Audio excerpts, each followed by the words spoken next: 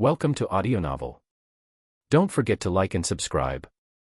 To access advanced chapters or support the author, visit their official page, link is in the description. For more captivating stories, visit my Patreon page. Chapter 51, Act 10, Scene 1. Well, here we are. The day of the midterms. Ayanokouji Kiyotaka took a deep breath as he walked out of his dorm room and closed the door. It was Monday, the start of a new week, and also the day for Class D to have a chance at getting back the points they've lost, and to prove that they weren't the defective class as a lot of people have thought. He looked at the two doors on either side of his unit and heaved a huge sigh of relief. Kikyo and Suzun wouldn't be walking with him today, as both girls went to school early to meet their respective study groups for a last-minute review, so they had already left. As a result, he was left all alone for now, not that it was a big thing. As much as he had gotten used to those girls being with him when it's time to go to school, he liked the peace and quiet more when he's alone. Especially when he rarely had free time these days, as he spent most of it either by studying with Ari and Kei, or getting caught in one of the system's crazy situations. "I better get going before my daily dose of insanity happens," the young man said in his thoughts. Suzun and Kikyo may not be here, but it doesn't mean that the system would leave him alone just like that. However, just as he was about to head to the elevator, a new voice suddenly stopped in his tracks. Ayanokouji-kun. A deadpan expression formed on his face almost immediately. It was fun while it lasted. He could still make a break for it and run to the elevator, but it was still early in the morning, and Kiyotaka didn't want to waste too much energy. Plus, he was going to take a nap once he's done with the exams.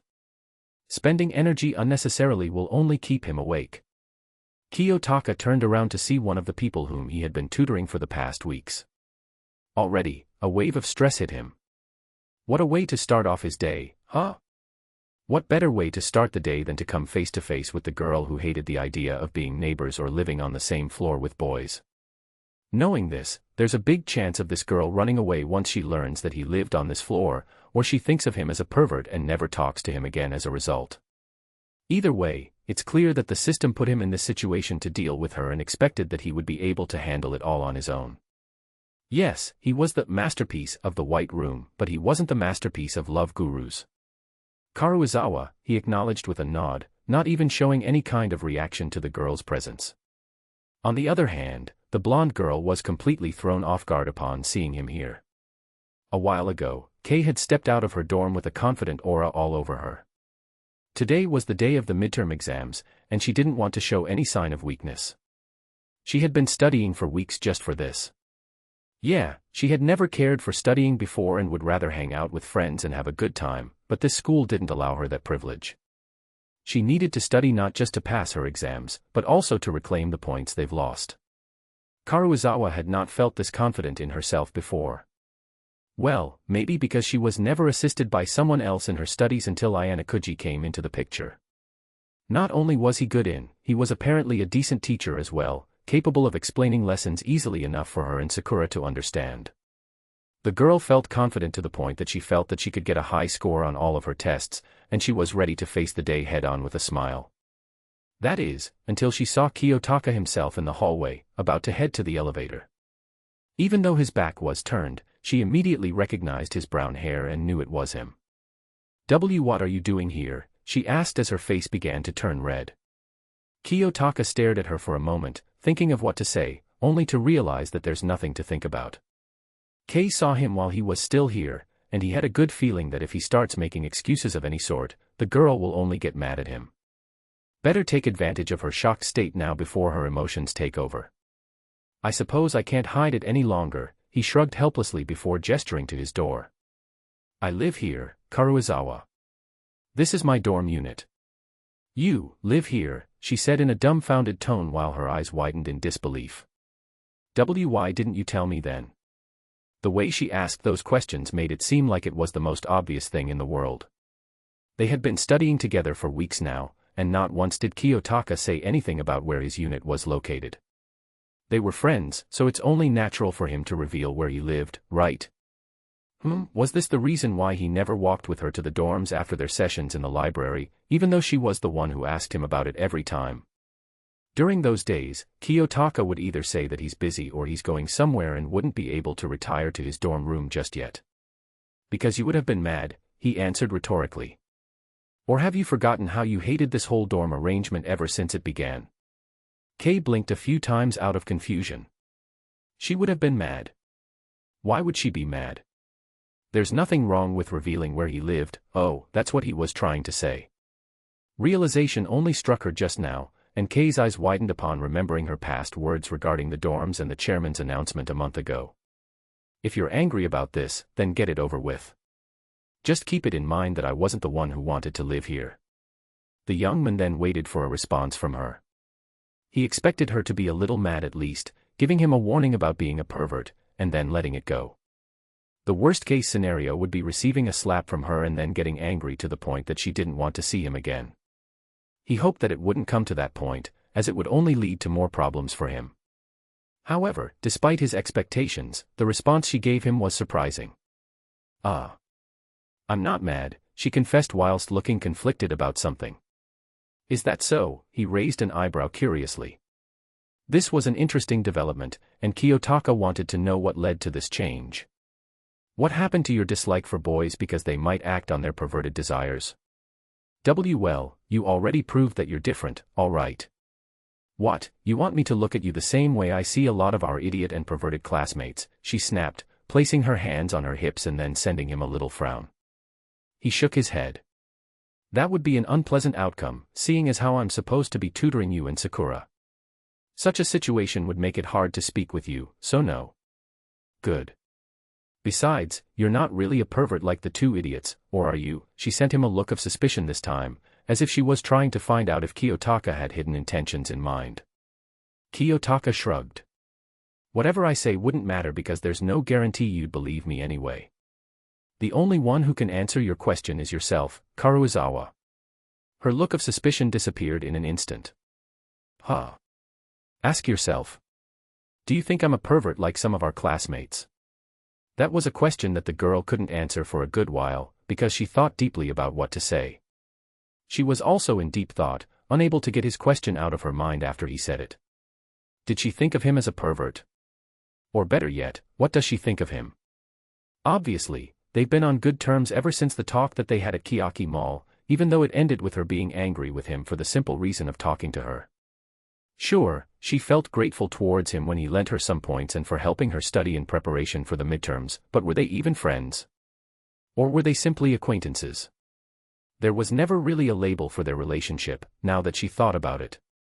Kay felt utterly confused by his question and didn't know how to answer it, causing her to let out a scream of frustration while shaking her head furiously, unaware of the redness that began spreading across her face. Agag, we're just wasting time. Let's get to class already, the girl cried as she walked towards him. Sure, why not, he replied. Actually, this was even better. He doesn't want to stand around here until class starts, of course, especially on the day of the midterm exams. He had no idea what made Karuizawa scream out of nowhere, but it's clear that his question before that made her think deeply. As the two prepared to leave and head for the elevator together, they were stopped in their tracks by a new voice, one that they recognized right away for the shy and meek tone that it had. Ayanokouji-kun. Both students turned around, and were met by the sight of Sakura Eri standing not too far away from them, with a red face that could rival the color of her hair and shaking nervously to the point it looked like she was about to faint at any second. Kiyotaka wasn't surprised anymore by this turn of events and simply sighed to himself.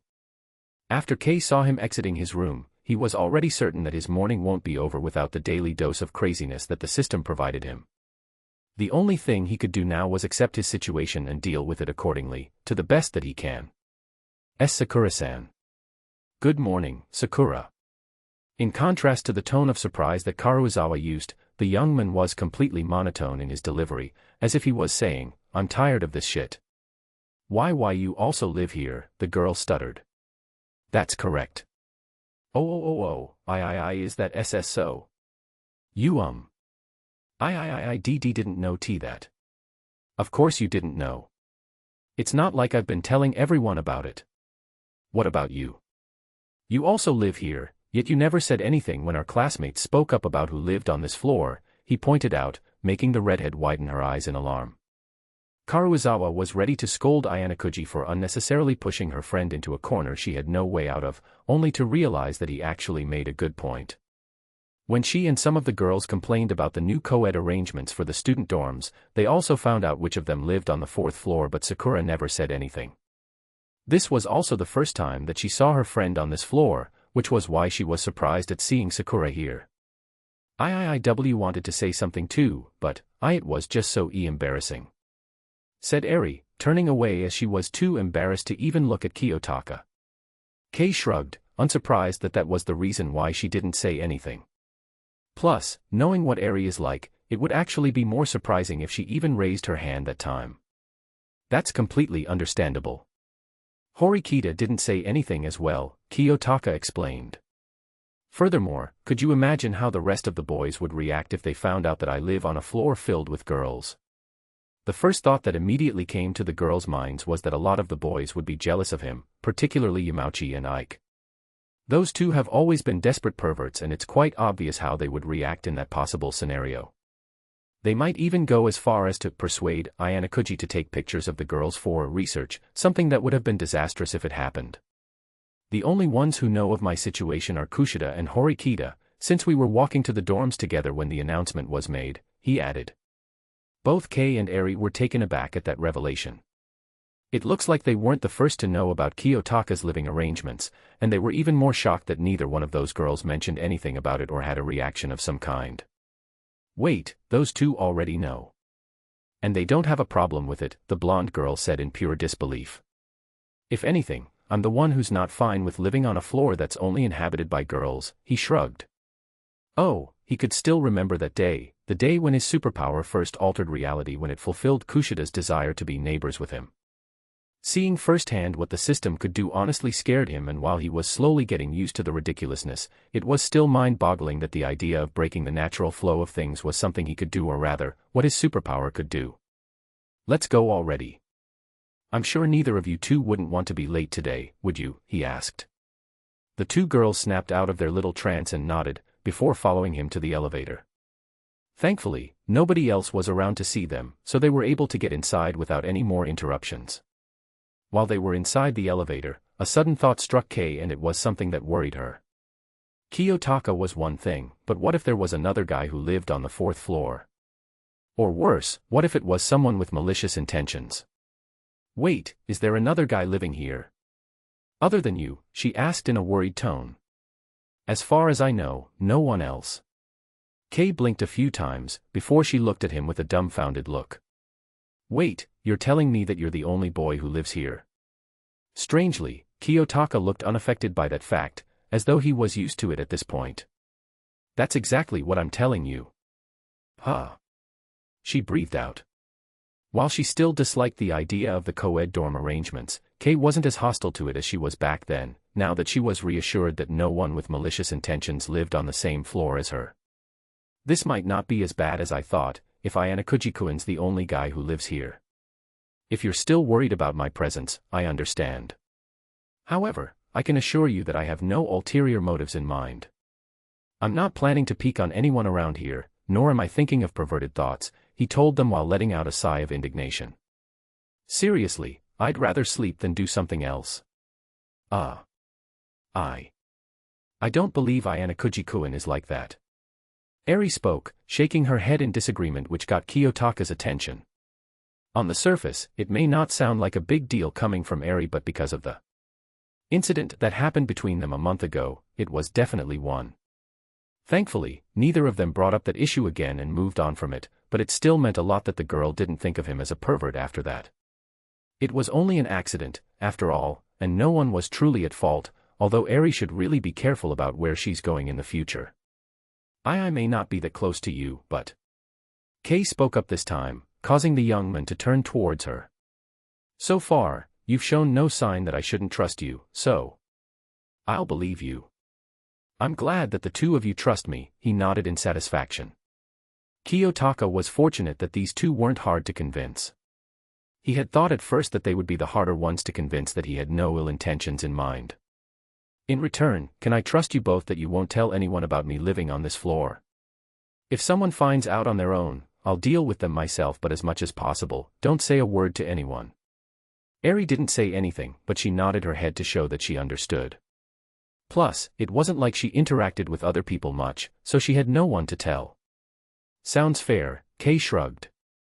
There's no way she would tell their classmates that a boy lived on the same floor as her, though it would be nice to inform some girls about it, particularly those who lived there as well, like Maya and Chiaki.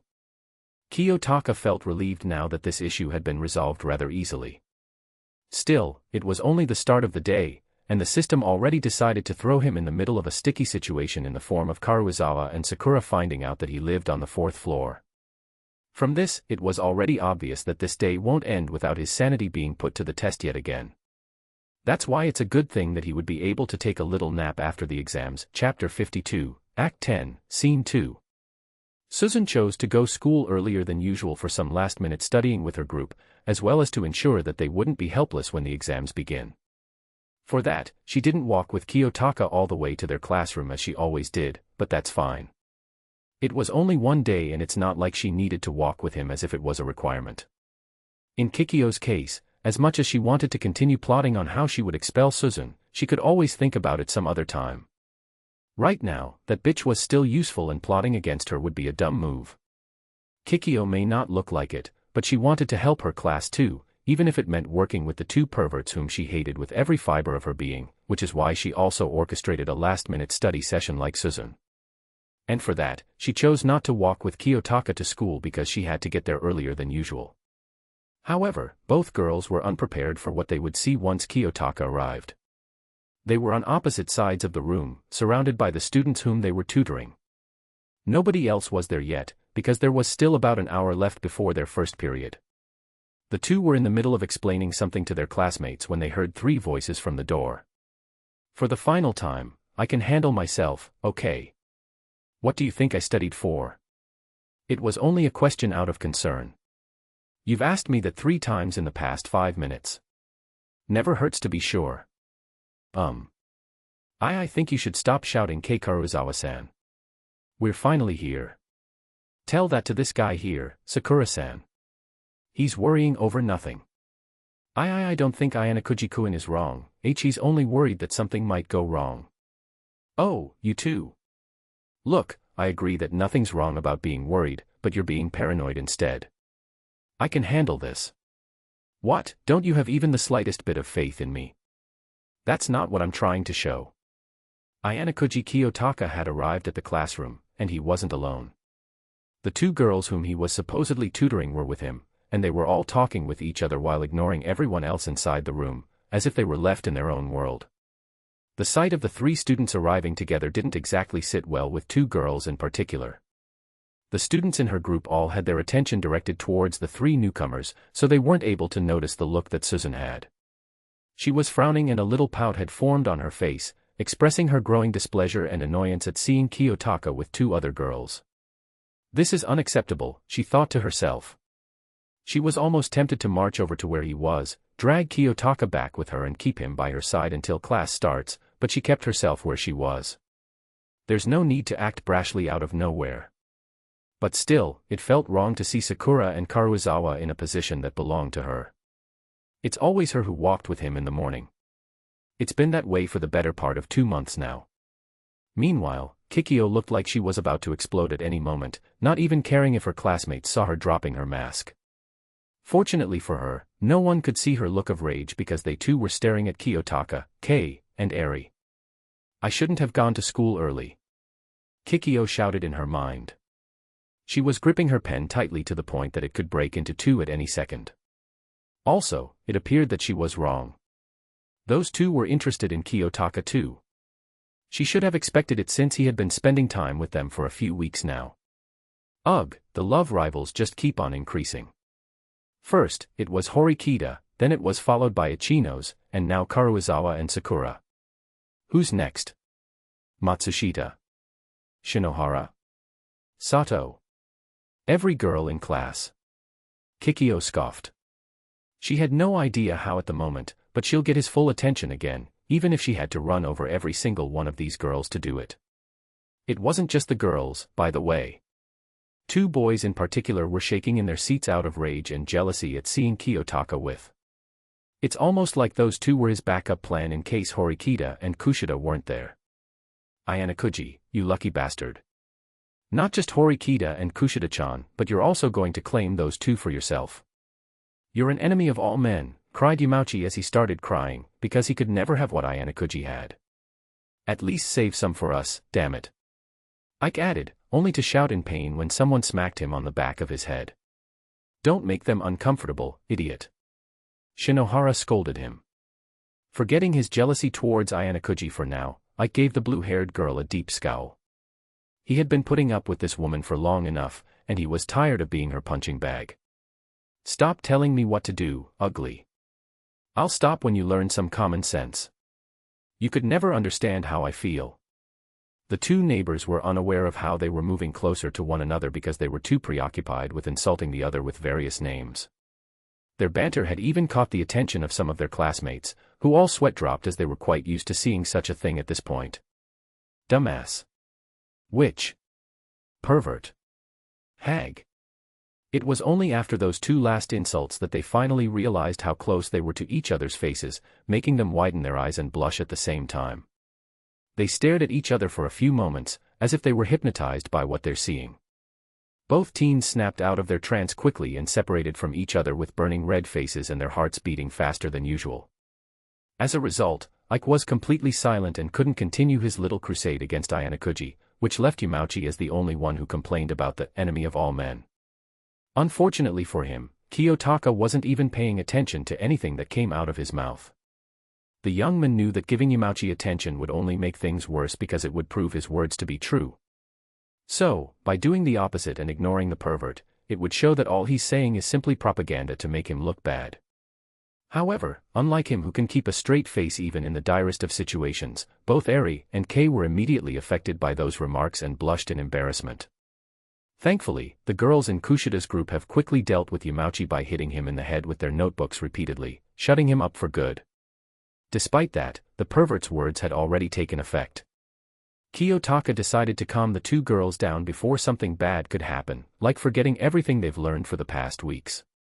Also, it's best to do it now when there aren't that many students in the classroom yet.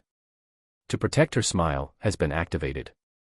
He faced them both with a serious look that meant all business. Do you feel nervous about the exams today? He asked. The young men easily got their attention, though they still felt embarrassed because of Yamauchi's remarks. The embarrassment went double for Eri, because Kiyotaka had already claimed something of hers, the claim to be the first one to see her bare chest, that is. Little b-bit. The redhead stuttered while turning away. Kei was able to regain her bearings better than Eri, even though she was unable to get rid of the blush on her face. She wondered if Kiyotaka was even affected by Yamauchi's words, but the fact that he's not talking about it only shows that he truly doesn't have those kinds of thoughts in mind. And not really. I think I have a good chance of getting a really good score in everything, she said with a confident smile. You two will do great, he reassured them. Don't overthink it when you get stuck on a question. If you do, you'll only end up forgetting what might be the correct answer. Stay calm and think about it carefully before you answer. Easy enough to do, Kei smirked and gave him a thumbs up in response. I understand, Eri was able to give him a nod in spite of her flustered state at the moment. Good luck. With that, the three students went to their respective desks. As soon as he sat down, Kiyotaka wasted no time and quickly buried his head into his arms for a little nap, knowing that he only had about half an hour of peace before the midterm examination began. By the time the first bell rang, every student in Class D was already there, waiting for Chabashira-sensei to arrive. Some continued to do some last-minute reviewing, some felt incredibly nervous about the exam, while some were talking amongst each other as though they had nothing to worry about. Oh, and there was also Koenji, who was as confident and nonchalant as ever. Once Chabashira entered the room, everyone stopped talking immediately and straightened themselves in their seats. They didn't want to anger their teacher right off the bat, especially now when it's so early in the morning and on the day of the midterms, no less. Good morning, everyone, the woman spoke as she took notice of the students who were present. I see that nobody's absent today, huh? Good. At least you're taking this seriously. Of course we would take this seriously, Chabashira-sensei.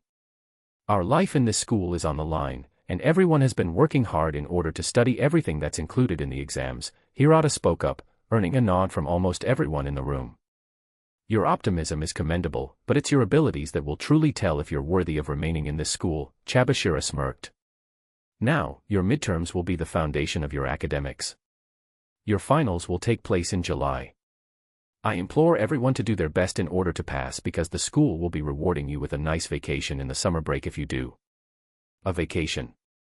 The idea of a vacation during their summer break immediately caught every student's attention, but they didn't react to it yet. They might only be hearing things and their teacher would definitely be mad if they assume things. On a beautiful island in the middle of the sea. The school will cover the expenses, of course, but as I said, you must first pass your final exams before you can even think of going there. And with that confirmation, excitement began to fill everyone as they felt motivated to do even better. How could they not feel motivated? They were just promised a vacation if they passed their finals. While the girls simply thought about a fun vacation on an island, the boys were a little different. It wasn't a surprise that a lot of the boys' minds instantly went to thoughts of their female classmates in their swimsuits. They may have been denied that chance during their swimming classes, but an island vacation was completely different. No one in their right mind would wear the school uniform during an island trip. They'll surely get to see babes in bikinis for the entirety of their vacation. Even Kiyotaka wasn't safe from those thoughts despite his attempts to block it out. His mind fed him images of possibly seeing Suzun, Kikyo, Chiaki, Kei, and Eri in their swimsuits, and who knows. He might even get to see Honami, Arisu, and Hiyori as well. And as much as he wanted to bury his head into the ground like an ostrich in order to forget these thoughts, the young man didn't exactly dislike the idea of seeing his heroines in bikinis. Yep, this Eroge system was changing him. Let's do our best, everyone. Ike shouted at his classmates as he threw his fist into the air. Yeah. Led by Ike's enthusiasm, albeit misguided, it seemed as if the class morale had a drastic increase in a matter of moments. If they weren't motivated to do their best in the exams before, then they were definitely going to aim for a high score in all of their subjects now. After telling her class to be quiet, SAE distributed the test papers for the first subject, which was social studies. As soon as they received their papers, each student went right to work with newfound resolve. Kiyotaka scanned the exam paper after receiving his, and didn't really see anything that was remotely challenging in it. In fact, he could answer the test in less than 10 minutes, give or take. The only concern he had with it is the issue of how many points he should aim for. Time to finish these in record time so I can sleep, he thought. A high score but lower than a perfect one should be good. Horikita might complain that I'm holding back in that instance, but I'll tell her that it's at least better than a failing grade. And so, after he was done with the exam, Kiyotaka was able to take a nap just like he wanted to. He did the same the next ones, ignoring the weird looks he was getting from his classmates because of how fast he had been answering each test. Some of them were even wondering if he was actually taking it seriously, but no one blurted out a word about his strange attitude. Chapter 53, Act 10, Scene 3. After finishing the first 3 exams, the students were allowed to take a 30-minute break, causing a lot of them to let out deep breaths that they have been holding in out of nervousness. While it was true that they were motivated to get high grades in their academic performance, it didn't stop them from feeling doubtful of their abilities and if they were really capable of doing such a thing. Nothing's gonna stop me from going on that dream vacation. I swear I'll pass my exams, no matter what. Kanji said to no one in particular, as he attempted to motivate himself with the prize of being able to go on a luxury vacation with girls who are going to be wearing bathing suits instead of their usual uniforms. Because you can't wait to see girls in their swimsuits, Satsuki spoke from behind him, causing the boy to jump in surprise as he turned around to see his blue-haired archenemy who also happened to be his neighbor. Shut up already, he snapped at her, which only made the girl laugh at his misfortune. I can do what I want during the vacation and you can't stop me, ugly. Well, I can guarantee you that none of the girls are gonna be ogling someone like you. Why are you even here? Go back to your friends already. Because it feels nice to crush your dreams, she winked and stuck out her tongue at him in a mocking manner. Oh, and before you even think about the vacation, you should think about passing this exam first. I could only growl as Shinohara walked away smugly, feeling angry at that ugly witch who seemed to love raining on his parade any chance she could get, and at himself for thinking that she looked cute when she flashed him that mocking expression. Ugh, why did his weakness have to be girls too? I feel like I can get a perfect score in all of my exams at this point. Just watch. Yamauchi bragged to the rest of the boys, who all shared the same sentiment. What about you, Pseudo? Did you have trouble? You remember the bet we made, right? Ike turned his attention to his red-haired classmate this time, in a desperate attempt to get Shinohara out of his mind. If I get the higher score, you have to walk around this room like a dog and bark like one. Hey, Ken smirked. He looked confident and showed no sign of nervousness throughout the 3 exams that they've taken so far, only looking lost a few times when he got stuck on a few questions. Instead of being arrogant, I'd be worried if I were you. Better yet, read those magazines of yours while you still can, since you're gonna have to burn them soon. Huh? I'm not worried at all. I'm going to pass so I can go on that vacation and see the girls in swimsuits. And I'm going to beat you in these exams. Kanji shouted. Oh, he was going to beat Pseudo, he'll make sure of it. The red-haired teen shrugged. Whatever you say. Meanwhile, Kiyotaka decided to check on the 2 girls whom he had tutored for the past weeks. Kei was sitting in front of Eri's desk and the two seemed like they were engaged in an interesting conversation, since the redhead was willingly talking to the other without looking nervous or shy. Speaking of which, it was quite an interesting development between these two. Even though they were very different from one another, Karuizawa still befriended Sakura regardless, and it was because of this that their study sessions weren't as much of a hassle as he had thought. Whenever Sakura would get stuck on a topic, he would help her, and if Karuizawa understood it as well, she would lend a hand too. Being different from each other completely, yet becoming friends in spite of it, sounds like something that Horikita and Kushida could learn from these two. Whoa, you're already awake from your little nap? Asked Kei as she saw him approaching them. Kiyotaka nodded. How are you two holding up? Kei shrugged, leaning back against her chair. She didn't look bothered by the exams at all, despite feeling a little nervous earlier when it started. I'm doing fine. I thought the exams would be harder, but the questions were pretty easy to handle. He turned his attention towards Eri next. What about you, Sakura? I had some trouble remembering a few lessons at first, but I made sure to answer all of the questions, she spoke, reverting back to her shy demeanor. Although I don't know if it'll be enough for me to pass the exams. The more you think like that, the more it will bother you on the remaining exams. Eri nodded furiously. I know, but I can't shake off the feeling that I made a lot of mistakes. How could she not feel worried? Up until now, she had always received low grades in school, and the mere fact that she even got to high school was a miracle. Eri doubted that a few weeks of studying can suddenly change years of getting the same outcome in her exams. Kei turned to her friend and placed a hand on her shoulder in an attempt to comfort her. He's right, Sakura-san. The more you worry, the more it will take control of you. Come on, we worked hard for several weeks just to prepare for this day. Let's not waste all those hours we spent reading at the library and listening to this guy rambling. Kiyotaka raised an eyebrow at the little insult that was directed towards him. Did she really have to say that about me? He sighed. The red-haired girl thought about her friend's words for a few moments, taking every word that she said deeply and telling it to herself over and over. It's not like Karuizawa was wrong. Things might not change that quickly, but it was still her decision to study with her friend and Kiyotaka. She chose to study at the library, in hopes of doing better in her grades and so that she doesn't become the deadweight in their class. It didn't take long before a look of realization took over her face. Why yes, you're right, Karuizawa-san. Kei gave her a big grin and patted her on the back. That's the spirit. Kiyotaka blinked a few times. Well, that was one way to lift Eri's spirits up. It's not what he had expected, but it looked like some words of encouragement from Kei was all that she needed to stop worrying about her possible results.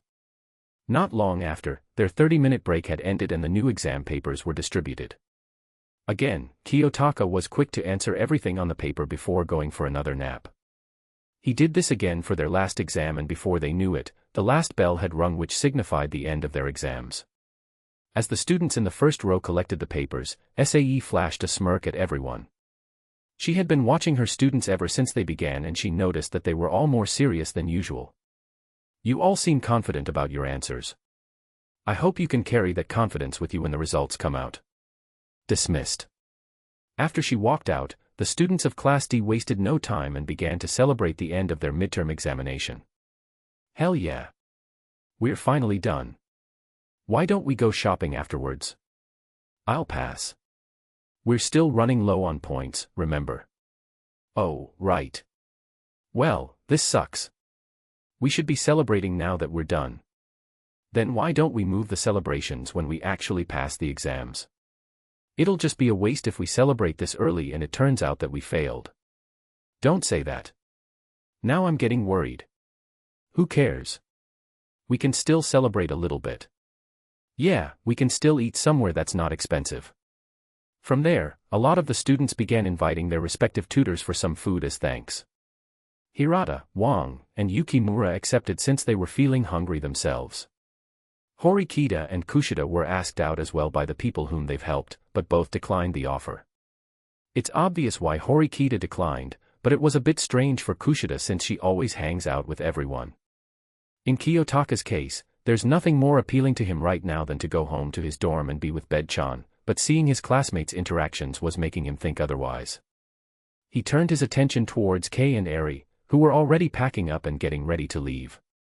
It's clear that they won't be inviting him to eat with them somewhere, and while he had no problem with that, it felt wrong that they were just going to leave without doing anything else. In contrast to everyone else who wanted to treat their tutors as a sign of thanks, Kiyotaka felt that it should be him who invites them. It makes sense, because those two have been working really hard for the past weeks and they actually put up with him, despite his own thoughts about being a bad teacher to the both of them.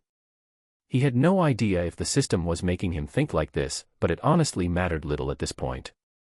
Plus, they could consider this an apology for making them uncomfortable earlier this morning, since he did give them quite a shock when they found out that he lived on the same floor as them.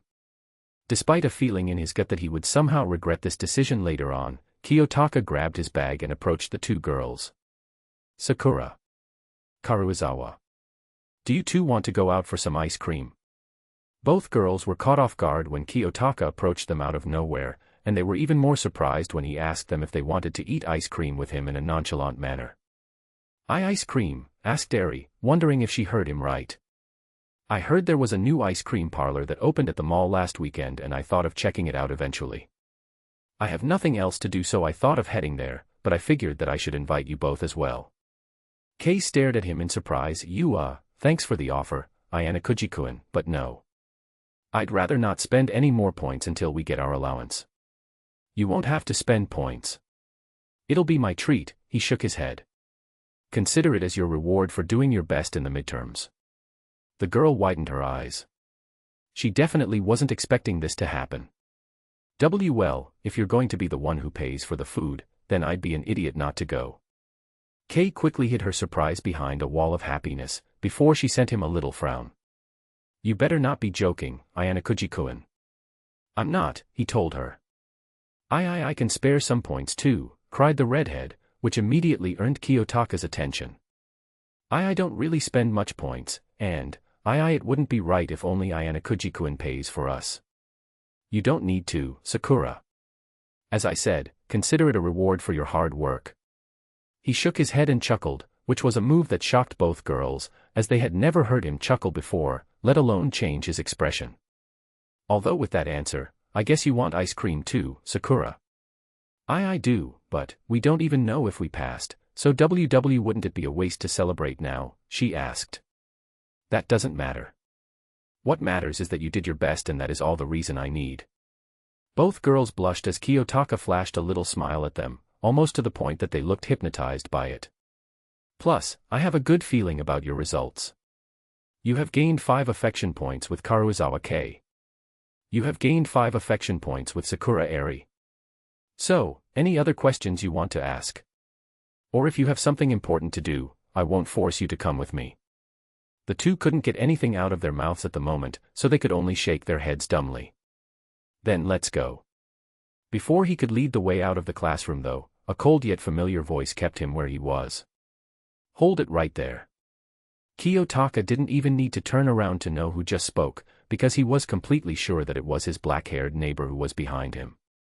Therefore, he wasn't surprised to see Susan, but it was a bit weird to see Kikyo standing beside her. She should have left by now to hang out with her friends, right? Am I hearing this right?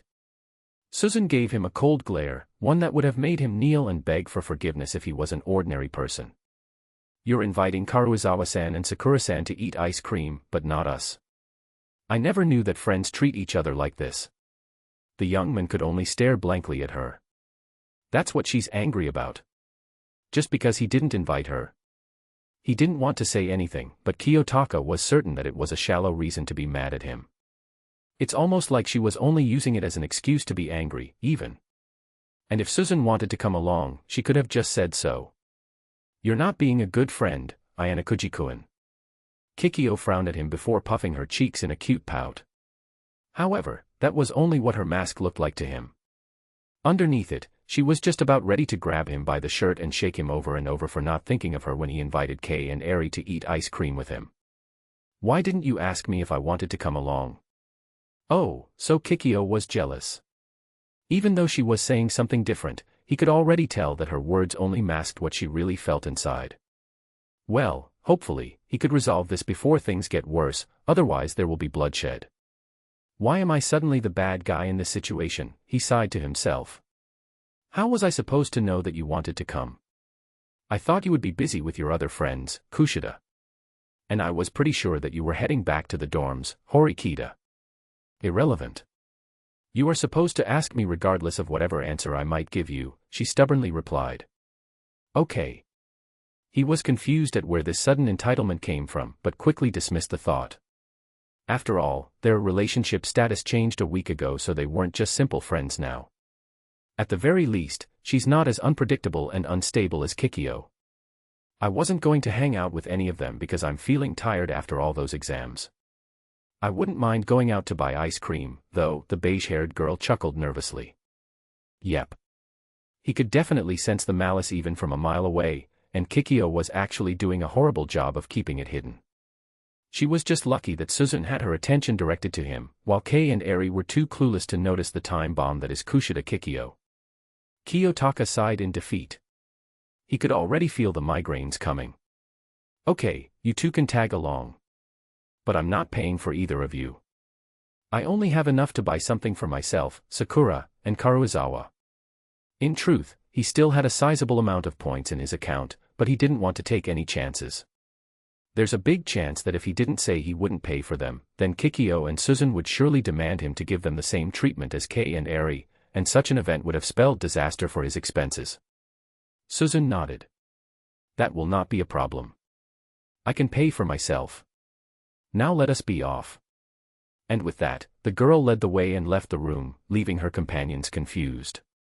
Did she even know where she was going? Where was the shop located? How to get there? All of a sudden, Kikyo moved from her place and quickly caught up to Susan, standing right in front of her, which blocked the other girl's path and kept her from going anywhere else. Horikita-san.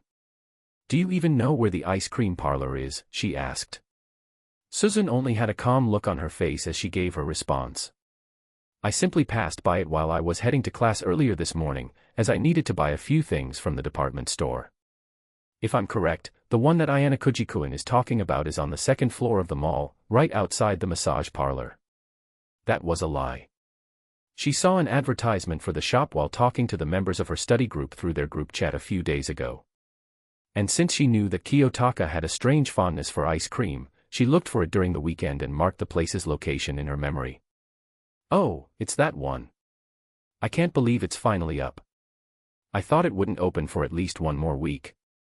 Kikyo exclaimed as she realized what shop Kiyotaka was referring to. She passed by it once or twice while hanging out with her other classmates at the mall. Is that the one you were talking about, Ayanokouji-kun? All he could do was nod in response, feeling surprised himself that Susan actually knew the ice cream parlor that he had in mind, when it only opened recently. Was it really by chance that she walked past the place? Whatever. It doesn't matter. At least Horikita knew where to go, otherwise she would have looked stupid for leading the way. We better get going, he told the two other girls behind him, who have been quiet this whole time. Both Kei and Eri nodded, before they followed him out of the classroom. It didn't take them long to catch up to Susan and Kikyo, and as the group of 5 students walked through the hallway, Kiyotaka let out a sigh of indignation. He was just fortunate that the hallway was completely empty, so there was no one around to see him falling victim to yet another one of the system's schemes to make his life an overcomplicated roller coaster. I'm going to regret this, aren't I? He asked himself, wondering how exactly did it all go wrong for him. Chapter 54, Act 10, Scene 4. I regret this, so much. Ayanokouji Kiyotaka only had a blank look on his face as he and his female classmates walked through the mall in search of the brand new ice cream parlor that opened recently. See, his face wouldn't give off the impression that he's done with life if it wasn't for Suzune and Kikyo. What were those doing? Well, both girls were holding on to each of his wrists. Now, while this was a pretty normal occurrence for him since they do this every time they head to school in the morning, he tolerated it because it was early in the day and there weren't many people around yet during this time. Right now, though, they were literally in a public place where people could see them, and it's during the time of the day where it was filled with many people. In conclusion, these two girls were unknowingly causing a scene, but he doubted that they even cared in the slightest. Honestly, the only saving grace was that their arms weren't linked with his as if he was in a relationship with the two of them, which would make things infinitely worse. The last thing he wanted was for someone to spread a rumor around the school about him being a shameless playboy who's out to seduce every girl around here.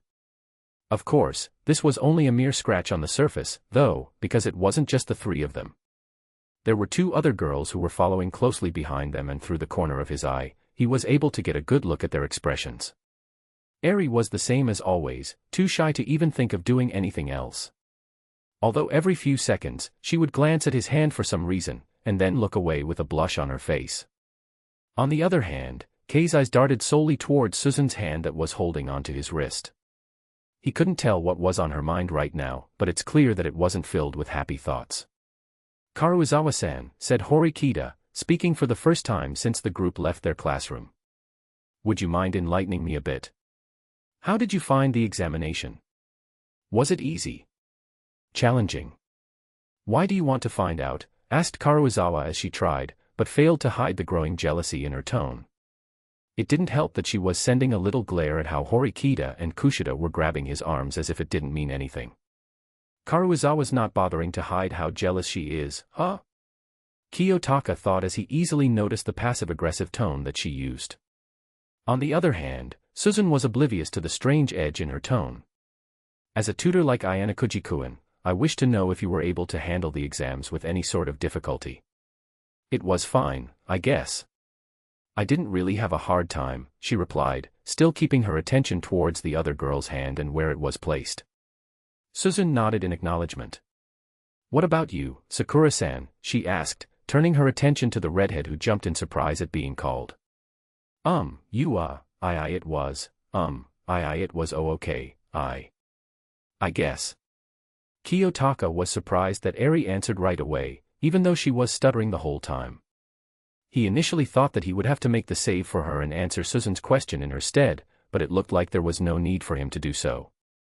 I see. Thank you for your answer, Suzune gave a satisfied nod despite Eri's near incoherent words.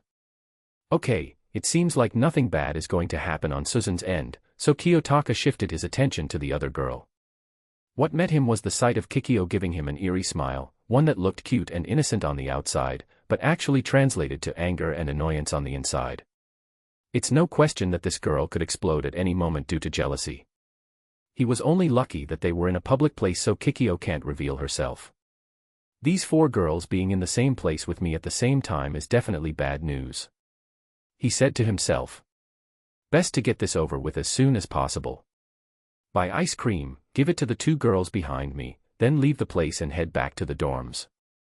As soon as they reached the ice cream shop, he separated from the two girls who were grabbing onto him before asking Kei and Eri what flavor they would like. The blonde Jairu chose Rocky Road as her flavor, while the redhead opted for the green tea option. With that, he stood at the back of the line at the counter and waited for his turn, with Suzune and Kikyo right behind him. After buying 3 cups of the frozen treat, Kiyotaka chose to wait for his 2 other classmates to be done claiming their orders before walking out.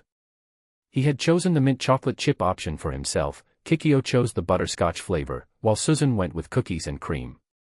Kei and Eri waved to them.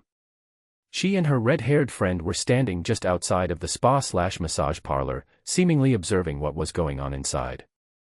The trio of students walked towards them as Kiyotaka called out their names. Here you go, he handed Karuizawa her cup of ice cream from the plastic bag that he was carrying. Thanks. I really appreciate this. The blonde flashed him a cute smile, but before she touched the cup, she raised an eyebrow at him. It's your treat, just to be sure. I already paid for it, he assured her. With that, Kei smiled at him again before taking the cup and digging in. He then turned towards Eri next. This is a reward for your efforts, Sakura. Keep it up. The girl kept her head low in order to hide her flustered look, but nodded nonetheless. Upon taking her cup of ice cream, Eri felt the need to verbally thank Kiyotaka for doing something like this, even though she personally felt that she didn't deserve it. However, she couldn't get herself to open her mouth and say something, and she hated herself for it. With his little quest done, Kiyotaka was able to heave a sigh of relief as he began to eat his own share. That didn't take longer than what he feared, and now the only thing left for him to do was to get home to his room and retire for the day. He was also very fortunate that nothing bad happened that involved his heroines, even though he could literally feel the jealousy that emanated from Kikyo and Kei. Let's head back already. There's nothing else for us to do here, he told his female classmates, who all nodded in agreement. Okay, that's done. Now to get home to. Fufufu, I never thought it would take this long for us to meet again, even though we only live across one another. It was only through sheer force of will that Kiyotaka didn't throw his ice cream to the floor out of frustration. Well, that, and he didn't want to waste a perfectly good ice cream cup that he bought with his own points. If I run away now, I can make it to my dorm and lock the door until the next day arrives. He thought to himself as he felt the growing desire to make a run for it, but his legs refused to move. He and his heroines turned around to see who it was, and Kiyotaka wasn't surprised to find a certain lilac-haired student grabbing a walking stick standing in front of them. Sakayanagi Arisu had her usual smug expression as she focused her gaze solely towards the masterpiece. It's nice to meet you again, Ayanokouji-kun. You know, after our first meeting, I was afraid that we would never get to meet again. His classmates looked at both him and this new girl repeatedly, taking in the fact that they knew each other. No, it's not even that, it felt like this girl knew him on a deeper level, and it was something that bothered Horikita, Kushida, and Karuizawa. Just who was this anyway? Chapter 55, Act 10, Scene 5. I'm not the one who disappeared for weeks, he retorted in his mind. Kiyotaka wondered what happened to this girl that caused her to disappear off the face of the earth for about 2 months, but she may have just been avoiding him. After all, he did kind of humiliate her when they first met, but now it seems like she's fine. Likewise, Sakayanagi. Ayanokouji-kun, do you know her? Not wasting time, Susan asked the biggest question that was haunting her, Kikyo, and Kei's minds. You could say that. The black-haired girl sent him a scowl for that completely vague answer that he gave, but he wasn't even paying attention to her. Because of that, she didn't try to get his attention any further and simply went for the other person in their little group who might have an idea on who the other student was. Kushida-san, who is this? Susan asked her friend, who was also staring at the newcomer. Kikyo showed no expression on the outside, but she definitely felt suspicious and distrustful of this girl. She may actually be a bigger threat than anyone in their class, including Susan herself. She's Sakayanagi Arisu, the rumored leader of Class A, she said. Class A's leader. And Ayanokouji-kun knows her. Susan was surprised at this new knowledge. Perhaps Kiyotaka was learning more on how to be sociable around other people if he knew the leader of another class. You sound like you already know her, yet you did not tell me. Kikyo shook her head. I've only heard of her thanks to some students talking about Class A. I've never met her personally until now. The girl took a little glance at Sakayanagi in an attempt to gain an impression of her. At first glance, Sakayanagi was someone who radiated superiority, someone like her but completely different.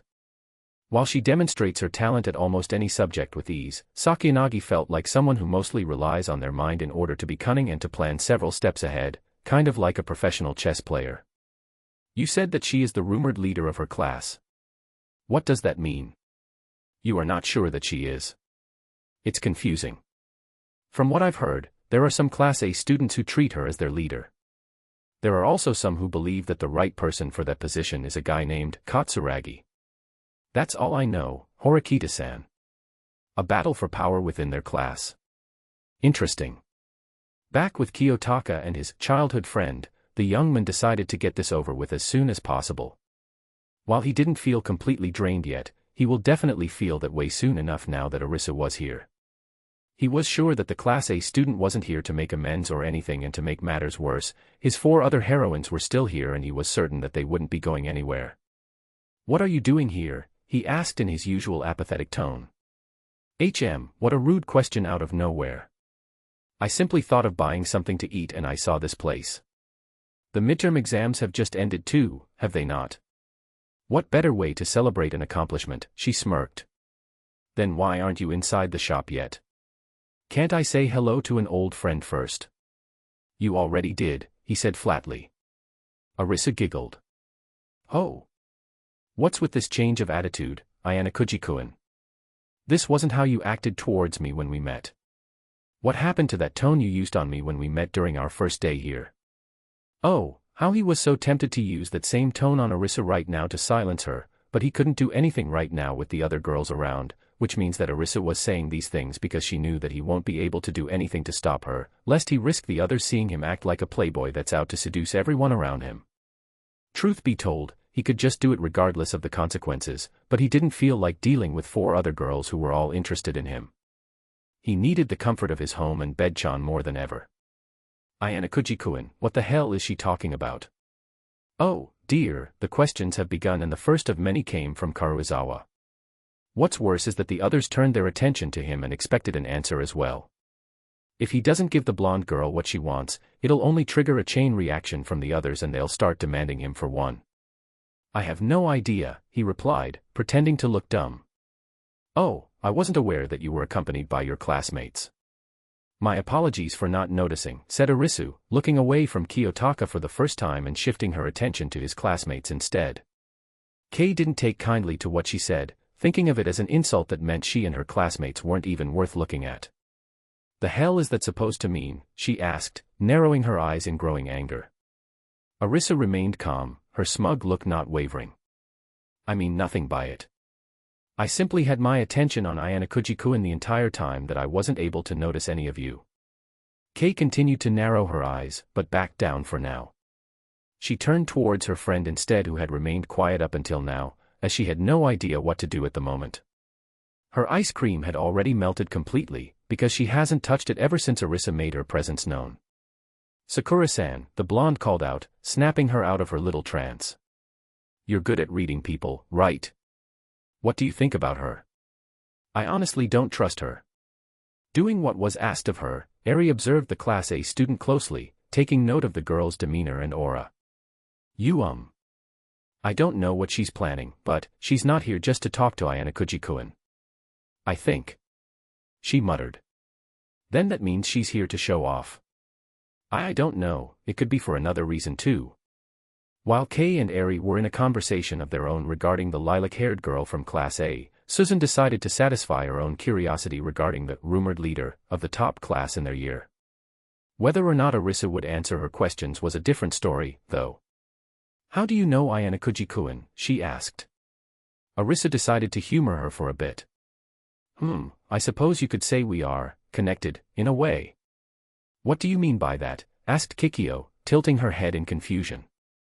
"That is all that I will be telling you," the lilac-haired girl chuckled. "If you wish to know more, you will have to ask him instead of me." "Why?" Susan frowned slightly. Now she was certain that there's something going on between Kiyotaka and this girl, although she had no clue what as of now. "Are you hiding something from us, Sakayanagi-san?" "Maybe I am, maybe I'm not." Before you ask him, however, do bear in mind that Ayanokouji-kun doesn't like being asked personal questions such as this. Expect to be turned down if you try to ask him. Susan wasn't surprised that Kiyotaka was like that. At first, he didn't want to admit that he scored 50s in his entrance exams, but eventually told her the truth. Now that she thought about it, he had every right to refuse to answer any of her questions, but he still did. She could try and ask him about Sakayanagi Arisu, but the girl had a feeling that he would flat out refuse to tell her anything. If that's the case, then why not just tell us? Or is your relationship with him something that cannot be disclosed? She continued. Where's the fun in simply giving you the answer? Arisu smirked. You don't have to worry, though. It's not like we're making some kind of impossible deal behind your backs. We're not planning anything that's going to shock you in the future. Suzun raised an eyebrow at her. You do realize that your words are only making you more suspicious in our eyes, correct? Arisa chuckled in amusement. Then, by all means, ask Ayanokouji-kun what you wish to know. Growing tired and annoyed of this new girl, Kikyo decided to just go on ahead and ask Kiyotaka what's the deal with this girl who didn't even look like she was a high school student. Seriously, give this girl a little push, and then she wouldn't be able to get up because of how fragile she looked. Ayanoko, Kikyo immediately cut herself short when she noticed that the man in question wasn't even with them. Wait, where did he go? Right away, the focus of the whole conversation switched from finding out more about this mysterious girl to Kiyotaka suddenly vanishing from sight. All of them turned their heads in every direction in search of a young man with brown and wearing the school uniform, but Kiyotaka was nowhere to be found. How the hell did he even do that without any of them noticing? It was like he disappeared along with the wind, kind of similar to a ninja or something. What a jerk. He really left us behind without even saying anything, Kay pouted. Now she's having thoughts of punching him on the shoulder the next time she sees him. Yeah, that sounds like a fitting payback for ditching them while they were still here. I am sure he has a good explanation why he left so suddenly. Eri chuckled nervously, although she too felt saddened that Kiyotaka left them without a care in the world. Oh, my, how interesting, Arisa chuckled, looking unbothered by his sudden disappearance and actually felt amused more than anything else. He left without even saying goodbye. Well, since he is gone, there is no reason for me to continue this conversation. Until the next time we meet, Class D. After giving them a nonchalant wave, Sakayanagi turned around and was ready to head into the ice cream shop, before being stopped in her tracks before she could leave. Wait, Suzun called out. Before you leave, I want to ask you something. The lilac-haired girl shook her head and continued on her way regardless. As I have said, I have no intention of giving you the answer you seek, Horikita Suzun-san. You said that Ayanokouji-kun had a change of attitude compared to when you first met, which happened to be on the first day of school. What did you mean by that? Was he acting different that time? Arisu immediately realized that it was a completely different question from what she asked him earlier, and after hearing everything that came out of Suzun's head, it made the girl remember what happened during that night. She only brought it up earlier, albeit in a subtle manner, in order to catch Kiyotaka off guard. But now, it was all coming back to her. Yes, not even the smartest mind in Class A could deny that Ayanokouji Kiyotaka completely broke through her facade and made her feel weak.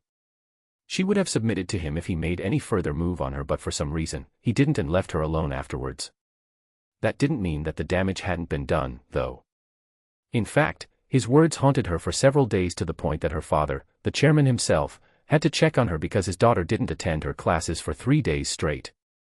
Apparently, Arisa locked herself in her room that night and barely came out. Due to her absences, Class A ended up losing more points than what they're originally supposed to end up with. It was also because of her steamy encounter with the masterpiece that she avoided any possible contact she might have with Kiyotaka for 2 months, as it would have been hard and awkward for her to be near him, not after the myriad of feelings that he caused her to experience when he cornered against the wall. Even now, when it has already been 2 months since that encounter, Arisa still felt a little nervous about facing him, and to make things worse, she had to recall that embarrassing memory of her being cornered against a wall. Thankfully, she was able to pull through and didn't embarrass herself in any way. Arisa thought about how to answer Horikita. Of course, she could just refuse to answer again, but that would most likely end up in her defeat. If these girls fail to ask her, then they will ask Ayanokouji instead, and there's a big chance that he will tell the story to them in a way that will humiliate her for sure. There's no doubt that he will do such a thing to get back at her for today. The girl quickly thought of something that's vague and will end up in her favor. Let's just say that I wasn't able to get any sleep the whole night after we met. She smirked and looked back for a moment to face the Class D girls. As Sakayanagi began to walk away, Horikita and the rest of the girls could only stare at her retreating figure with confusion evident on their faces. That makes absolutely no sense, Kay commented, making no move to hide her confusion. She didn't get any sleep after meeting him. What, she couldn't get him out of her mind that day?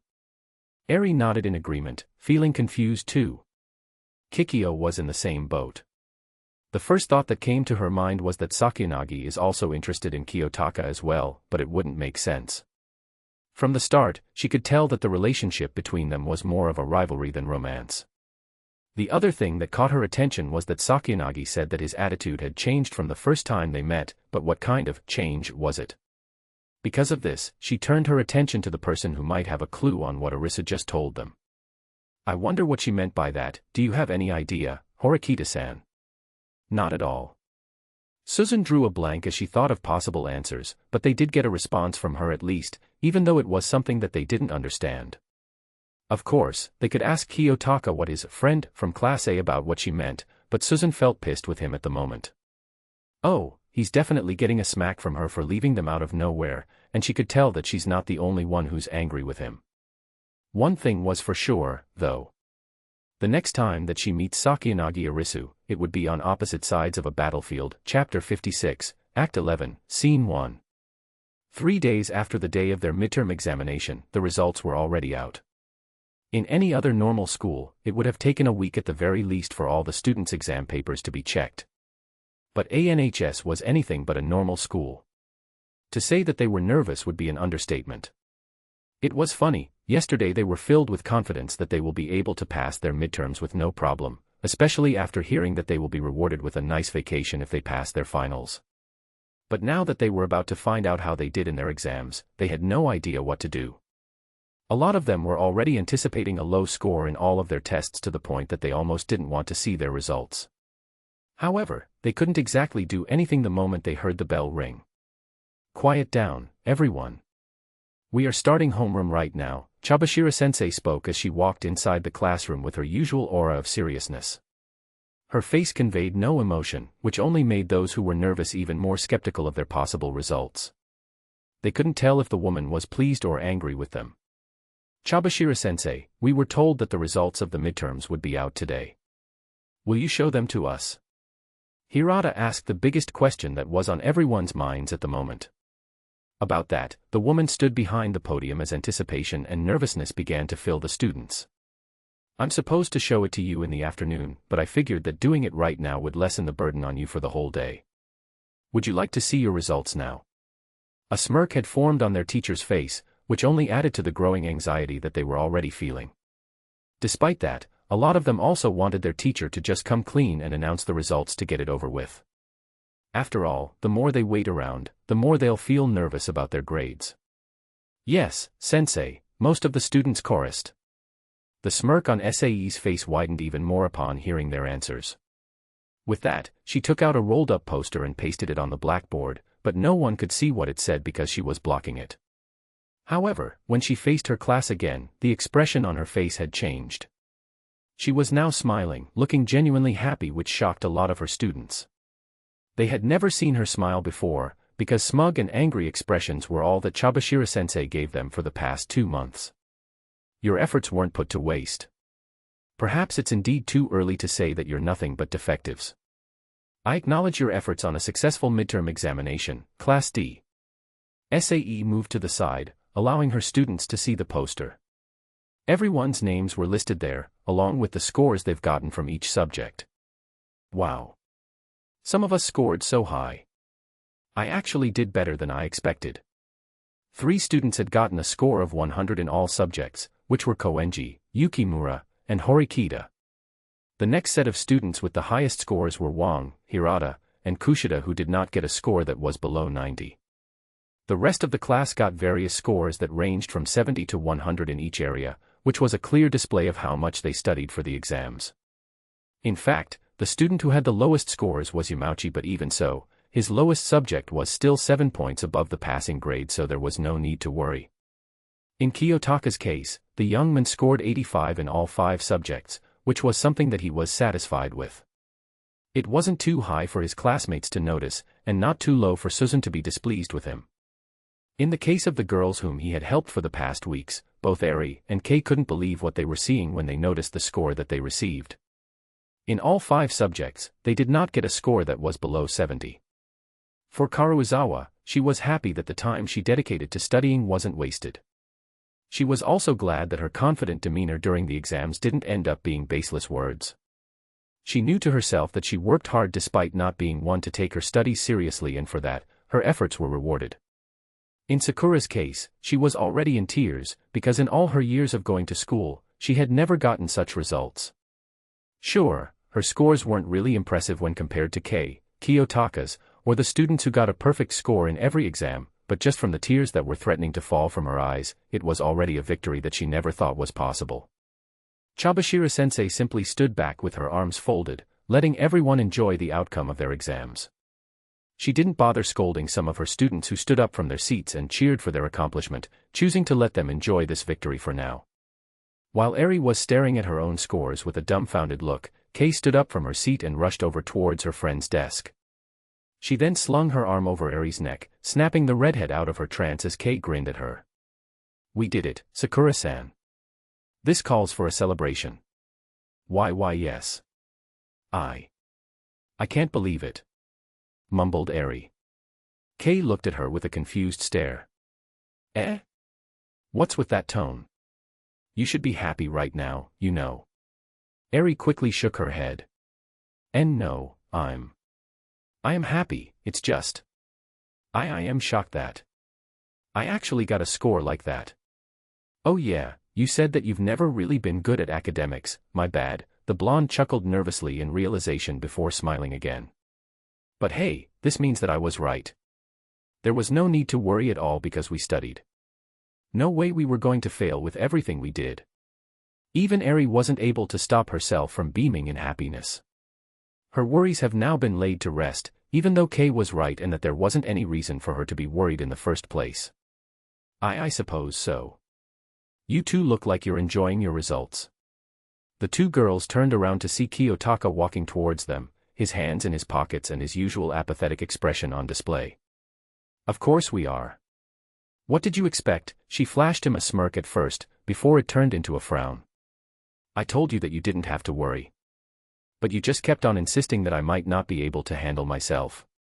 "Keikaruizawa-san, I think Ayanokouji-kun was only worried," Eri said in an attempt to calm her friend. "Well, it didn't feel like it," the blonde huffed. Kiyotaka was prepared to apologize for his mistake the other day, only for the world around him to stop. 3 new choices appeared before him and the young man could only shake his head in exasperation. The system sure knows when to intervene, huh? A, at least you two didn't fail. Otherwise, all my hard work would have been for nothing. B, you two did very well. Even though you've struggled many times while studying, you managed to pass. I'm proud of you both. C, how about a reward? I think I deserve one from the two of you for helping you pass." His attention was quickly drawn towards the second option and nothing else. There's no merit to be gained from choosing the first one, and there's no way he was going for the third choice right when he's in the middle of the classroom, surrounded by lots of people. It's a one-way ticket to trouble and he wanted to avoid that as much as he could. Here we go again. And so with that, he pushed option B while sighing in defeat. As the world returned to normal, he gave the two girls a warm smile. "You two did very well. Even though you've struggled many times while studying, you managed to pass. I'm proud of you both. It may only be the midterm exams, but you deserve to celebrate this victory." Both girls blushed upon seeing him smile, which was just as effective as his laugh. Poor Eri had to turn her head away to hide her beet red face from him, and while Kei took it in stride, it didn't stop her face from reddening, not only because of his smile, but also because of his words. Well, we couldn't have done it without you," Kei muttered as she tried to keep a strong facade and face him, but was failing horribly. Kiyotaka waved his hand in denial. "That's not true. I merely gave you a push in the right direction. It was you who decided to work hard and study for the exams. Your achievement was all on your own." Kei blushed harder after those words, and she tried to calm herself down by chuckling in amusement. "Why yeah, but you're literally the one who taught us, you know. As much as I want to say that I did it on my own, you helped me and Sakura-san." "True. But I believe that even without me, both of you are capable of improving yourselves. You just needed a little bit of encouragement and proof that you can do it." Neither girl said anything afterwards, too flustered and overwhelmed to get anything out of their systems. Despite this, they didn't feel any less thankful for Kiyotaka, as if it wasn't for him, they wouldn't be in this position. If it wasn't for his willingness to teach them despite being asked to be a tutor at the last moment, then they wouldn't be able to get through their exams without feeling like a nervous wreck. Special event, their hidden potential, has been cleared. You gained +10 in aura. You have gained 20 affection points with Karuizawa K. You have gained 20 affection points with Sakura Eri. You have attained the required number of special events to unlock a bonus scene. Congratulations. You have unlocked bonus scene number 1. Oh. I forgot that this whole thing was a special event. The young man thought as he read through the notifications he received. He had forgotten that he triggered a special event weeks ago, which was something that he has not completed ever since because there was no notification saying that he did. He once thought that the system might have forgotten about it completely. But now, it looks like he can safely say, mission accomplished, and it even resulted in a good increase with the girl's affection points. It also showed that these special events don't happen in one sitting all the time. It could happen in the background too until the requirements for completing it are met. However, that last notification was something that he didn't expect. Bonus scene. What does that mean? The young man thought while raising an eyebrow. The first thing that he thought of was that it would be another special event, but considering how it got unlocked, it's surely something bigger. From what he knew about dating simulators and eroges, this could also be another term for extras or bonus content from a game. It might not be anything huge, just something that would enhance the experience. Kiyotaka wanted to think more about this, but he wasn't really in the mood at the moment. They had just finished their midterm exams and were allowed a moment of victory to celebrate their accomplishment. Even he didn't want to ruin this by focusing on the system instead. Besides, he could just get back on this later. It didn't seem like something that he should be worried about, anyway. Although, I hope you understand that this is only the beginning. We still have our final exams to worry about, so our work isn't done yet, he added. That snapped the two girls out of their little trance and it quickly made them realize he was right. This was only the beginning, as they now had their finals to worry about. Luckily, it would be happening 2 months from now, so they had plenty of time to prepare for it. Kay grinned. Oh, you don't have to worry then. The final exams aren't happening anytime soon. We have lots of time to prepare for that, don't we? Will you tutor us again, Ayanokouji-kun, asked Eri, speaking for the first time since he praised them for their efforts. If you still want me to help you out with studying, then why not? Kiyotaka shrugged. He was pretty sure that the system would make it so that he would remain as their tutor even if he declines. Why not just agree to it now instead of putting his sanity to the test again? It's at least better than having to deal with more than 2. The happy look on Kay's face turned into a frown in a matter of seconds. That better not be an insult, Ayanokouji-kun. Trust me, it's not, he defended himself. All of a sudden, Chabashira-sensei clapped her hands, gaining everyone's attention and momentarily halting their celebrations. I suppose that's it for the results. Take your seats and try not to make too much noise until your next teacher arrives. Just because you have produced great results doesn't mean you are not being monitored, and you still have your finals to worry about, Chabashira-sensei reminded them before walking out. Goodbye. However, before she could truly leave the classroom, she stopped for a brief moment and seemed to be contemplating something. She stood there for a while and everyone was starting to get confused. Wasn't she about to leave? Her students watched her closely, wondering if she had forgotten to do something or if there was another announcement that she's going to make. Ayanokouji, she suddenly blurted out while turning her head to look at the brown-haired teen who was just about to head back to his desk.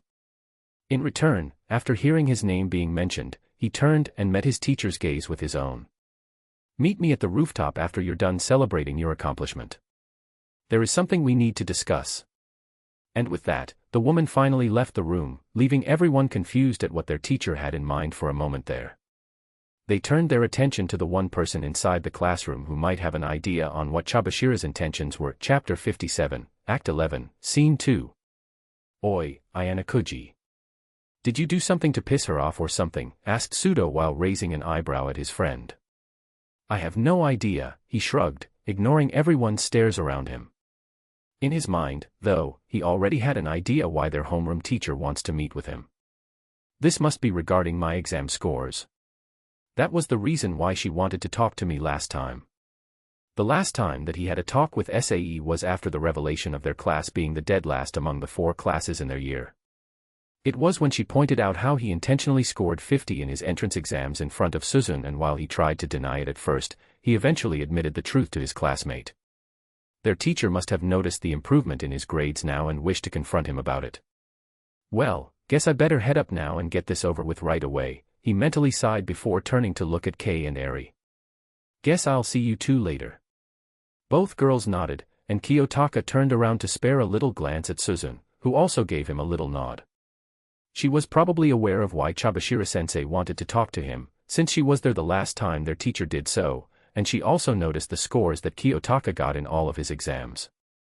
As the brown-haired teen left the classroom, various conversations immediately sparked among the students regarding the reason why Chabashira wished to talk to Ayanokouji. Most of them involved typical reasons that concerned a student's performance, but there was one particular reason that came from someone who was jealous of the attention that Ayanokouji received from those of the opposite sex. Lucky bastard, why the hell does he get some private time with Sai-chan sensei, complained Yamauchi, banging his head against his own desk over and over. I wouldn't call that being lucky, Yamauchi. Ike muttered, having doubts about the so-called private time with Sai-chan sensei being a good one. Meanwhile, Kikyo quickly made her way over towards Suzune with the intention of asking about Kiyotaka. She had no idea why their homeroom teacher wished to talk to him, but Suzune might. As much as she hated to admit it, he was close to her, and if there's anyone who has an idea about what's the deal between the young men and Chabashira, it would be her. Horikita-san, do you have any idea why Chabashira-sensei wants to talk to Ayanokouji-kun? She asked curiously. Suzune thought for a moment if she should tell Kikyo what she knew, but decided against it. It had been clear that Kiyotaka didn't want to tell anyone that he held back in the entrance examination and denied every accusation thrown towards, but he told her for some reason. Suzune was still learning when it came to things like this, but she was completely sure that this was something that she shouldn't tell anyone else, because it would break his trust in her. She shook her head. I apologize, Kushida-san. I don't have any idea, either. Kushida didn't even need a lie detector to tell that Horikita was lying. However, as much as she wanted to call her out for it, she couldn't do it while they were here in the classroom with everyone else. I see, thank you for answering anyway, Horikita-san. She struggled to get the words out instead of outright cursing the girl. Suzune thought of retracting her words because Kikyo was her friend and she was only curious, but shook the urge off. If Kikyo wanted to know about Kiyotaka and Chabashira-sensei, then she could ask him herself. XOX. It didn't even take more than 5 minutes for Kiyotaka to reach the rooftop, and upon getting there, Sae was standing near the fences while smoking a cigarette. Even though she couldn't see him, the woman knew that the person who had arrived was her student. So, why did you call me up here, sensei? Kiyotaka asked as he approached her, wanting to get this over with right away. You're not half bad as a tutor for your own classmates, Ayanokouji-kun, she chuckled, choosing not to turn around as she spoke. Kiyotaka tilted his head slightly in confusion. Out of all the possible reasons why his teacher wanted to talk to him here, it's the fact that he was a tutor to 2 of his classmates. No, there's definitely more to this. Perhaps Chabashira-sensei was simply lightening up the atmosphere between them for now, before moving to the serious part. I've heard it from Hirata, and I've seen you in the library as well a few times. Before this day, Sakura was one of the people who failed the last exam. Her grades, as you must have known by now, are unsatisfactory. In Karuizawa's case, her grades are barely average and aren't impressive compared to some of your other classmates. The young man had no idea where this conversation was heading, but he had a feeling that it would end up being about his grades somehow. Chabashira-sensei mentioned both Karuizawa and Sakura, particularly their performance in academics, truly interesting. And yet, both of them have pulled off stellar results in their midterm examinations. And the reason for that is standing right behind me. Sae finally turned around after those words. The woman had a proud smirk on her face, which was something that Kiyotaka wasn't used to seeing. Why don't you consider working as a teacher here after graduation, Ayanokouji-kun? Whatever teaching methods you used worked very well. I appreciate the kind words, sensei, but I'm pretty certain that my role as a tutor isn't the reason why you wanted me to meet you here, he retorted. Honestly, Kiyotaka neither had the time nor patience to play around. He wanted to be done with this as soon as possible so he could return to his class and take a nap until their next teacher arrives. The more time he wastes up here, the shorter of a nap he'll have when he comes back. C folded her arms across her chest. As expected, you're right. However, I wanted to commend you because it truly is an amazing feat. It's not every day that you can teach 2 students and have them improve massively in terms of academics. Something tells me that you don't compliment your students like this very often, he commented. Truth be told, he expected this woman to either talk about his grades or get angry with him for holding back. Praising him for something just seems out of character for her, but it may be related to what she had in mind right now. Consider yourself lucky then, she shrugged, not even denying his claim. When I was checking your exam, I had thought that you were still holding back despite the conversation we had at the teacher's lounge weeks ago. Now imagine my surprise when I realized that you scored an 85 in all subjects instead. Kiyotaka didn't say anything and only listened. He was right then. This whole meeting was going to be about his grades, and it will probably end in another attempt by his teacher to convince him not to hold back anymore. He was completely sure that this is what's going to happen, and it made him want to turn around and head back to the classroom, but he remained where he was. He'll give Sae the benefit of the doubt and listen for now, despite being sure of what her intentions were. That's 35 points higher than the scores on your entrance exam, and 15 more than the mock exam. It's not too much of an improvement, but it's something. Have you finally decided to stop placing limits on yourself? Instead of denying her claim like last time, he simply shrugged. He saw no need to hide it any longer, especially since doing so would only result in yet another argument between them, and he had no time for that.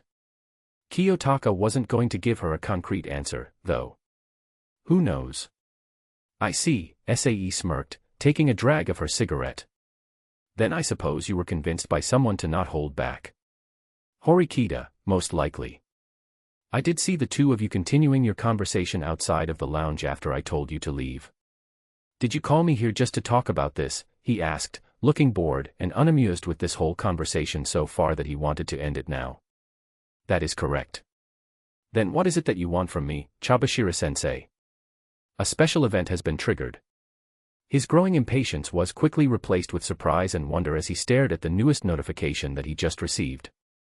He had just finished the most recent special event earlier that was related to Eri and Kei, and now there's another. What a way to start his day indeed. Now. Of all times, he rolled his eyes internally.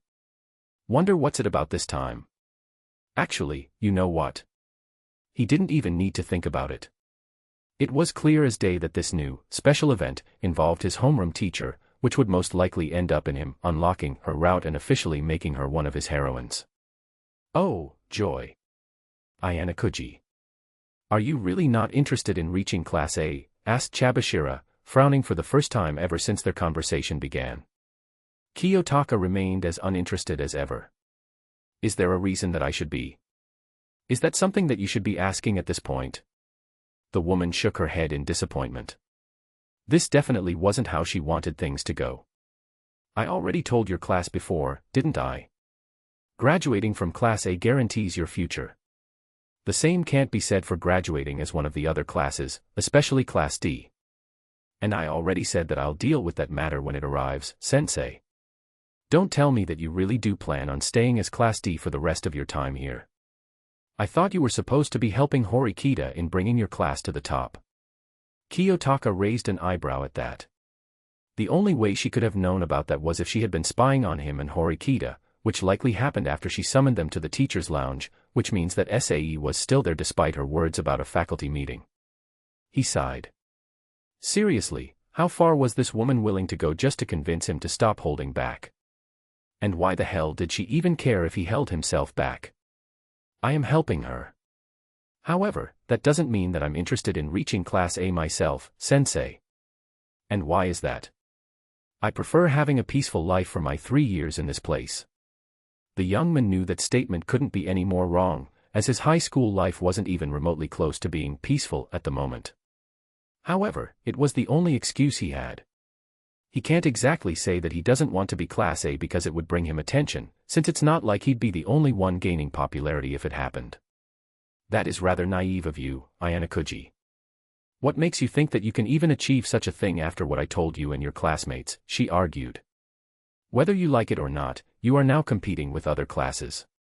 Your so-called peaceful life is nothing but a mere fantasy at this point.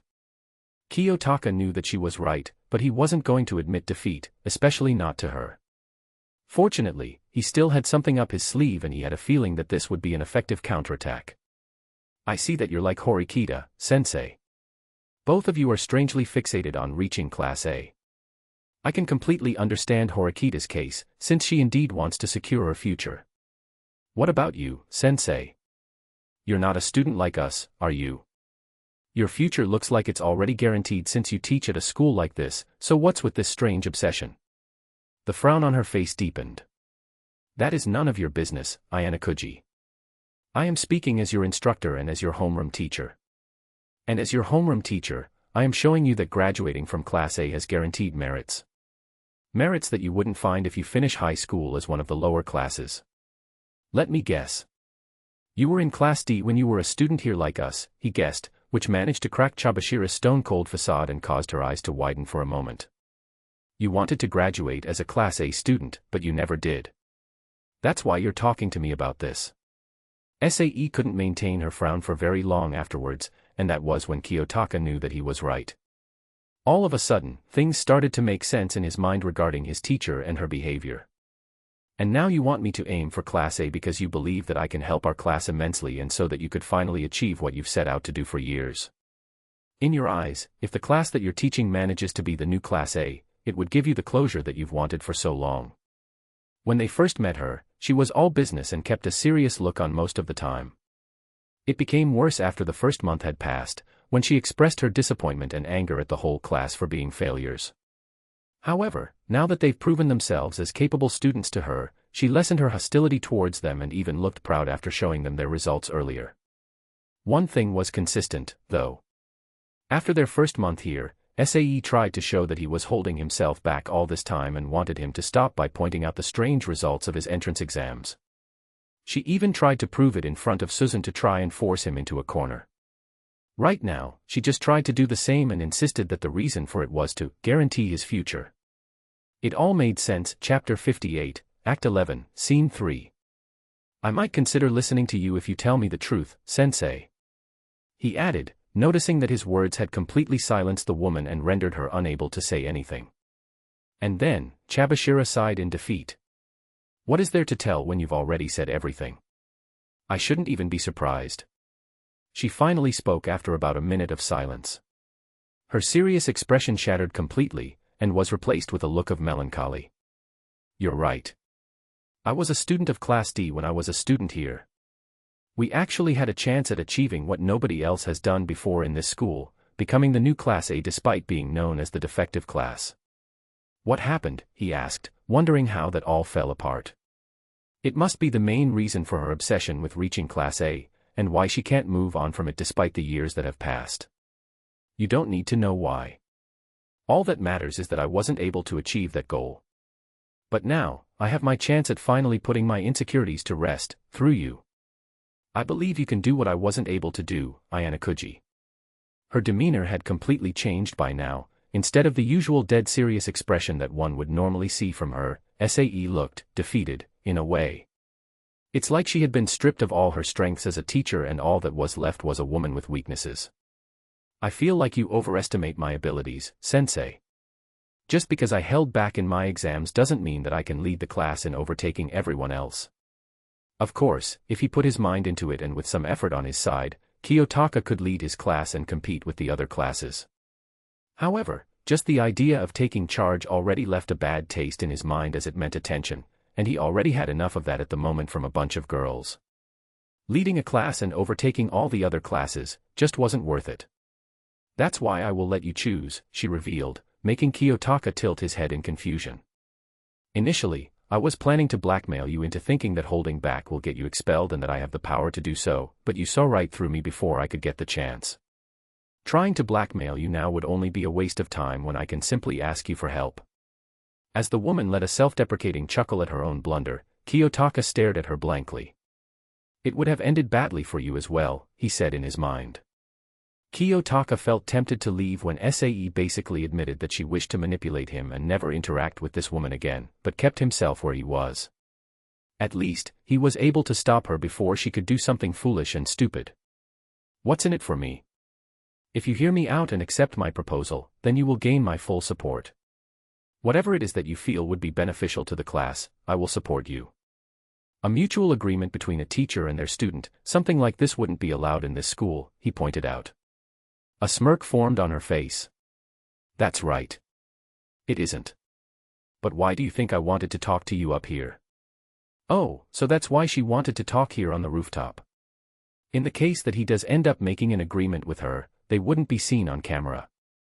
Yes, it was technically breaking the rules, but no one was currently around to catch them in the act. A smart move on her part. However, if you say no, then I will not bother you regarding this ever again. You'll go back to your classroom and forget that this conversation ever happened. Sae reverted back to her self-deprecating tone and chuckled to herself. Perhaps I deserve it for trying to manipulate someone like you into doing what I want. Instead of making this woman pay for thinking of manipulating him, Kiyotaka decided to stay where he was and think about this a lot more. At the very least, she admitted her mistake and came clean with what she wanted. But before Kiyotaka could truly think of what to say, the world stopped and 3 floating pink screens appeared before him. No thank you, sensei. I'm already dealing with a lot of things and I have no time for your request. Even if my chances at a peaceful life are gone, I don't want to be bothered anymore. I still wonder why you want me of all people to lead us to Class A, sensei. However, you can be assured that I won't let you down. How about a new deal, sensei? If I can make our class the new Class A before the end of the school year, then you become mine. How convenient, he mumbled. Well, this at least saves him the trouble. He won't have to think of what to say anymore, just the answer that he had to her question and the system would handle everything else. With that, Kiyotaka weighed the options he had right now. The first option was definitely appealing to him, and it would have been the one he'd choose in a heartbeat, but he looked at the other ones for now. It's not just because it would be sweet revenge for him, but also because he was dealing with a lot of things. There are currently 8 girls who are also his heroines and 5 of them are his classmates. On top of that, he was also a tutor of them and there's his already scarce sleep hours. It kind of ticked him off that the system was self-aware of all the bullshit that it was making him go through, though. The second one didn't catch his interest at all. It was simply him accepting Chabashira-sensei's request without some kind of special condition on his part. In other words, he would be admitting defeat and rescind to his fate of being the woman's errand boy. It could also be said that it's the most normal response out of the 3 choices, but also the one that he wouldn't choose no matter what. And, like most times, that left the final possible choice. To put it simply, the third option was adding a condition of his own to his teacher's little proposal, which was something that favored him. She won't just support him in his quest to reach Class A, as the stakes became higher this time. If he's able to do it before the school year ends, then Sae would be his, most likely as a romantic partner. It's either the first or the third one, he said to himself. It was pretty inevitable that he would eventually unlock Chabashira's route, since he had already seen her summary during their first day here, and this was a one-way ticket to doing it. Why not just do it now and get this over with? Just to save him from the agony of dealing with this on another day. Kiyotaka wasn't particularly bothered by the fact that this woman was considerably older than him. In fact, it actually amused him that he had gained Sae's interest by simply holding back. It amused him even more that the condition he would give her is basically the reverse of what's happening at the moment. Instead of Sae manipulating him through blackmail, he would have her dancing in the palm of his hand using her dream as bait. This system was truly something else. Oh, and he also wouldn't mind having a woman like Chabashira Sae on his side, in every possible way, that is. This woman was beautiful, perhaps even more beautiful than anyone else in class. She was also mature and was serious most of the time. Through this deal, she'll follow his orders without question, and being a teacher, it also gives her certain perks that students don't have. That will definitely be useful to him in the future, and he'd be a fool to let that opportunity slip through his fingers. The fact that she's a teacher also made her someone off limits in the eyes of normal students, and in turn, it made the option more appealing than the first one to him. With all these in mind, Kiyotaka eagerly chose the third option. How about a new deal, sensei? If I can make our class the new Class A before the end of the school year, then you become mine, he asked the woman with a smirk as the world went back to normal. At first, Sae thought that she was only hearing things. But then she quickly realized that there was nothing inherently bad about her hearing and it was working fine. So, what did Ayanokouji say? Something about her being his. No, that can't be. The boy was just joking, obviously. He must have learned how to do that from his classmates, that's all. But just to be sure. I'm sorry, can you repeat that? Kiyotaka's smirk turned into a grin. If I can lead our class to become the new Class A before the end of the school year, then you become mine, sensei. Oh God, he was actually serious. Sae didn't know if she should feel nervous, disgusted, scared, or a mixture of all three. To add to that, this boy was grinning, something that she had never seen him do before, and it was getting under her skin easily, which she hated. What the hell are you talking about? She tried to sound serious, but failed. Isn't it obvious already? Or do you want me to explain it to you slowly? He took a step towards her, and Sae moved back out of instinct. Kiyotaka continued his advance with the woman stepping back every time he did so, but was soon stopped when the metal fence of the rooftop met her back. Her eyes widened in both fear and anger that she had been cornered with no possible way out. The fact that he was way taller than her only made it worse in her case. She could try to push him away and make a run for it, but that would defeat the original purpose of why she was here. She also needed his response to her question, and despite Kiyotaka's questionable actions, he was about to give his answer to her. In other words, she was trapped. And so, as much as she hated it, Sae stayed where she was. That didn't stop her from glaring daggers at the young man, though. If I give you what you want before the school year ends, then you'll be mine, sensei. How is that hard to understand? Asked Kiyotaka, grabbing the fence on either side of her head, which made his teacher feel like an animal stuck in a cage. Despite her growing anxiety for what might happen, Sae put on her usual stone-faced expression and stared back at him with as much intensity as she could muster. Did you hit your head somewhere, Ayanokouji? She mocked. It must be the reason why you're blurting out nonsense out of nowhere. He leaned even closer to her face, making the woman gasp. Sensei, is it really that hard to understand what I want? You want me to fulfill your dream, and I want something in return, which happens to be you. Damn it. What the hell is this kid? How can he talk like that? She ranted in her mind, while being unable to stop the blush that was forming on her cheeks. She had no idea how Kiyotaka could be this smooth and suave in his tone, and the worst part is that it was working on her. I'll say it again. He leaned close to her ear this time, so much that his breath sent chills down her spine. I want you. The red hue on her face became worse, but the woman was then allowed to breathe normally when he moved away from her ear. Why, you must be just as much of a horndog as some of your perverted classmates, huh? I thought you were different from them, Ayanokouji. It turns out, you're just like them, she said defiantly. Can you really blame me, sensei? When the prize is too good to ignore, he chuckled. I wonder why you don't have a boyfriend yet. Has your luck ran out? I simply have no time for things like that, she shot back, feeling insulted at that jab towards her. It doesn't feel like it. I think it's simply because you haven't found the right person yet. I mean, look at you. His hand left the metal fence and Kiyotaka began to point out every single one of his teacher's good points. Your hair looks gorgeous, his hand touched her hair. You have a beautiful face, his hand trailed her cheek down to her jaw. A nice chest, these sexy hips, and those delicious thighs. He didn't touch any of those areas lest he risk getting kicked where it hurts the most, though he did stare openly at them. The guy who marries you will surely be the luckiest person in the world. Sae's face was no different than a boiling tomato at this point after every compliment he gave her. The worst part is that it didn't feel like he was lying, and all that he said was genuine. It took about a minute for the woman to calm down in order for her to say anything in return. You're insane. Student-teacher relationships are obviously not allowed, Ayanokouji. If you're caught being in a relationship with one, then the punishment you'll receive can be as severe as an immediate expulsion. She tried to send him a glare, but Kiyotaka couldn't really take her seriously because of the embarrassed look on her face.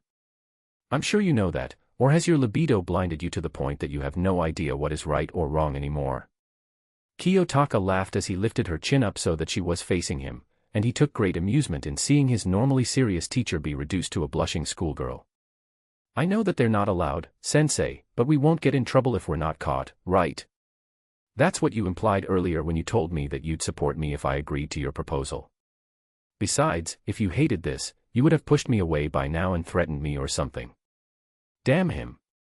Damn this little shit and his smooth talk, she shouted in her mind.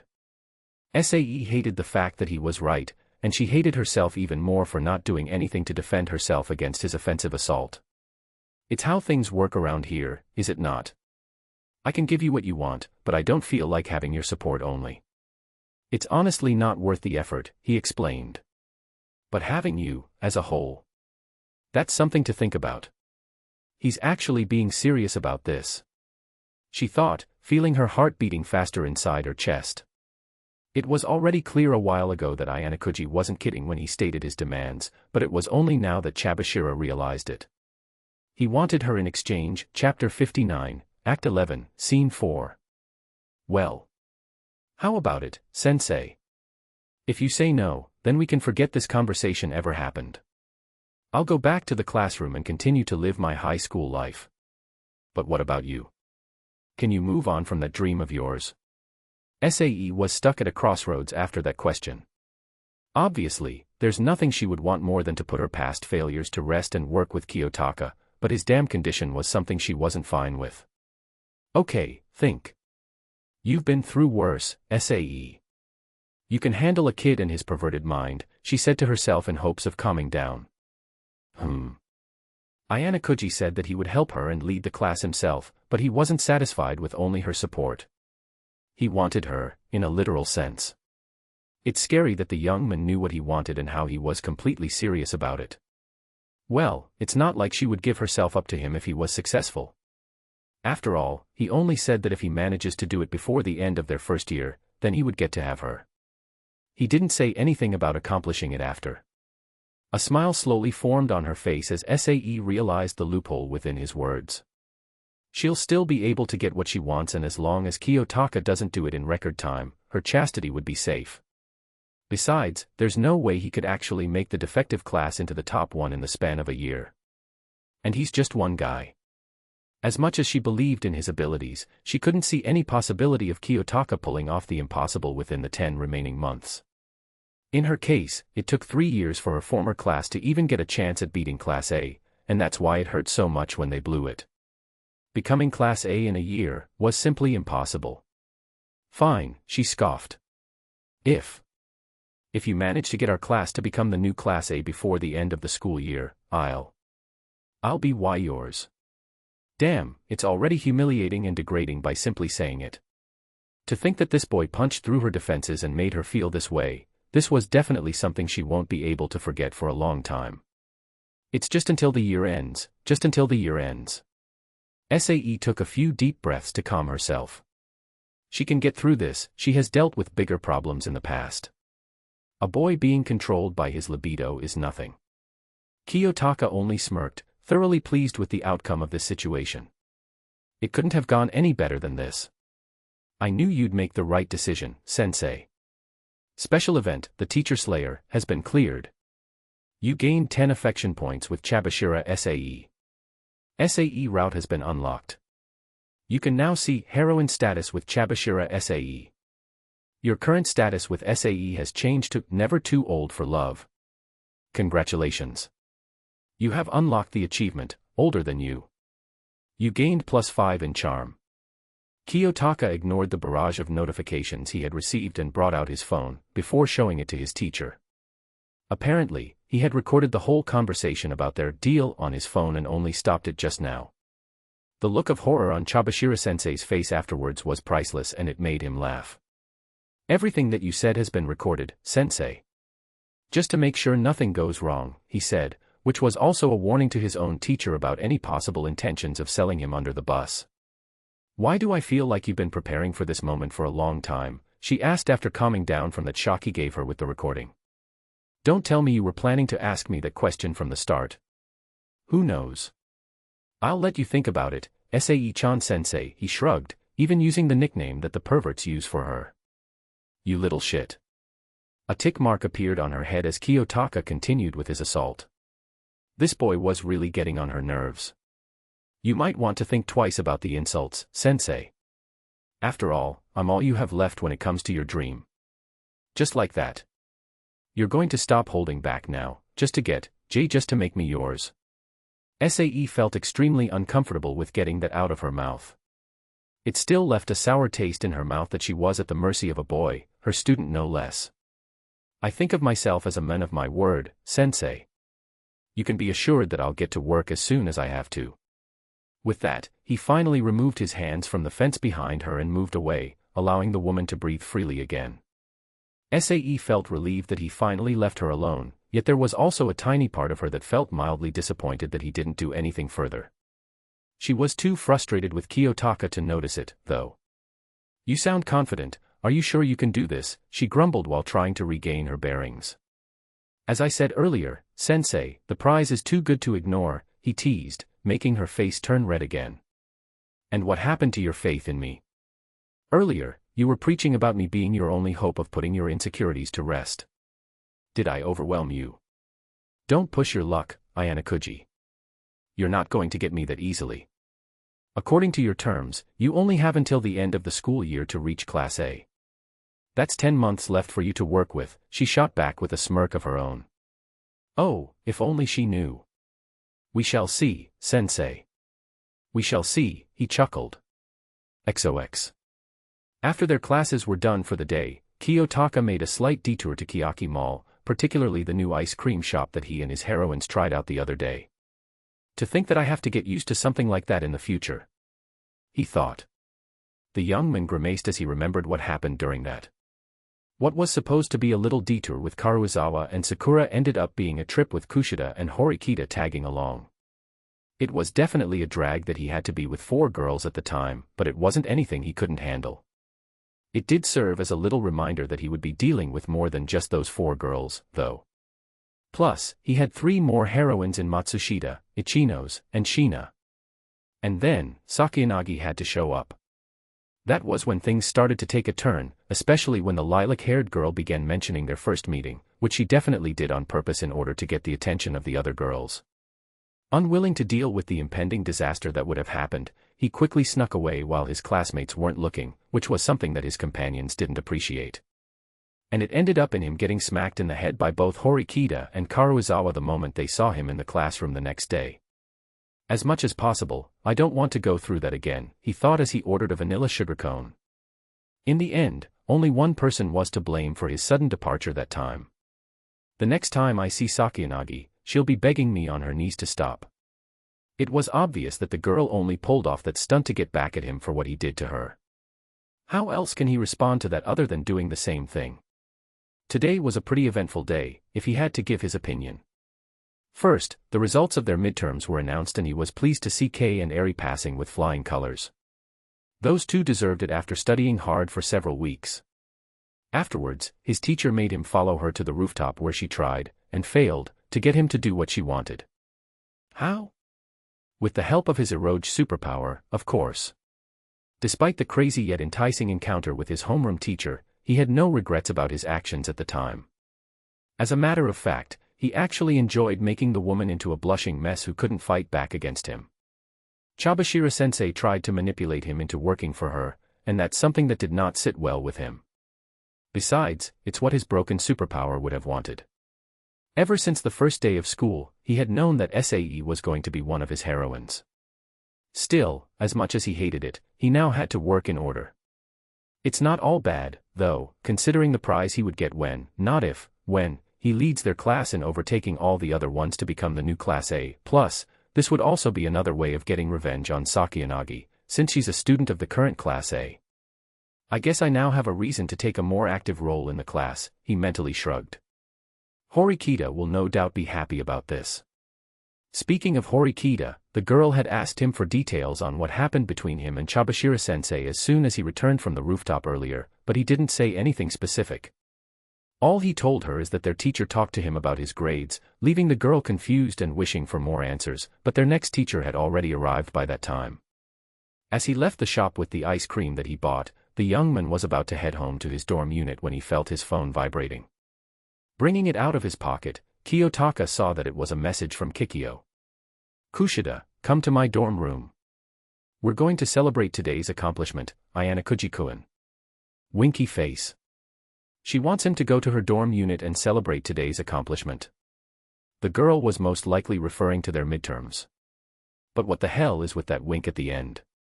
Was it to send a secret message to him or something? It probably means she's planning something during this celebration she's inviting me to, he said in his thoughts as he tried to think of a possible answer to his question. Come to think of it, am I the only one that she invited, or are there gonna be other people there? That wink she sent with that message gave off a mischievous vibe more than anything, so this invitation likely involved only him and nobody else, which means that he will be alone with the girl in her own unit. Oh God, is this it? Will this be the moment for him to lose his virginity? This must be what she meant with that message, right? Nah, it can't be. There's absolutely no chance. Perhaps she was just being vague about the details, or she's only messing with him. After all, Kikyo was still a little pissed from the stunt he pulled off at the ice cream parlor a few days ago. Either way, he should go and head to Kikyo's dorm unit. Whatever this is about has his attention now, and besides, if he didn't show up, he was certain that he would have to deal with an angry Kikyo afterwards, and he was in no mood for that. After reaching the dorms, he stood outside of Kikyo's unit and knocked on the door a few times. It didn't even take a few seconds for someone to open the door for him, and the one who greeted him was the person who sent him the earlier message. Oh, Ayanokouji-kun. You're finally here, Kikyo smiled and stepped out of her dorm so she could greet him properly. Kiyotaka gave her a nod of acknowledgement. So what's the message about? What did you mean by celebrating our accomplishment? He asked. What do you think? Kikyo flashed him a smirk and leaned closer to him, their bodies nearly touching as a result. She didn't stop there and gave him a half-lidded look, before altering her smile into a seductive one. Kiyotaka kept a calm look on the outside, but he was completely surprised and taken aback on the inside. Was he wrong then? Was Kushida really planning to do the other thing? Should he just let her roll along with it? How would his other heroines react? There were so many questions going through his mind at the moment that he couldn't do anything in response to her actions. Chapter 60, Act 11, Scene 5. Fortunately, he would be saved by another voice coming from inside her dorm unit. Kushida-san, is that Ayanokouji-kun? Asked a voice that Ayanokouji could tell belonged to Horikita. Yeah, it is. He just got here, replied Kikyo, separating herself from the young man almost immediately out of panic. As much as she wanted to boast her superiority over Susan by being close to Kiyotaka, the bitch wasn't the only one inside her unit. Damn bitch just had to ruin things when I was already making progress, huh? She's lucky I even thought of inviting her. Then why don't you let him in?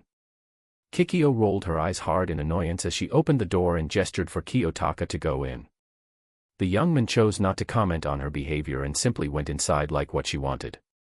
He blinked in surprise upon seeing several of his classmates there, including Susan, Kei, and Ken. Most of them were gathered at the center of the room, and when they noticed his arrival, they immediately reacted. Yo, Ayanokouji, greeted Ken. Welcome to the party, Ayanokouji-kun.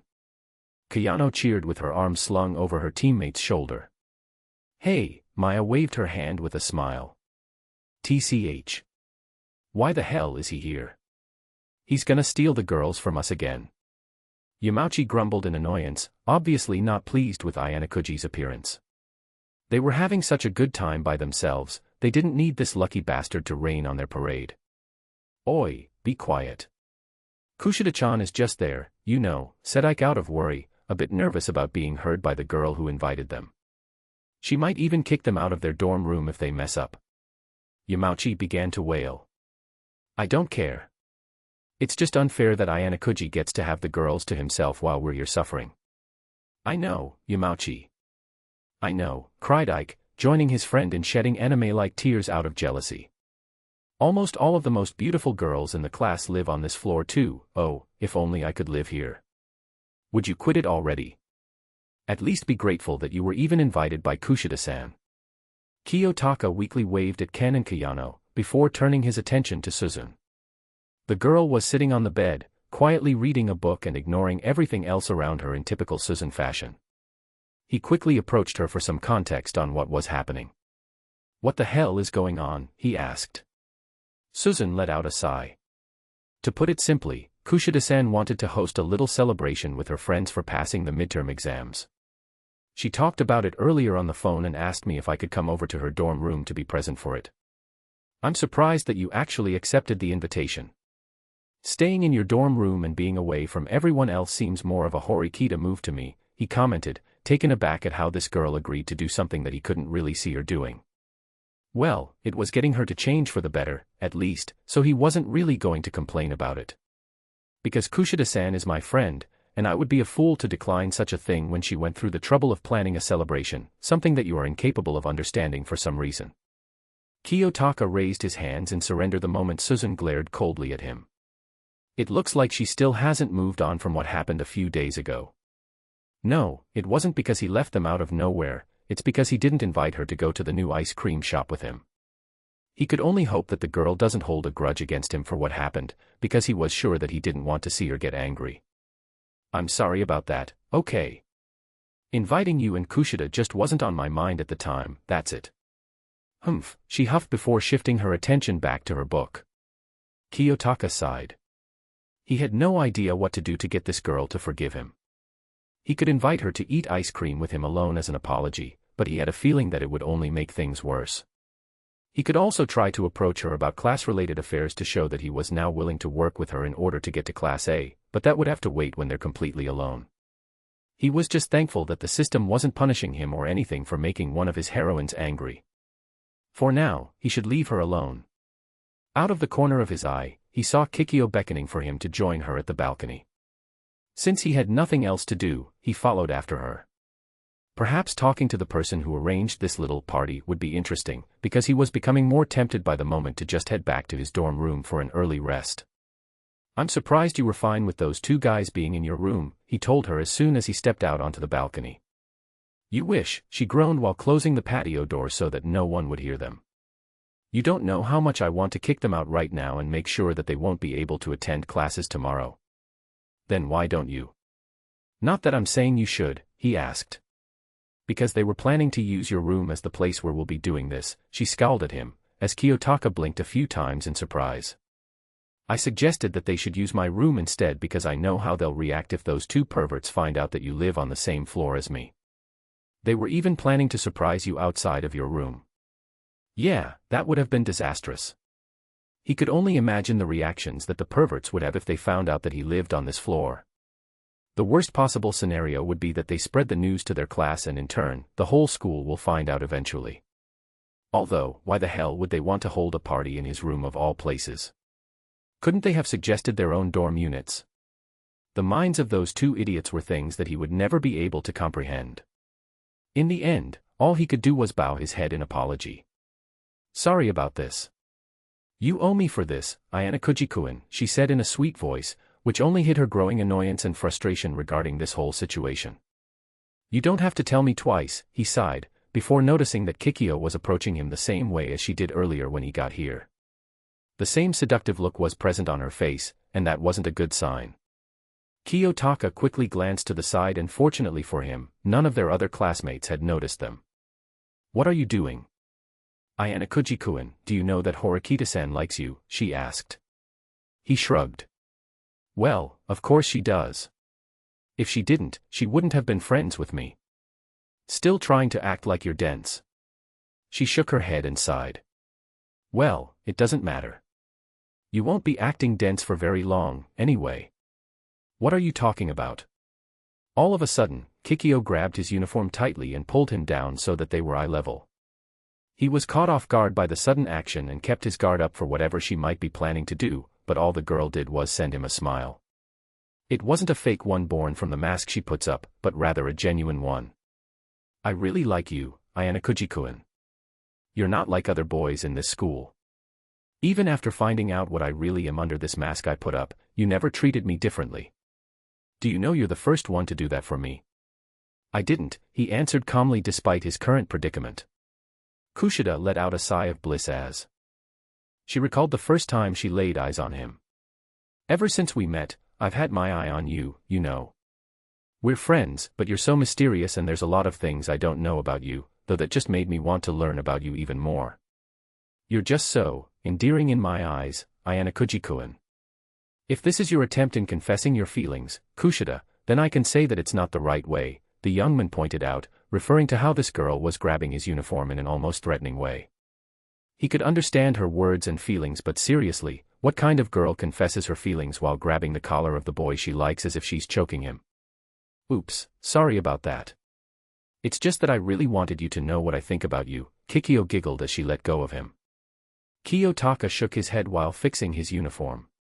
Between her and Suzune, Kikyo was harder to handle for obvious reasons. Then I want you to know that I can't answer your feelings right now. It's not that he wanted to reject this girl, really. Ignoring the issue with her fake personality, Kikyo would be a good choice as a girlfriend for any lucky guy out there.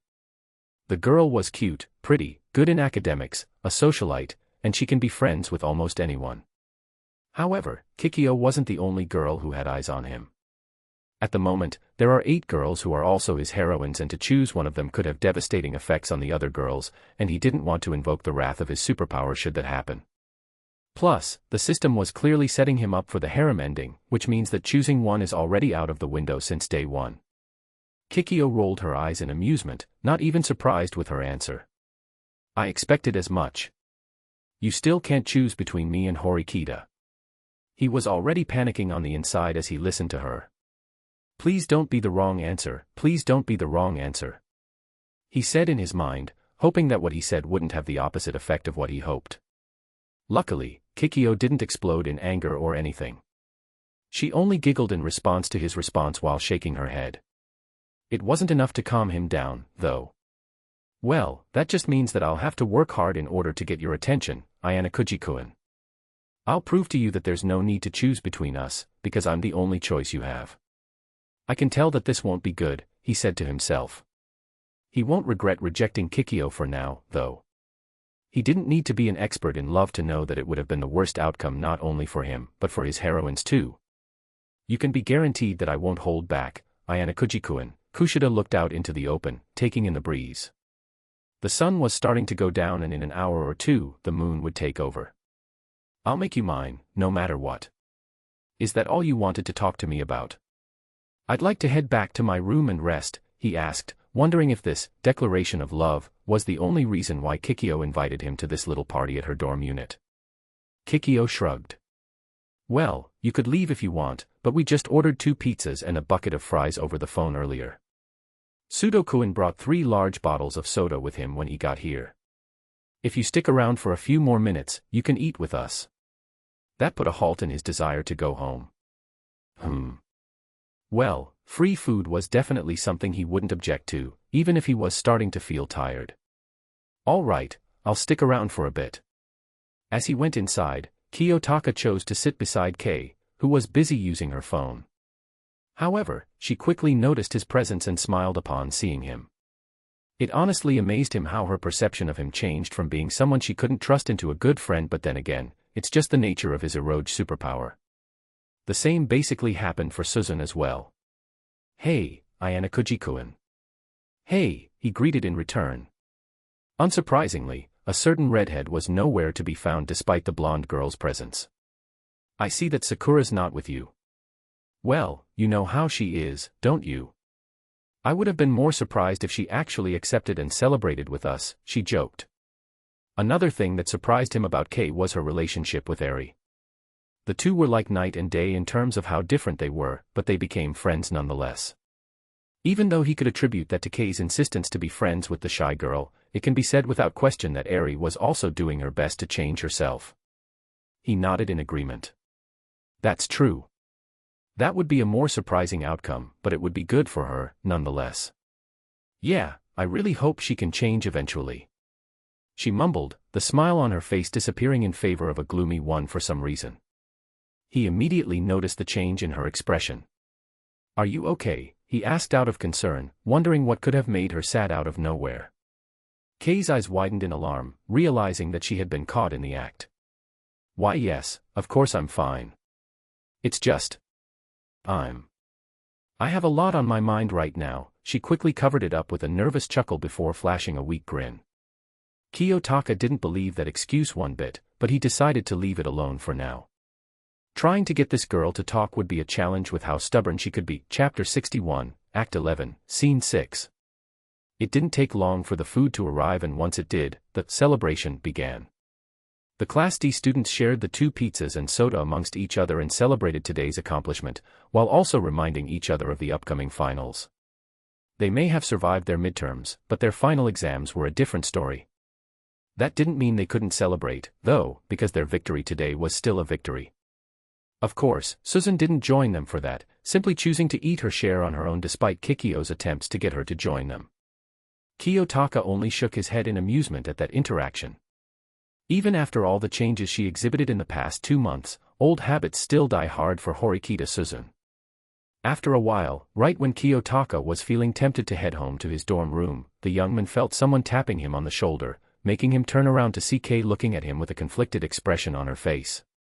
Looks like he was right in thinking that she wasn't feeling well, and now she was going to tell him about it.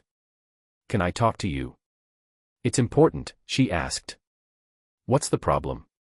Kiyotaka sounded so concerned for her that it surprised even himself. "No, not here." Kei shook her head as she glanced at everyone else, before turning back to him. "Can we go to your room?" Kiyotaka thought about it for a moment, wondering if there would be any risks in doing such a thing, before he shrugged mentally. It's not like the others would know that he and Kei would be having a private conversation, unless they leave together in front of everyone's eyes. In response to her question, he brought out his phone and typed in a quick message before sending it to the blonde girl. Kei felt her phone vibrate and immediately read the text he sent. "Ayanokouji, I'll head out first, then you follow. If we leave together, it'll raise some questions. I'll leave the door unlocked for you." Kei turned to him and nodded in agreement. He must have thought that whispering things to each other, no matter how quiet they are, they would be caught in the act and their classmates would start questioning them. Kiyotaka then stood up, gaining everyone's attention. "Thanks for the food, everyone. But I want to head back to my dorm. It's been a long day for me, and I'd like to get an early rest." "Come on, stay for a while longer, Ayanokouji." Sudo insisted, and Ayanokouji only shook his head at that. "Ugh, where do you live, anyway?" "I'm not obligated to answer that," he told his friend as he headed for the door. Before leaving though, he turned his head to glance at everyone inside. "See you tomorrow, everyone." "See you, Ayanokouji-kun." Kikyo waved her arm in farewell, with Maya, Kayano, and Satsuki doing the same. Susan still looked like she was angry at him, but sent him a weak wave nonetheless. The only ones who didn't react were Ike and Yamauchi, who looked happy more than anything now that he was leaving. After closing the door behind him, he quickly went inside his dorm unit before anyone else could see him and left the place unlocked so that Karuizawa could get in without a problem. He dumped himself on his bed after kicking his shoes off, before waiting for Kei to arrive. Luckily, it didn't take the girl more than 5 minutes to step inside his room. Any longer than 10 minutes, and he would have been asleep. "Thanks for letting me in here, Ayanokouji-kun," Kei smiled as she opened the door and went inside. "No problem," he replied while sitting up from his bed. "Make sure you lock that, by the way." "Congratulations. You have unlocked the achievement, my place is free tonight. You gained +5 in aura." Kiyotaka blinked a few times at seeing that system notification which came out of nowhere. He was first confused on what it was about when nothing has happened with any of his heroines yet, until he got a good look. "My place is free tonight. What does that mean?" he asked in his thoughts, feeling completely stumped at first with a total lack of possible answers, until he looked at Kei who had taken off her shoes and turned to him afterwards. "Can I sit there?" She pointed to the spot beside him on his bed, to which he nodded. Now that he thought about it, Kei is literally the first girl to step inside his room. Within the 2 months that he spent here in this school, even after weeks of spending time with Susan and Kikyo, none of them have gone inside of his room. As a matter of fact, Kikyo's unit was the first dorm he had been to that's not his own. It feels weird that there's an achievement for this scenario, but then again, there's nothing normal about his broken superpower in the first place. He shouldn't be surprised that there's an achievement for the first time that a girl steps inside of his dorm room. "What did you tell everyone else when you left?" he asked the girl as she sat beside him. "I just told them I was feeling sleepy and I wanted to go home early to sleep." Luckily, they didn't ask any suspicious questions like if I was going to meet with you or something, the girl sighed, feeling relieved that everyone else didn't ask those kinds of questions. Basically the same excuse as mine, he commented in his thoughts, feeling a bit amused at her decision. Karuizawa must not have thought of a good reason to tell them, so she did the same thing as him. So what's the problem? It must be pretty serious if you wanted to talk in private. It's kind of embarrassing to say.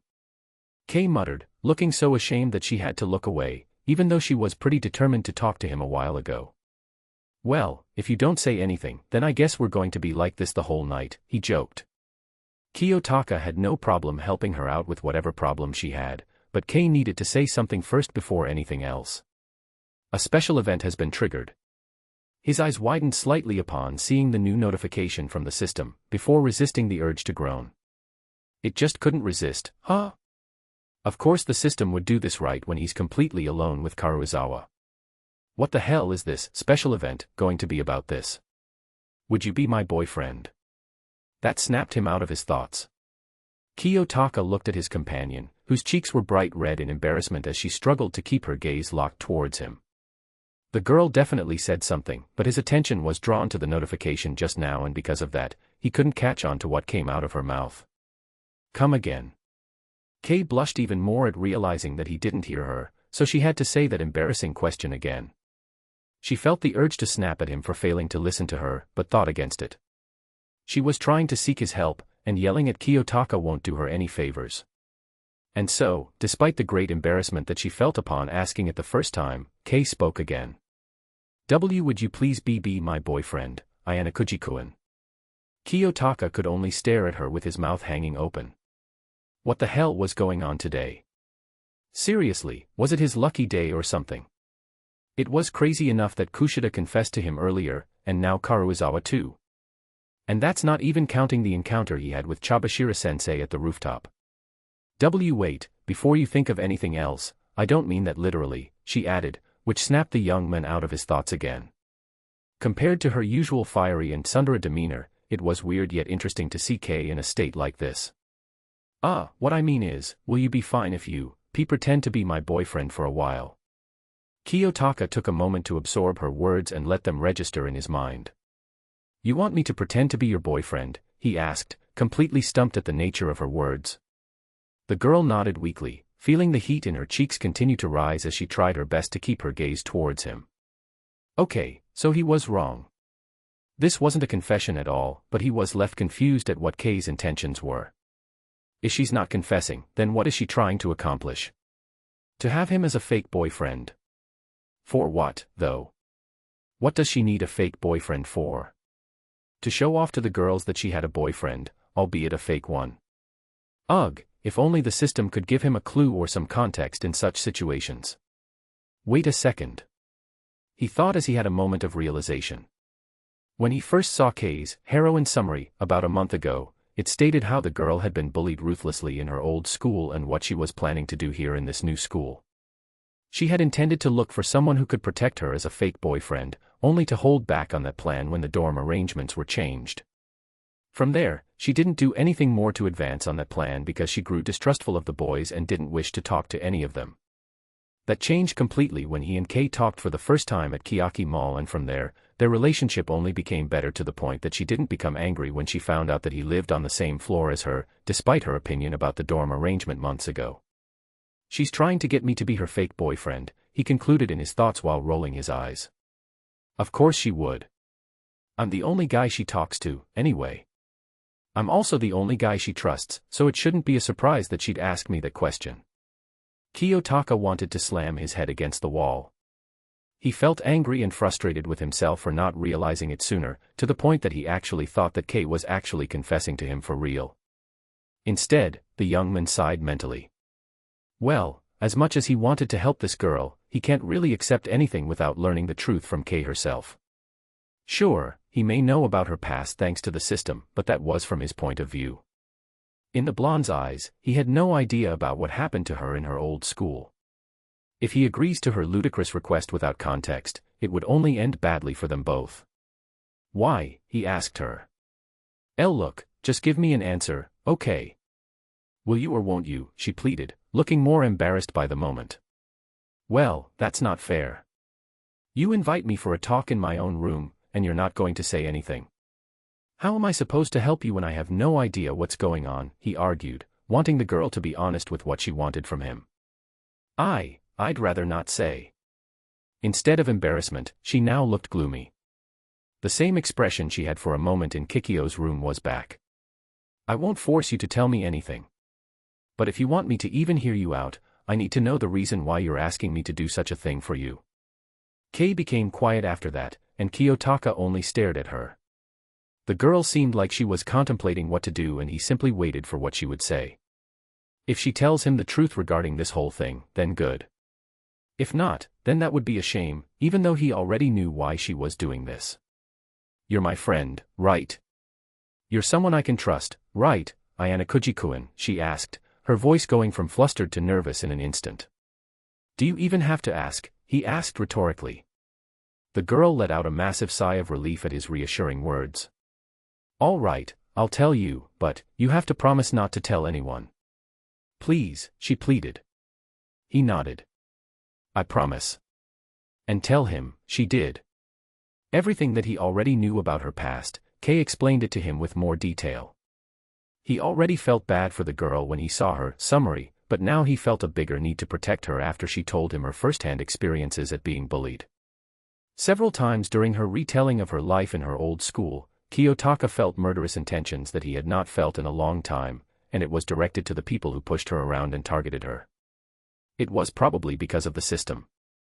No doubt that it was influencing him and caused him to feel bloodlust towards Kei's bullies, not that he minded it. As a matter of fact, he was tempted to ask the girl for the names of the people who bullied her and pay them a visit, but thought better of it.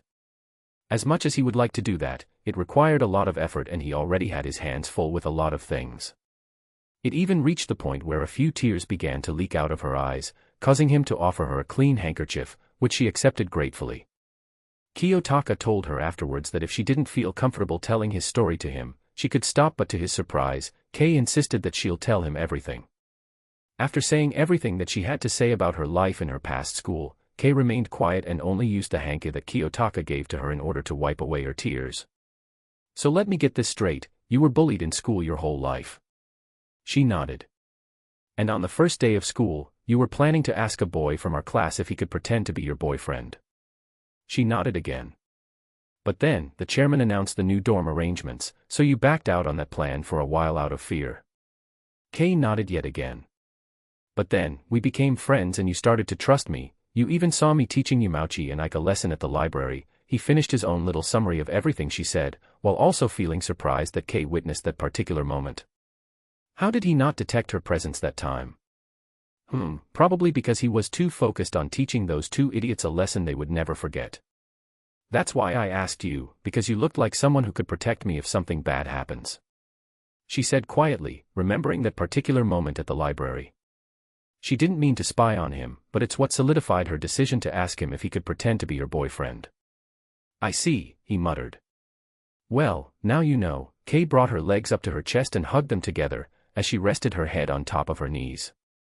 A few more tears escaped her eyes, which she wiped away. Now you know why I'm asking you for help. Because I don't want to get bullied again. I don't want it to happen again. I just want to have a normal life here. Is it too much to ask for? Kiyotaka stared at her for a moment, as he tried to figure out what to say. Should he reassure her that everything will be fine? Hold her hand. Give her a hug. Tell her that he'll be there for her. He still sucked when it came to this subject, damn it.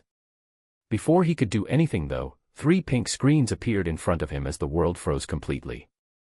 A, why didn't you fight back? Or better yet, why didn't you report the people who did those things to you? B, I'm sorry to hear that. If you ever need someone to lean on, I'm here. C, I know what it feels like. Chapter 62, Act 11, Scene 7. After feeling relieved at the system's timely intervention, Kiyotaka quickly observed his possible choices. The first 2 options were completely normal responses, so Kiyotaka ignored them right away. What caught his attention was the third option which, for the first time ever since he's lived with this Eroge power, wasn't a perverted choice.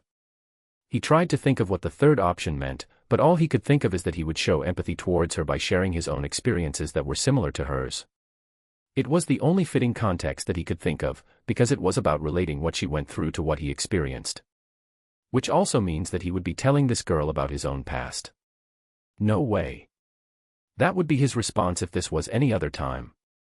If they weren't in his room right now and Kei wasn't feeling depressed, Kiyotaka would have flat out rejected this option and go for either of the first two instead. It's not out of anger or anything, though.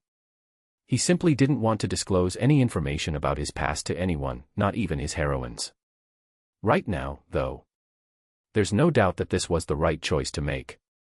To protect her smile has been activated. Yep.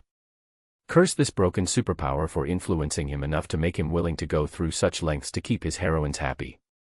And so, despite having this feeling in his gut that's telling him that this would come to bite him in the ass eventually, he pushed option C.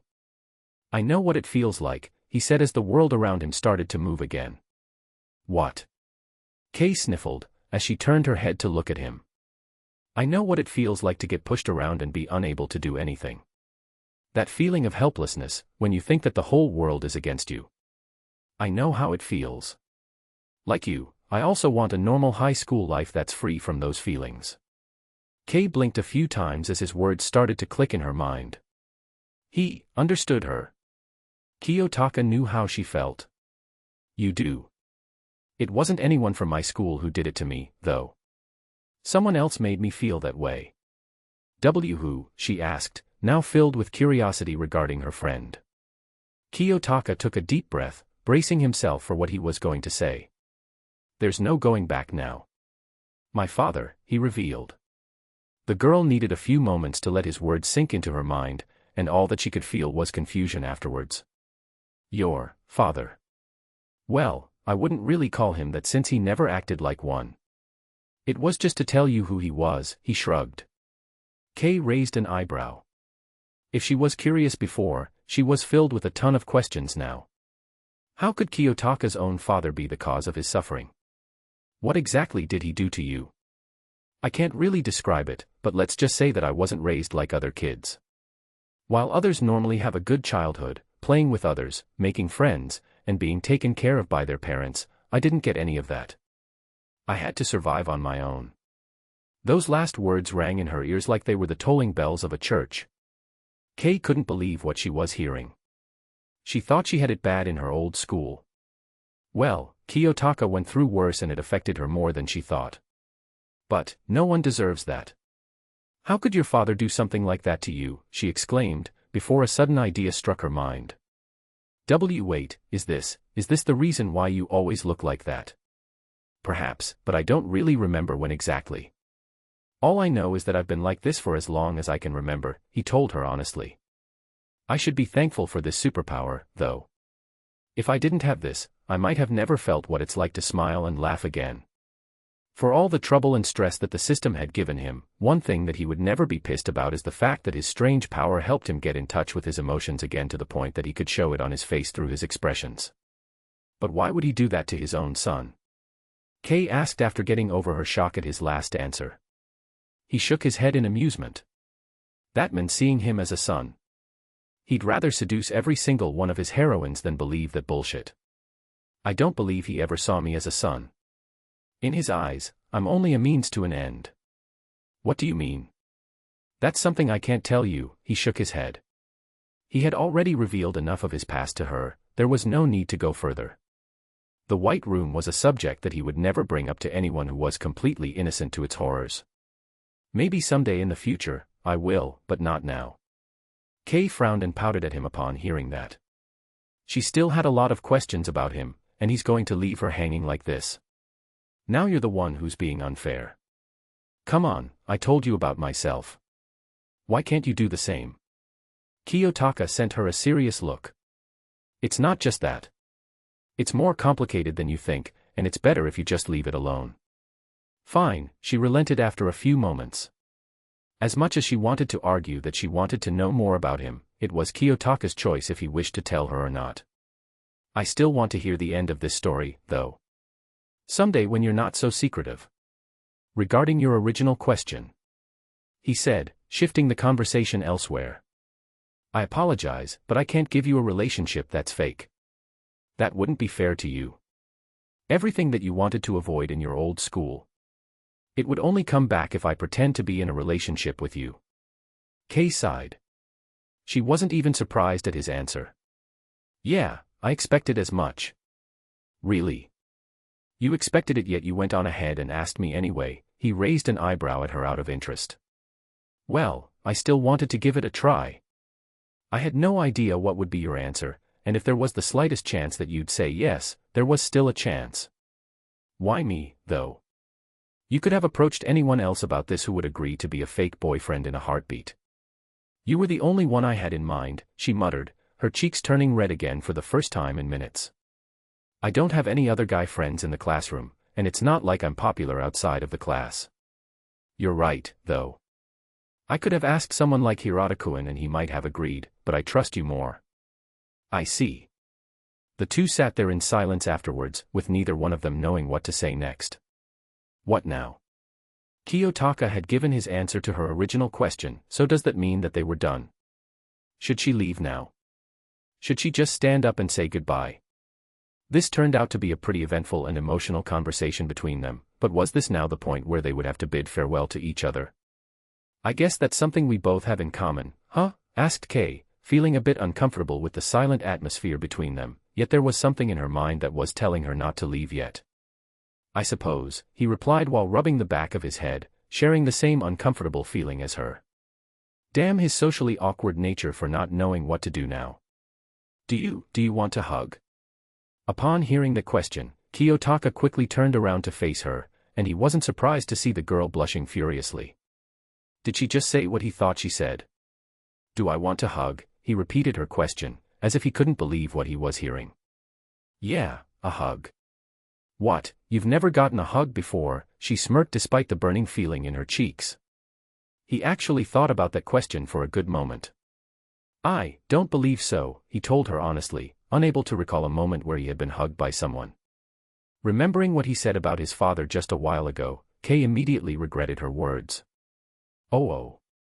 I'm sorry, I didn't know. It's fine. The girl cleared her throat. Well, do you want to hug, then? Friends do it all the time and it feels really good to do it, she asked, changing her position so that she was kneeling on the bed while facing him. He blinked in surprise. He had expected something like this from either Suzun or Kikyo, but not Kei. Although, he shouldn't really be taken aback by this. After that deep and heartfelt conversation that they had about their somewhat similar pasts, it totally makes sense why Kei would do this. Are you sure? I thought you hated boys. Oh come on, are you still worried about that? I already told you that you're different from any other guy out there.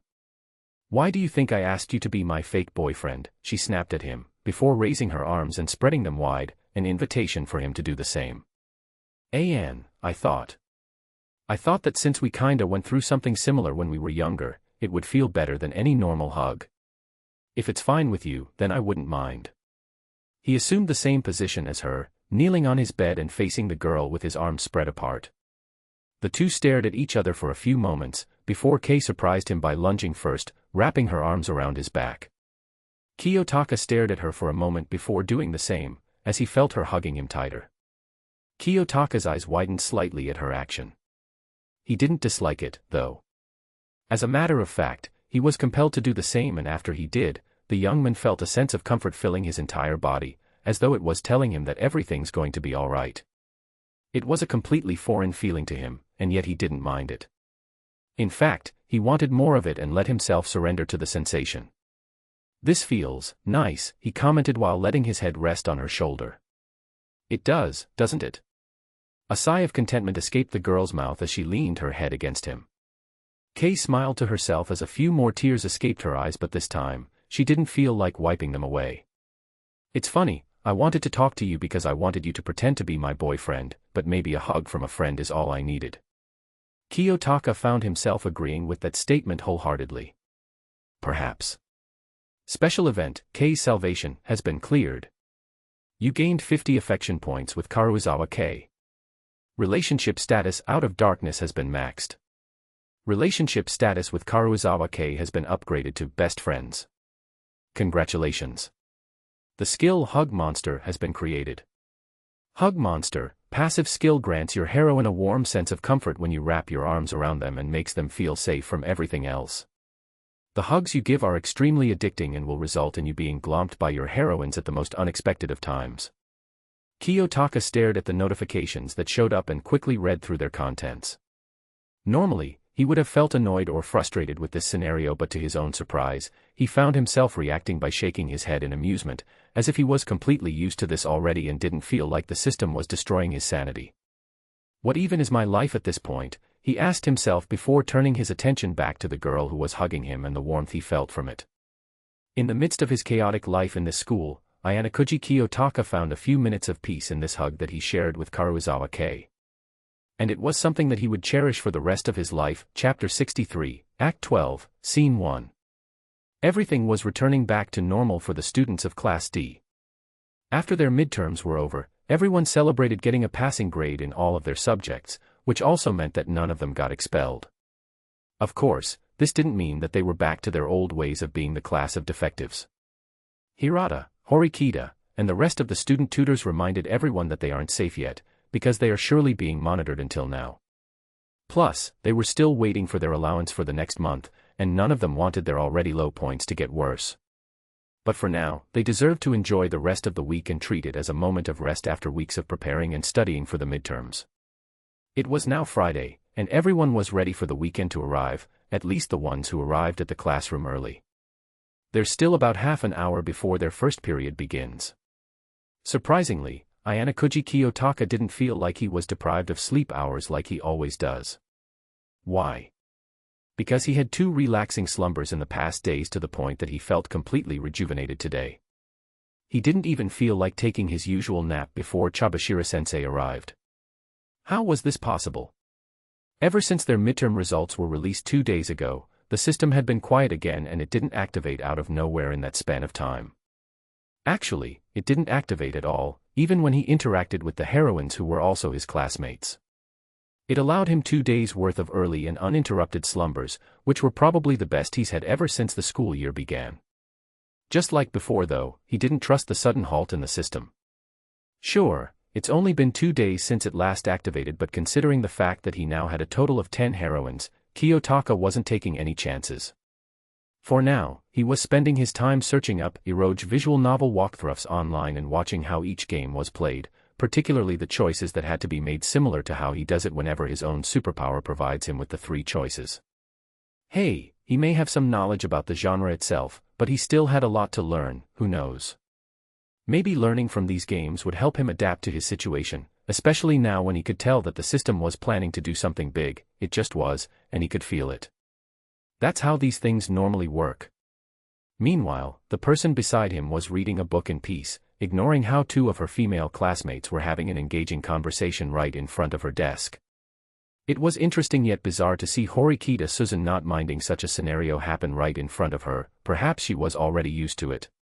Nah, Horikita-san. Have you ever taken a bath in an onsen before? Came Kushida's voice, snapping the black-haired girl out of her own little world and making her look up to face her friend. Kushida and Matsushita both had curious looks on their faces, as they waited patiently for a response from her. Somehow, Horikita was able to understand what their question was about and didn't have to ask the 2 to repeat what they said. An onsen. Susan blinked as she thought about that particular question for a few moments. She then tried to remember an instance where she went to a hot spring spot in the past. I believe I have, when I was younger and with my family. However, I don't remember much from it. Why do you ask? Kikyo flashed an eager smile. Me and Matsushita-san were thinking, what if our school had a bathhouse which also had an onsen? If there was, then I'd go there at the end of every week to relax, especially when it's a busy one. I don't know what it feels like to take a bath there since I've never been to one, but I think it'll be really fun. That doesn't sound bad, as long as an hour or 2 in the water doesn't cost too much. Chiaki nodded in agreement. She and her family had been to many private bathhouses at this point, yet she never grew tired of the feeling of cleaning herself while being submerged in steaming water. Well, I think I've read that an hour is equal to 500 yen, which also means that it would cost 500 points if we want to go to one, assuming the school builds a bathhouse, of course. That's not a bad deal. I don't spend that much points, anyway. Chiaki smiled. Spending 500 points every week in exchange for a relaxing time in an onsen was worth it, and it's not like they'd run out of points to spend since they had a monthly allowance. I might even go for 2 hours if I'm feeling really tired. 2 hours sounds even more fun. Kikyo agreed, before turning towards their other classmate. What about you, Horikita-san? Suzun raised an eyebrow in slight confusion. She listened to the two and answered Kikyo's question, yes, but she didn't expect to be a part of their conversation. Pardon? Would you spend 500 points for an hour in the onsen? Suzun stared at her for a moment before shaking her head. A pointless question. I don't believe it's possible for this school to have one. Oh, come on. Just imagine that we have a bathhouse within the school premises. Wouldn't it be fun to go there and relax? There would be no point in imagining it if there's no chance of it happening in the first place. Why wouldn't it be possible, Horikita-san? Asked Chiaki, wondering if there's a specific reason why their classmate didn't want to answer a question that was purely hypothetical. Bathhouses might be found in public, but they are nothing more than places for people to rest and stay clean. Our school might house other places of interest like the mall, but I don't believe it would have a site such as a bathhouse. But why? Asked Kikyo. Is it not obvious? Bathhouses require people to shed clothing in order to use them, and I doubt that the school would let its students do such a thing in a public place. Furthermore, they are more popular with tourists and there are none around here, only students and instructors.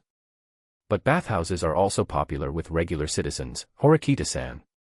There isn't a weekend where bathhouses aren't filled with people because they want to relax after a long week of working or studying. That is also true, Suzun conceded. Of course, I could be wrong and that the higher-ups of the school could be planning to establish one. But as far as we know, there's Northwest such place. Seeing Horikita being like this towards other people is still something I have to get used to, Kiyotaka said in his thoughts.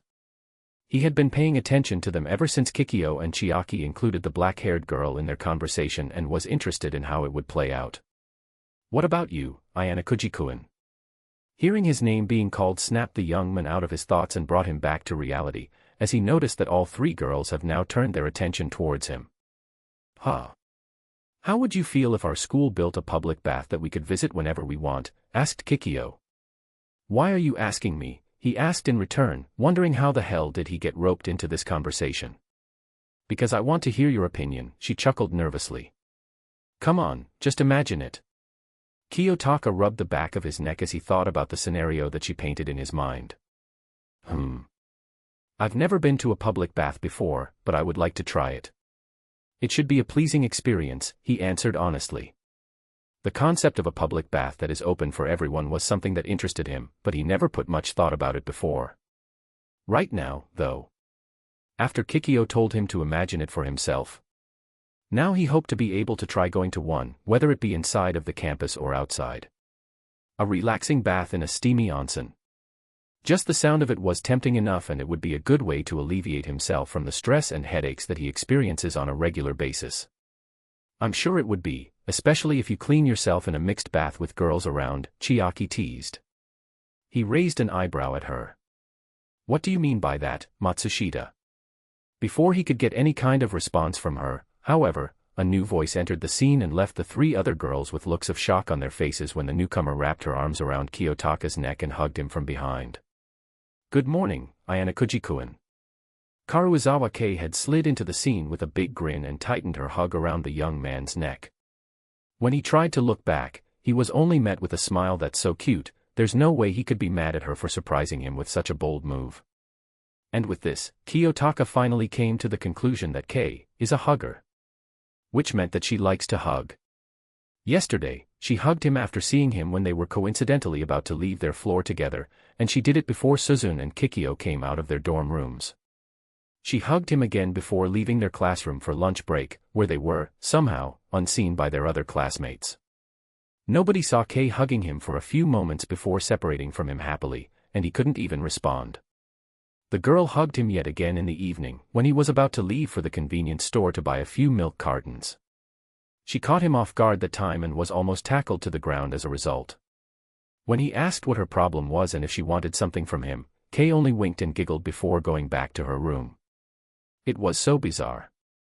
Honestly, it's either that or it's the system's influence again, since he did unlock a new skill after sharing a moment with Kay a few nights ago, and it involved hugging. A lot of hugging. Like, Kay didn't seem afraid of being caught hugging him by other people at all. They were only fortunate that they were never seen by other people in the past few days. And now, that lack of fear led to them being caught in the act, which must be another one of the system's schemes, because why else would she hug him in front of other people? Knowing the blonde girl, she wouldn't even attempt to do such a thing because she gets flustered easily and reacts rather strongly after getting embarrassed, but she hasn't acted that way even until now. Cat got your tongue. When someone greets you with a good morning, you're supposed to do the same, she smirked, before bopping his nose in a scolding manner. Good morning, he said in a deadpan tone. Although she felt a bit disappointed with his bored response, Kay felt satisfied that he said something in return and let go of him afterwards. Good enough. Why did you hug me out of nowhere? He asked. He wanted to ask her why she kept on doing the same thing in the past few days, but there's no way he would say that out loud in front of the 3 other girls with them. I just felt like it, she shrugged. Kiyotaka resisted the urge to roll his eyes. Like with Susan and Kikyo, he was not angry at her. He's not stupid to shift the blame on Kay because he knew that it's because of the system's influence that she is acting this way. Chapter 64, Act 12, Scene 2. Of course you did. He turned his attention to the 3 other girls who were with them, and he wasn't surprised to see them with dumbfounded expressions on their faces. He could already tell that they had a myriad of questions forming in their minds just from seeing Karuizawa act around him in a way that wasn't like how she usually was. Kiyotaka decided to end this before it even began. The more he dodges the topic or refuses to answer the questions that they may have, then it would only make them even more curious than before. All right, get it over with. I know you 3 have something to say, he told them. The 3 remained silent for a few moments, as they had no idea what to say. They glanced at each other several times, as if they were trying to figure out who was going to speak first. In the end, Susan was the first to open her mouth to say something. I know that you and Karuizawa-san have spent a lot of time together in the past weeks because you were tutoring her, but it also feels like the 2 of you have become closer for some reason, Ayanokouji-kun. You think so? He asked, neither confirming nor denying her suspicion. Well, that's what happens when you're friends, Horikita-san. Kikyo explained in an attempt to quell her growing anger and jealousy. She was caught off guard when Karuizawa suddenly came out of nowhere. After her initial shock died down, anger quickly took over her, and for a moment, she wanted nothing more than to push the blonde girl away and take her place. Regardless, Kikyo was shocked at seeing Kay hugging the young man. She didn't think that Kay would be that bold. The blonde bitch did something that she hasn't done yet. Kikyo knew that she'll have to step up her game even more, but it didn't stop her from sending a death glare at Kay for a brief moment. Hugging is something that friends also do? Asked Susan with a look of interest. Kay and Chiaki stared at her blankly, wondering if she was serious or she was simply joking around despite being who she is. Even Kikyo couldn't help but throw her an "Are you serious?" look, ignoring her blonde target for a moment. Of course, she knew that Susan had little to no knowledge about social interactions, but it was still a disappointing sight to see. Kiyotaka only sighed. If there was someone who's worse than him in things like this, then it's definitely this girl. It's almost like she was a baby who's stepping out of her crib for the first time. Of course it is. You should try it too, Horikita-san, because I still think you're cold sometimes. Hugs are really warm, you know. Kikyo told the black-haired girl, before turning towards the young man with a curious expression. Ayanokouji-kun, can I hug you too? Karuizawa-san looked like she enjoyed doing it. Kiyotaka thought about saying no, at first to save himself from an even deeper grave that he was already heading to, only to remind himself that this girl might go ballistic if she doesn't get what she wants, or she goes ahead and hugs him anyway. Well, he could at least do this as quickly as possible. That way, nobody else would see him sharing a moment with the most popular girl in class and further ruin his day. Ugh, and it was supposed to be a Friday, the gateway to the weekend. What a way to start it off, right? Do what you want, he sighed in defeat and stood up, making it easier for the girl to do what she wants to do, and to also ensure that the hug won't last for more than a few seconds. Hee hee. With an eager smile on her face, Kikyo lunged and wrapped her arms around him, before burying her face into his chest. From the look of contentment on her face, it was clear that Kikyo was in heaven at the moment. For what seemed like the first time, it was a moment of peace for the girl who had nothing but fake kindness and near uncontrollable anger in her mind most of the time. Kei and Chiaki looked on with subtle but jealous looks on their faces. At that moment, they wanted to be in Kikyo's place. Chiaki, mostly. While Matsushita Chiaki didn't think of herself as someone who could get jealous, it did feel wrong to see her classmates do these things with Kiyotaka while she couldn't do anything. Meanwhile, Susan felt a little jealous as well, but that feeling was overshadowed by her curiosity towards the act of hugging itself. It surprised Kiyotaka when Kikyo let go of him only a few seconds later. He honestly thought he would have to separate himself from her just to make her stop. However, contrary to what he thought, the beige-haired girl didn't separate herself from him. She merely looked up at him with a pout. Mao, when you're being hugged by someone, you're supposed to hug them back, Ayanokouji-kun. Should have known she would say that, he thought. Instead of complaining though, he gave in to Kikyo's demand and placed his hands on her shoulders. It was obvious that what he did wasn't even remotely close to being called a hug, but nonetheless, it was enough to satisfy the girl. While her face was hidden from the three other girls behind her, Kikyo took this moment to smile triumphantly. This was all that she needed to do. Prove that whatever these skanks could do to get Ayanokouji's attention, she could do better. In time, he'll realize that she's right and he'll finally be hers. Heh. A hug was nothing to her, and besides, this really did feel nice and she wouldn't mind hugging him even more after this. After a few seconds of hugging the girl, Kiyotaka removed his hands from her shoulders and looked down. Okay, you can let me go now. Kikyo looked up at him and thought about it for a moment, before sticking out her tongue playfully. No, I don't want to. Kiyotaka already had a feeling that this would happen, and knew that he would have to get her off him on his own. But before he could think of doing anything, Kikyo began to hug him tighter. Her hold on him became stronger with every second that it reached the point where he was having a slight difficulty in breathing properly. While Kei and Chiaki still looked jealous of the beige-haired girl, Susan was able to notice the growing distress in his eyes and immediately acted. Surprisingly, she didn't come over and separated the two in one swift motion like what most people would assume. Instead, she only sent a serious look towards Kushida and began to speak. Kushida-san, let go of him already. I don't want to, she refused. Kushida-san, if you keep on hugging him like that, you won't like what's going to happen. Oh, you'd like me to do that, won't you? So you can have Ayanokouji-kun to yourself, the girl said in her mind with venom in her every word. Horikita wanted her to let go of Ayanokouji. Well, Kushida wasn't going to pass up on the opportunity to flaunt her superiority over that bitch. This was a rare moment, and she was going to take advantage of it. And what are you going to do about it, Horikita-san? Kikyo smiled innocently, which was actually hiding malice underneath. She hugged Kiyotaka tighter, clearly having no intention of letting him go. It's almost as if she was daring Horikita to do something to make her let go of him. The two girls stared at each other for a few moments, having no clue what the other was thinking despite making their intentions clear. Kikyo expected her friend to do something, but Susan remained firmly in her place and just stared on. Nothing. Just look at him. Ayanokouji-kun looks like he's struggling to breathe, she answered calmly, beckoning her friend to see what she was doing to the young man.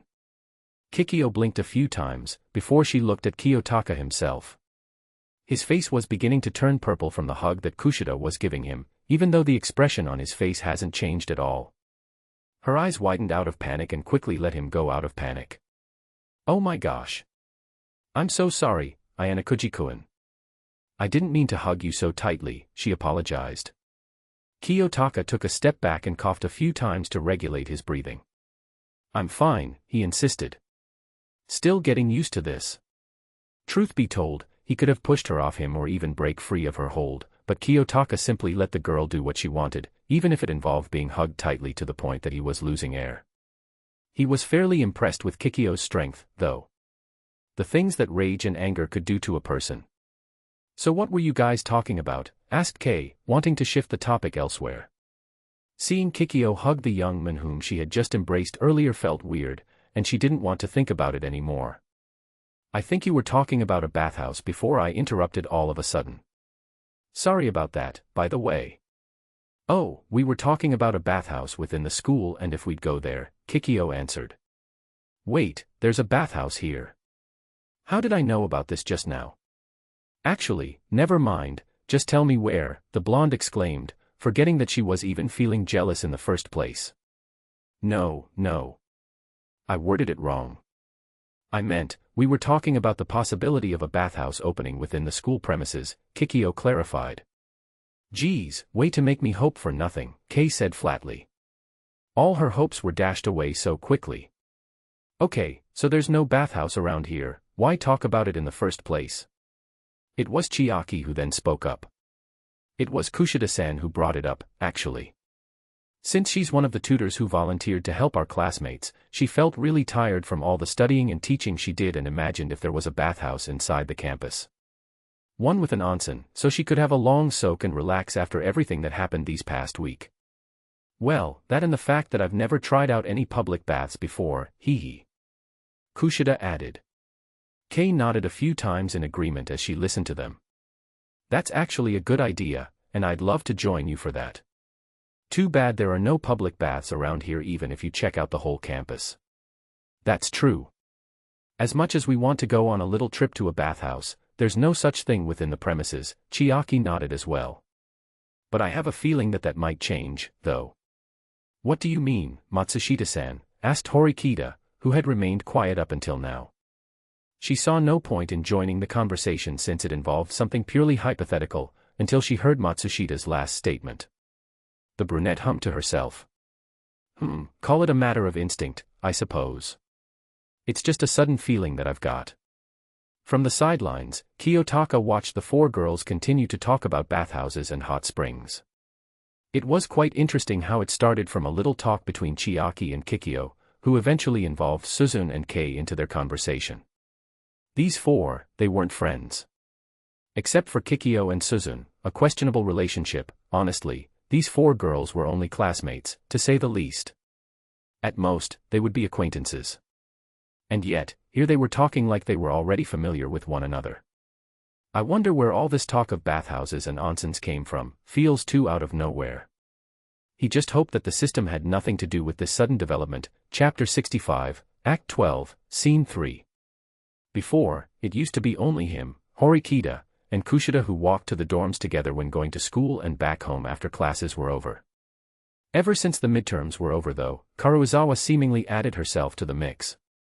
This was the second day that she walked together with them on the way to the dorm buildings, and it's obvious that this won't be the last time. Well, it's not like they made some kind of rule wherein it would only be the three of them who'll be doing this routine on a regular basis. If Karuizawa wanted to go to class and head back to her dorm unit with them, then she could. At the moment, Kei and Kikyo were talking to each other about today's events. It's funny, the two girls acted like they were never angry with each other and the events from earlier in the morning never happened. Meanwhile Suzune was silent like always, since nobody was speaking to her and she's not the type to involve herself in a conversation unless it's important. All three girls walked ahead of him and for a moment, Kiyotaka thought that he would be able to end the day without any kind of insane shenanigan happening to him. For a moment, he thought that he would be able to get an early rest today and sleep for 10 or maybe 12 hours straight. But he was wrong. Kushida-san. Karuizawa-san. Horikita-san. A voice that belonged to one of their classmates suddenly got their attention, and caused them to turn around to see Matsushita running towards them. The girl who was normally calm and collected had a look of disbelief etched across her face, which was enough of a sign to tell them that whatever Matsushita wanted to say, it was something important. What is it, Matsushita-san? Asked Kikyo as the brunette approached them. You may not believe me, but... She took a moment to recompose herself, having run all this way just to catch up to them. Her reason for doing so was worth it, though, because the next words that would come out of her mouth will be something that'll shake the others to their very core. The school just opened a bathhouse for the students and staff. Almost immediately, Kei and Kikyo's jaws dropped in complete shock. Even Suzune couldn't help but widen her eyes slightly at what she heard. What? The black-haired girl muttered. Wait, seriously? Both Kei and Kikyo shouted at the same time. Kiyotaka kept silent, but he was just as shocked as his companions, before his surprise quickly turned to dread. Whatever hope he had left of ending this day on a peaceful note was already gone, because he was completely sure that the system had everything to do with what Chiaki just said. Why wouldn't it be involved?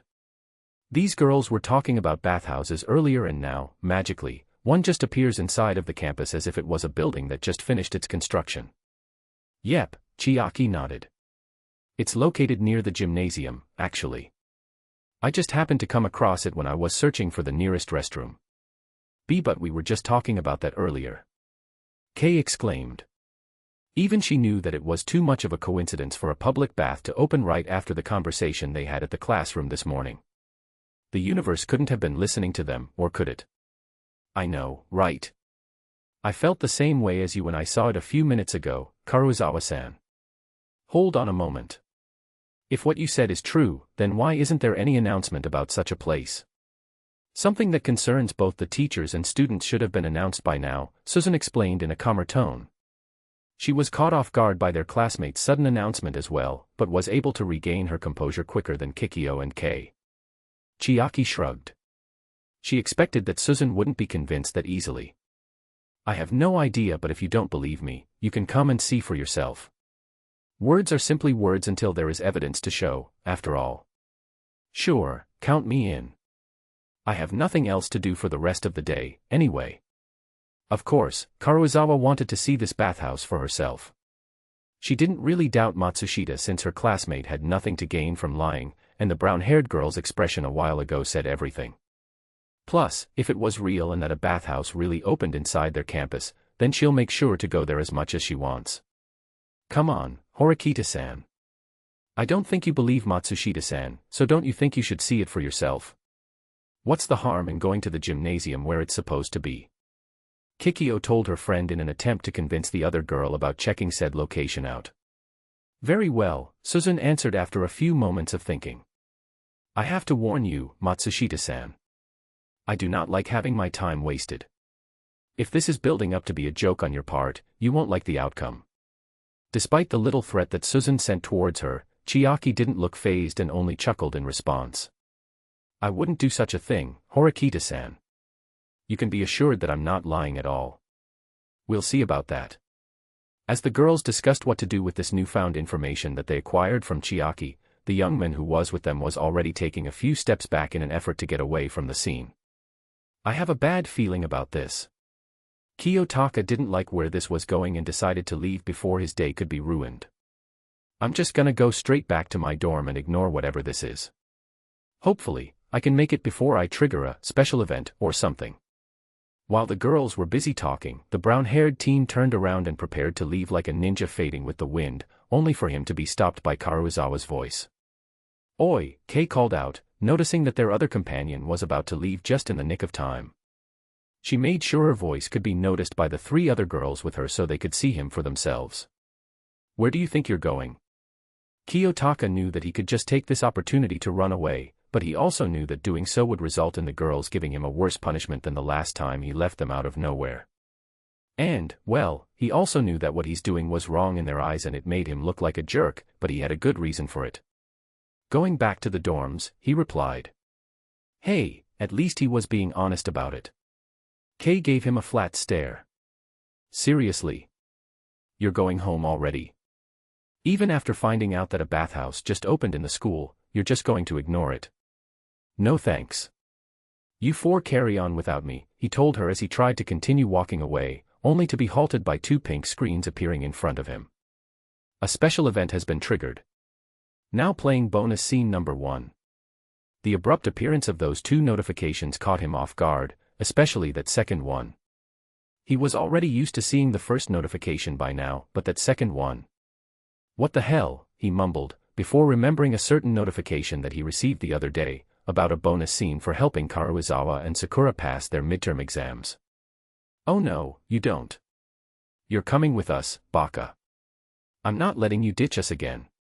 As he was brought back to reality by Kei's voice, the young man noticed that she had grabbed onto his arm, hugging it between her chest, which prevented him from getting away lest he risk hurting her. Let go of me, Karuizawa. The blonde girl frowned at him, before she turned towards their other classmates. Help me, you three. He's leaving again, she called out and tightened her hold on Kiyotaka's arm to prevent him from leaving. Both Chiaki and Kikyo stared at them, taking in what they were seeing for a moment before they moved. Kikyo hugged his other arm while Chiaki went behind him and grabbed his uniform. Kiyotaka sweat dropped at his current situation but also felt a hint of embarrassment. He was still a healthy teenage boy, after all, and being glomped on all sides by a bunch of girls was doing things to him. Are they really that desperate to keep me from leaving? He asked himself. Despite these girls surrounding him on all sides, he could easily break out of the hold and escape, but didn't do anything for now. Horikita-san, come on. Ayanokouji-kun will leave us again if we don't bring him with us. Kikyo called out to the black-haired girl who was standing nearby. Suzun only stared at what was happening before her, as if she was thinking about what to do. Kiyotaka remained calm. There's no need to panic. After all, Suzun would just tell them to stop and leave him alone. Out of all his heroines, she was the one who looked out for him the most, at least from his point of view. Horikita wouldn't join them at all. She's always been there for me, making sure I'm not uncomfortable from anything that Kushida does. She'll tell them to stop. He stopped his train of thought when Suzun ran towards him and grabbed him by his tie. She didn't stop the three girls. You're not going anywhere this time, she said coldly, as the three other girls cheered. Kiyotaka wanted to think that Suzun betrayed him and sold him to the other girls, but in the end, all he could do was sigh in defeat and let himself get dragged away by his classmates. I shouldn't be surprised, of course something like this would happen if I try to fight back against what the system wants, he thought.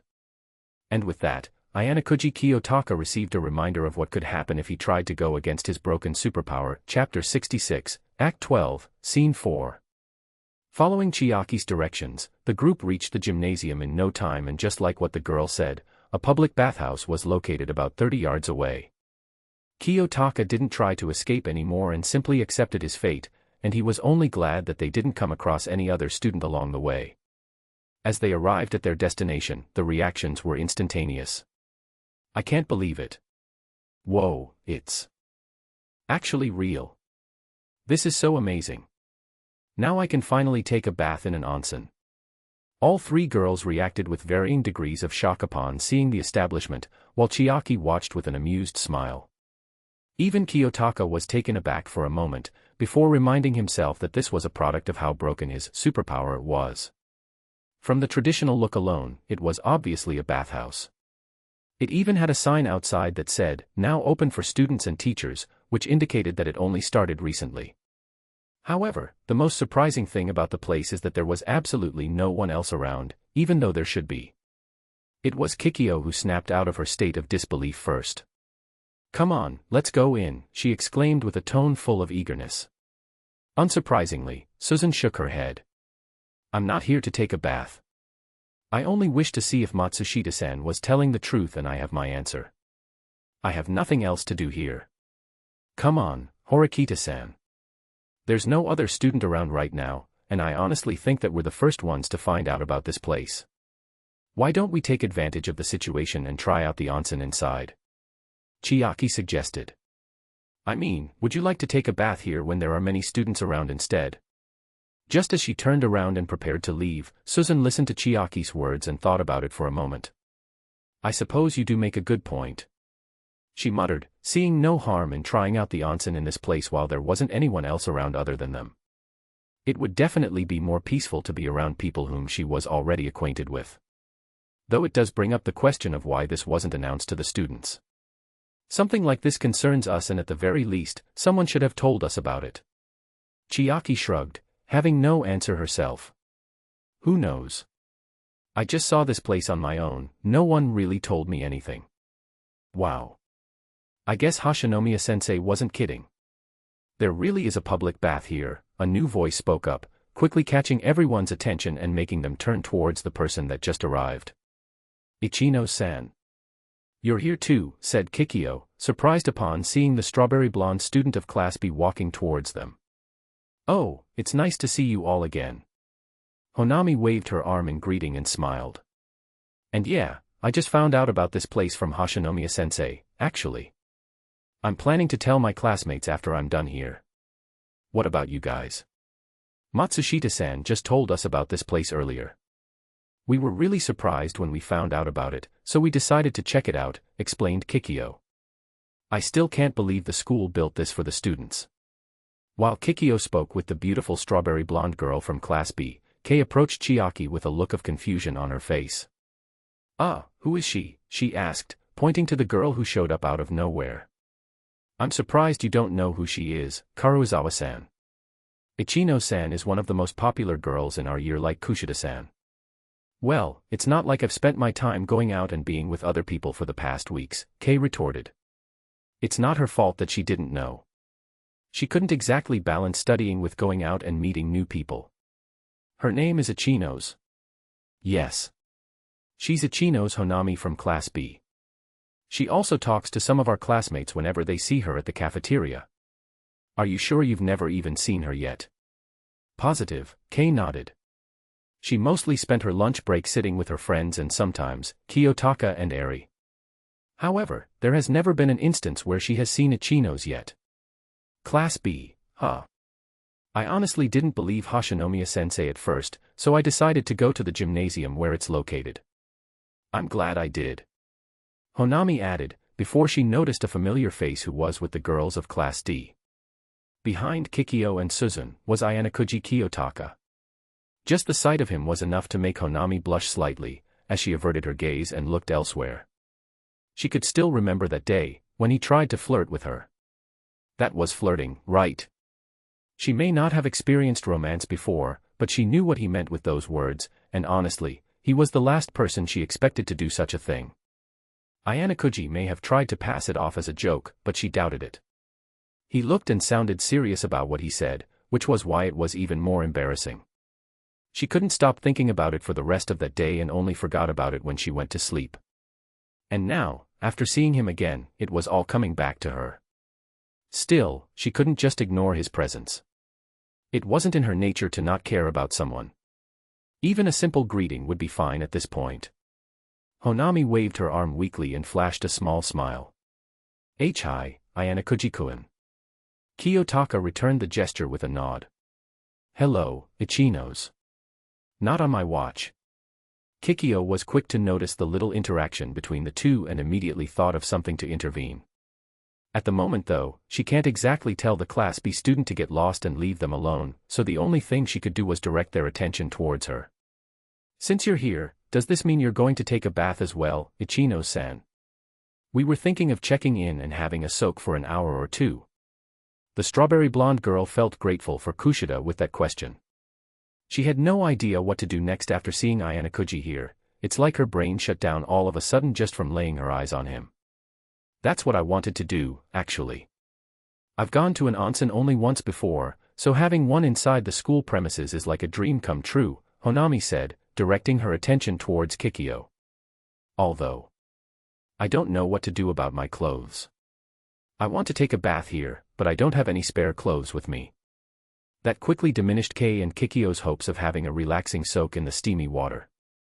They didn't think about having spare clothes to use, they only thought of taking a bath in the onsen and nothing more. Of course, they could still go to the dorms and grab some clothes, but if they do, then this place might be flooded with students when they come back. But before they could give up hope completely, a new voice cut through their conversation yet again. This time, the voice came from inside of the bathhouse itself. "If you're worried about not having anything to wear once you're done, then there is no need to worry. This place offers spare uniforms for students who want to check in and use their water for a quick or long soak." Chabashira Sae, the homeroom teacher of Class D, walked out of the building with her arms folded across her chest. Her usual serious expression was on full display, even though they weren't in the classroom anymore. "Chabashira-sensei," all the other girls chorused, completely surprised to see the woman here. First Ichino's, now Chabashira-sensei. "I'm starting to think that this special event is going to involve all of my heroines so far." Kiyotaka thought as he was surprised to find Sae here, of all places. It can't be a coincidence that both Ichino's and Chabashira were here, right? First, it was the talk about bathhouses between the girls earlier in the morning. And then, out of nowhere, the school suddenly has one. Next, there were the two notifications from earlier which he still couldn't figure out until now. And now, after checking out the place for themselves, two more of his heroines have shown up.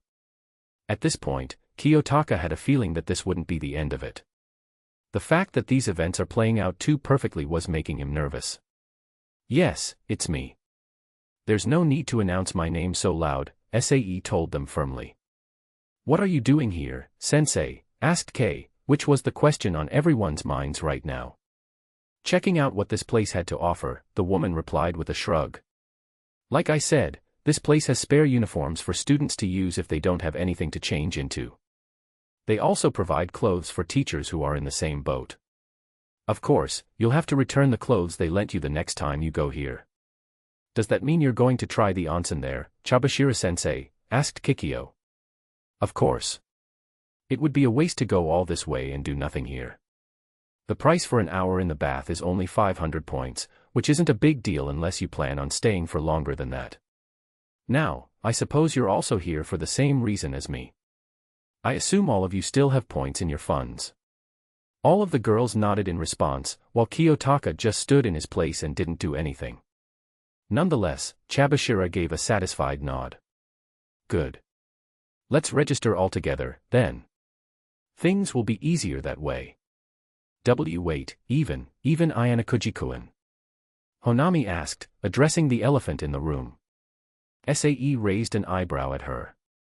Well yeah, that's why he's here, isn't he? Does his presence bother you? No, not really, Honami stuttered, having trouble with finding the right words to say. She didn't like feeling this way, because it was so unlike her. What's worse is that the same guy that was making her feel like this was here with her. It was just too embarrassing. I get it. It's because he's a boy, right? The older woman asked, which only served to make the girl's face redder. Well, we can't do anything about that. The place only offers a mixed bath, so we'll have to go inside altogether. Besides, he's not going to do anything inappropriate with any of us, right? The brown-haired teacher made sure to emphasize that one word as if it was a warning. Kiyotaka was about to open his mouth to say that he wasn't here to take a bath, but gave up on that thought. If he continues to resist, it will only make things harder for him because the system will still get what it wants in the end whether he likes it or not. What a great superpower to have. Of course not, he replied. That's the biggest load of bullshit I've heard from you so far, Sae thought to herself, remembering what happened between them at the rooftop a few days ago before snapping out of it. The more she thinks about it, the more it'll bother her. See? If it still bothers you, then we can just ask him to occupy a different area. Will that be fine with you, Ayanokouji? I have no problem with that. With a red face, Honami turned towards the young man and bowed her head. Thank you. You have gained one affection point with the chinos, Honami. Is there anyone else here who's uncomfortable with Ayanokouji being with us? Chabashira asked, turning her attention to the rest of the girls. It surprised Kiyotaka that none of the other girls seemed to have any intention of raising their hands, which meant that they were all fine with being in the same place as them, with nothing but a towel covering their bodies. Out of nowhere, Suzan's hand shot up, but it wasn't because of what Sae asked them. I have a different question. Why weren't we informed that the school now has a bathhouse, Chabashira-sensei? Something like this should have been said in an announcement or in a poster as an advertisement, because this affects both students and teachers alike. That's because there was no announcement made over the intercom, nor were there any posters about this place, Sae explained. If there were, I think you can imagine for yourselves how flooded this place would be if everyone in this school heard it. Personally, it was a good move. Let the students and teachers find this place all on their own. Yeah, this bathhouse being announced all over the school would have been worse. Kei muttered, and the rest of the girls could only nod in agreement.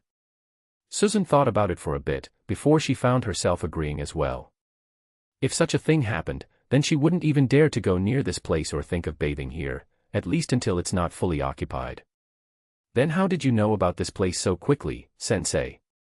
Chiaki asked. Believe it or not, I was on my way home to my unit since I finished early when I saw this place and decided to check it out. After talking to the owner about the place, I went out and saw the 6 of you, she said, paying special attention to the brown-haired teen who was doing his best to keep a low presence. She had no idea why that smug brat was here. Sae didn't believe that he was here just to take a bath, but she wasn't going to let him ruin her chance at having a relaxing time. Teachers need to relieve themselves of stress too, after all. What's it like inside, sensei? Kikyo asked in an eager tone.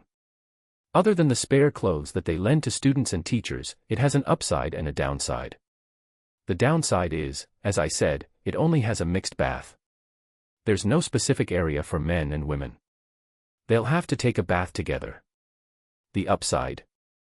The place is huge and has a lot of stuff to impress. It's huge enough to house your entire class if you decide to take a bath altogether, which is something that the perverts among you would say once they find out about this place, she snickered. After finishing her little explanation, she then noticed that her students, except for Horikita and Ayanokouji, were staring at her in clear surprise. What are you all staring at? S-sensei, you just made a joke. Honami muttered. Sae stared at them flatly. I did, so what? It's just, you never make jokes, you're always serious most of the time. Kei added. I know how to crack a joke sometimes, you brats. Stop making a big deal out of it, the older woman snapped. Seriously, these kids could give her an easy headache whenever they wished and she hated it. Kiyotaka watched the interaction between his classmates and their teacher in complete silence, hoping to get ignored until the end of this special event, which still confused him to no end. However, his hopes of that happening were utterly destroyed when a familiar voice rang in his ears. What is this? Ayanokouji-kun is also here. Oh my, this has truly become such a fruitful day. He didn't even need to turn around to know who it was. Of course. Now I understand, the young man thought as he finally put the pieces together. Kiyotaka wanted to punch himself for taking this long to realize it. This special event is all about taking a bath with all my heroines, isn't it? Yet another classic scenario from Eroges and dating simulators alike, and now it was happening to him. Yay, Chapter 67, Act 12, Scene 5.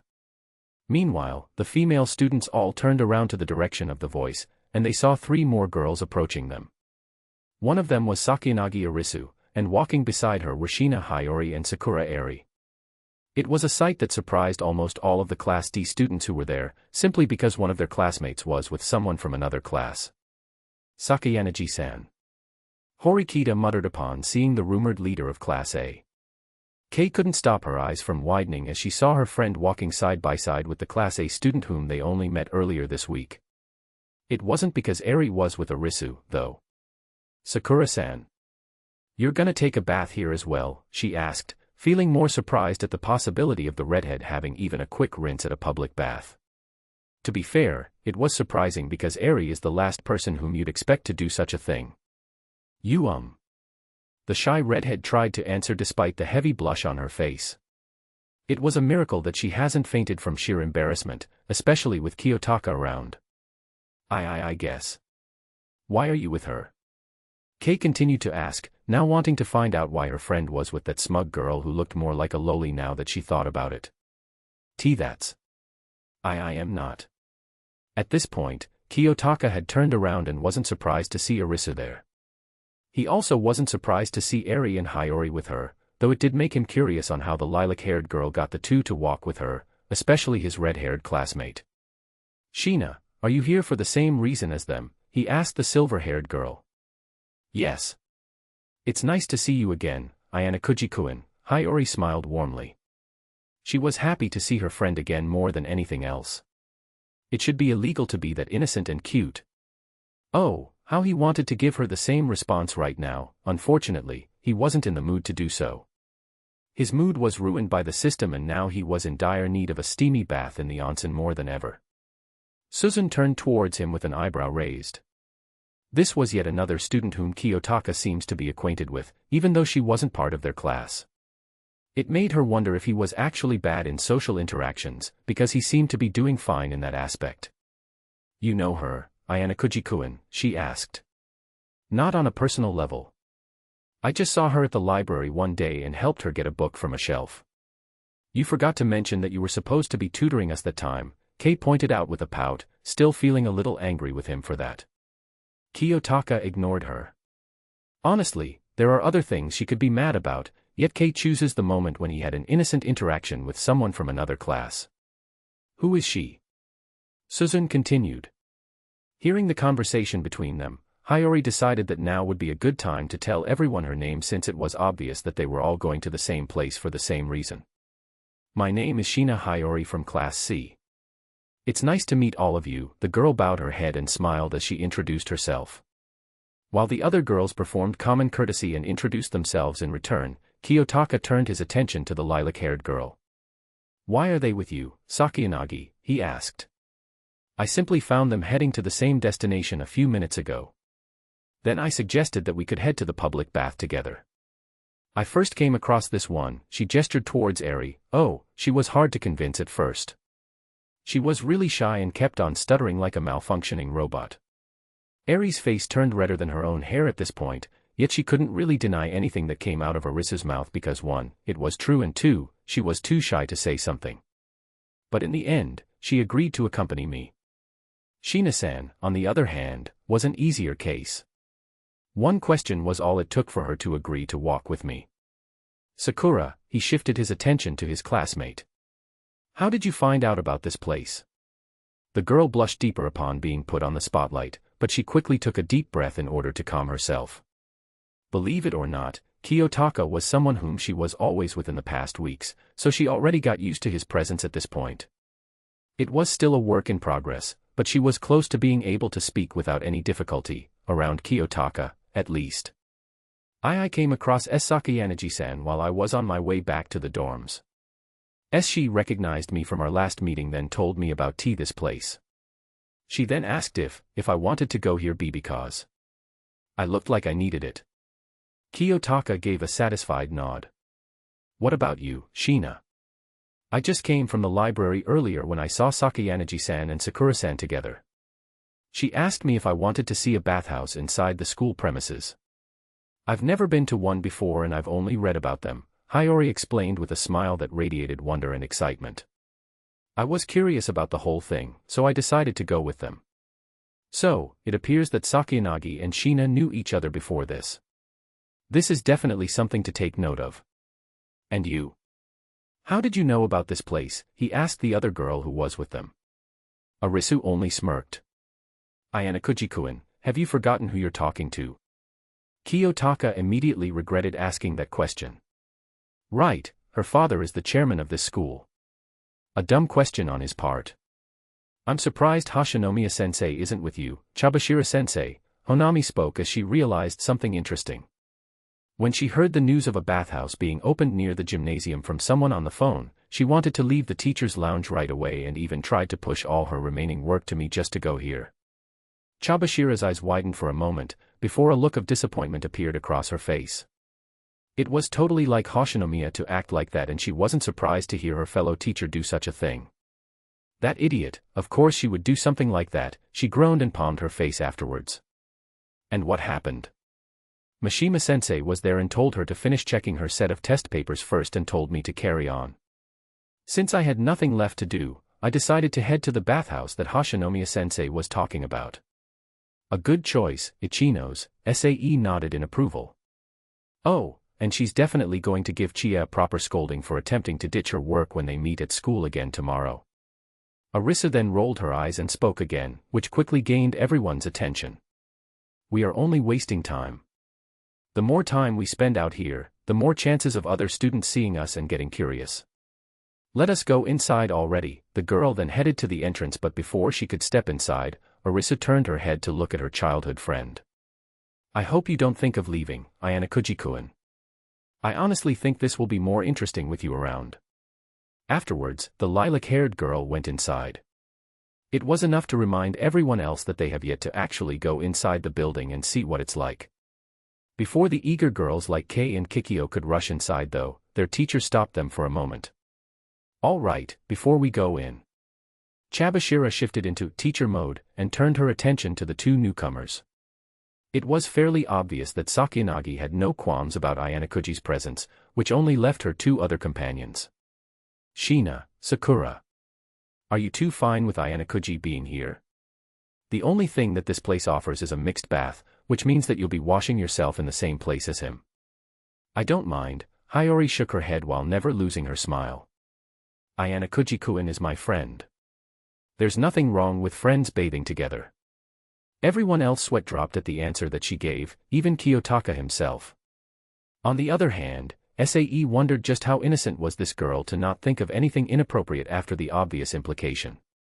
"Oh, you poor, innocent soul," she said in her thoughts, before turning to the other girl with her. "What about you, Sakura?" Eri froze for a brief moment, before snapping out of her stupor so she could give her response. I'm fine with it." Sae gave a satisfied nod. "Since nobody seems to have a problem with a boy taking a bath with us, let's head in." And with that, the entire group finally went inside the building. Chapter 68, Act 12, Scene 6. They first went to the receptionist counter, with each of them writing their names in the logbook. The owner that stood there was a man named Tomos, who gave them a rundown of how his business worked. Despite being worried about having no spare clothes to use after they were done, the man reassured them that they offered spare uniforms and clothes for students and teachers who wanted to check in for an hour-long soak in the bath or more. Next, much to the disbelief of all the girls, they didn't need to pay any points at all. Why? It turns out that they were the first customers of the bathhouse, and because of that, they were allowed to stay for as long as they wanted for free until the day was over. Kiyotaka knew that the system was fully responsible for this strange coincidence once again, but didn't choose to comment about it even in his mind. What mattered is that he would get to have a relaxing time in this place despite the situation he found himself in with his heroines. At least, that's what he hoped to happen. They all agreed to stay for 3 hours, with only 2 reasons why. One was to get the full experience of the steamy onsen and to enjoy this for all it was worth, and the other, well, it was mostly Susan's reason. The girl wasn't planning to make this a regular thing like her classmates, so it's better to make this count. Plus, she wouldn't have to pay any points in this instance. Afterwards, they headed to the locker rooms which, ironically, had a designated area for men and women. Kiyotaka separated from the girls momentarily to give them their moment of privacy, because, well, there wouldn't be any between them later on. After shedding their clothes and wrapping a towel around their bodies, they left the locker rooms. Kei, Honami, Eri, and even Sae were a bit flustered to see Kiyotaka with only a towel to cover his lower regions, and they were even more embarrassed that they were the same, except that their whole bodies were covered. On the other hand, Suzun, Kikyo, Arisu, Chiaki, and Hiyori weren't really bothered. One of them was too innocent to think of anything inappropriate, 3 were more focused on the place itself and what it was like, while the last one actually wanted this. Now left in only towels covering their bodies, the group walked to the actual bath, and they were all amazed at what they found. The place almost looked like an outdoor hot spring, which might have been the intention when it was made. The floor was made of hundreds of small rocks, the water was completely clear, and the steam from the onsen could be visibly seen. There were 2 pools there, one was the onsen, and the other seemed to be the normal one. There were also little chairs scattered around with wet towels beside them, most likely for washing oneself. Lastly, there was a designated shower area with chairs and proper hygiene materials at the far end of the area. Chabashira-sensei wasn't kidding when she said that the place was large, because a whole class could probably fit in here and have a relaxing time just like what she said. The students could only stare in awe at everything around. It was something that would never be found inside a school campus for a handful of reasons, and yet this place existed. Wow. Hiyori's mouth slowly fell open, looking stupefied at everything around her. This school really has everything, huh? Kei said in amazement. My first time in a bathhouse, and it's this place. I love it. Kikyo exclaimed. It seems that my words alone cannot bring justice to what this place is, Sae whistled. This place is so beautiful. Eri breathed out. I can't wait to get in there. Honami grinned. I don't think this is as good as the other onsens I have been to, but it fits the school, Susan remarked, but felt impressed nonetheless. Kiyotaka was on the same boat as everyone else. For his first time going to a public bath, he was impressed with what he's going. This place may be a product of the system, but it was still very much real, and it's not like they were dreaming this whole place up. So this is what's inside a bathhouse, huh, he thought to himself. I'm really torn on whether to stay mad at the system for making me go through this or be grateful that I am. His feelings towards his Eroge superpower can be really complicated sometimes, and it honestly depended on what it was doing and who it was affecting. In Arisu's case, she wasn't really too keen on admiring what's in front of her and wanted to get down to business right away. What a bother. We have been standing here long enough, and I want to rest my legs already. Arisu sat down on the edge of the onsen and turned her head, sending a sultry look at the young man who was with them. Ayanokouji-kun, would you mind washing my back? That last question from her snapped everyone out of their moment of peace as they turned their attention to the lilac-haired girl who did not even care about the implications of what she just said. What? Washing. Sakayanagi-san's back. That's. I can't believe Sakayanagi-san would say that. She can't be serious, right? Kikyo, Chiaki, Honami, and Kei had varying reactions to what they just heard, but one thing was for sure. They did not expect the leader of Class A to ask for such a thing and didn't know if she was being serious. On the other hand, Suzun, Hiyori, Eri, and Sae only watched with looks of surprise but paid full attention to what's happening nonetheless. Kiyotaka only gave her a blank stare, seemingly having no reaction to her request. What makes you think I'll even do such a thing? Arisu only smirked. Do you really expect me to be able to wash my own back, Ayanokouji-kun? You could ask literally anyone else here other than me, he deadpanned.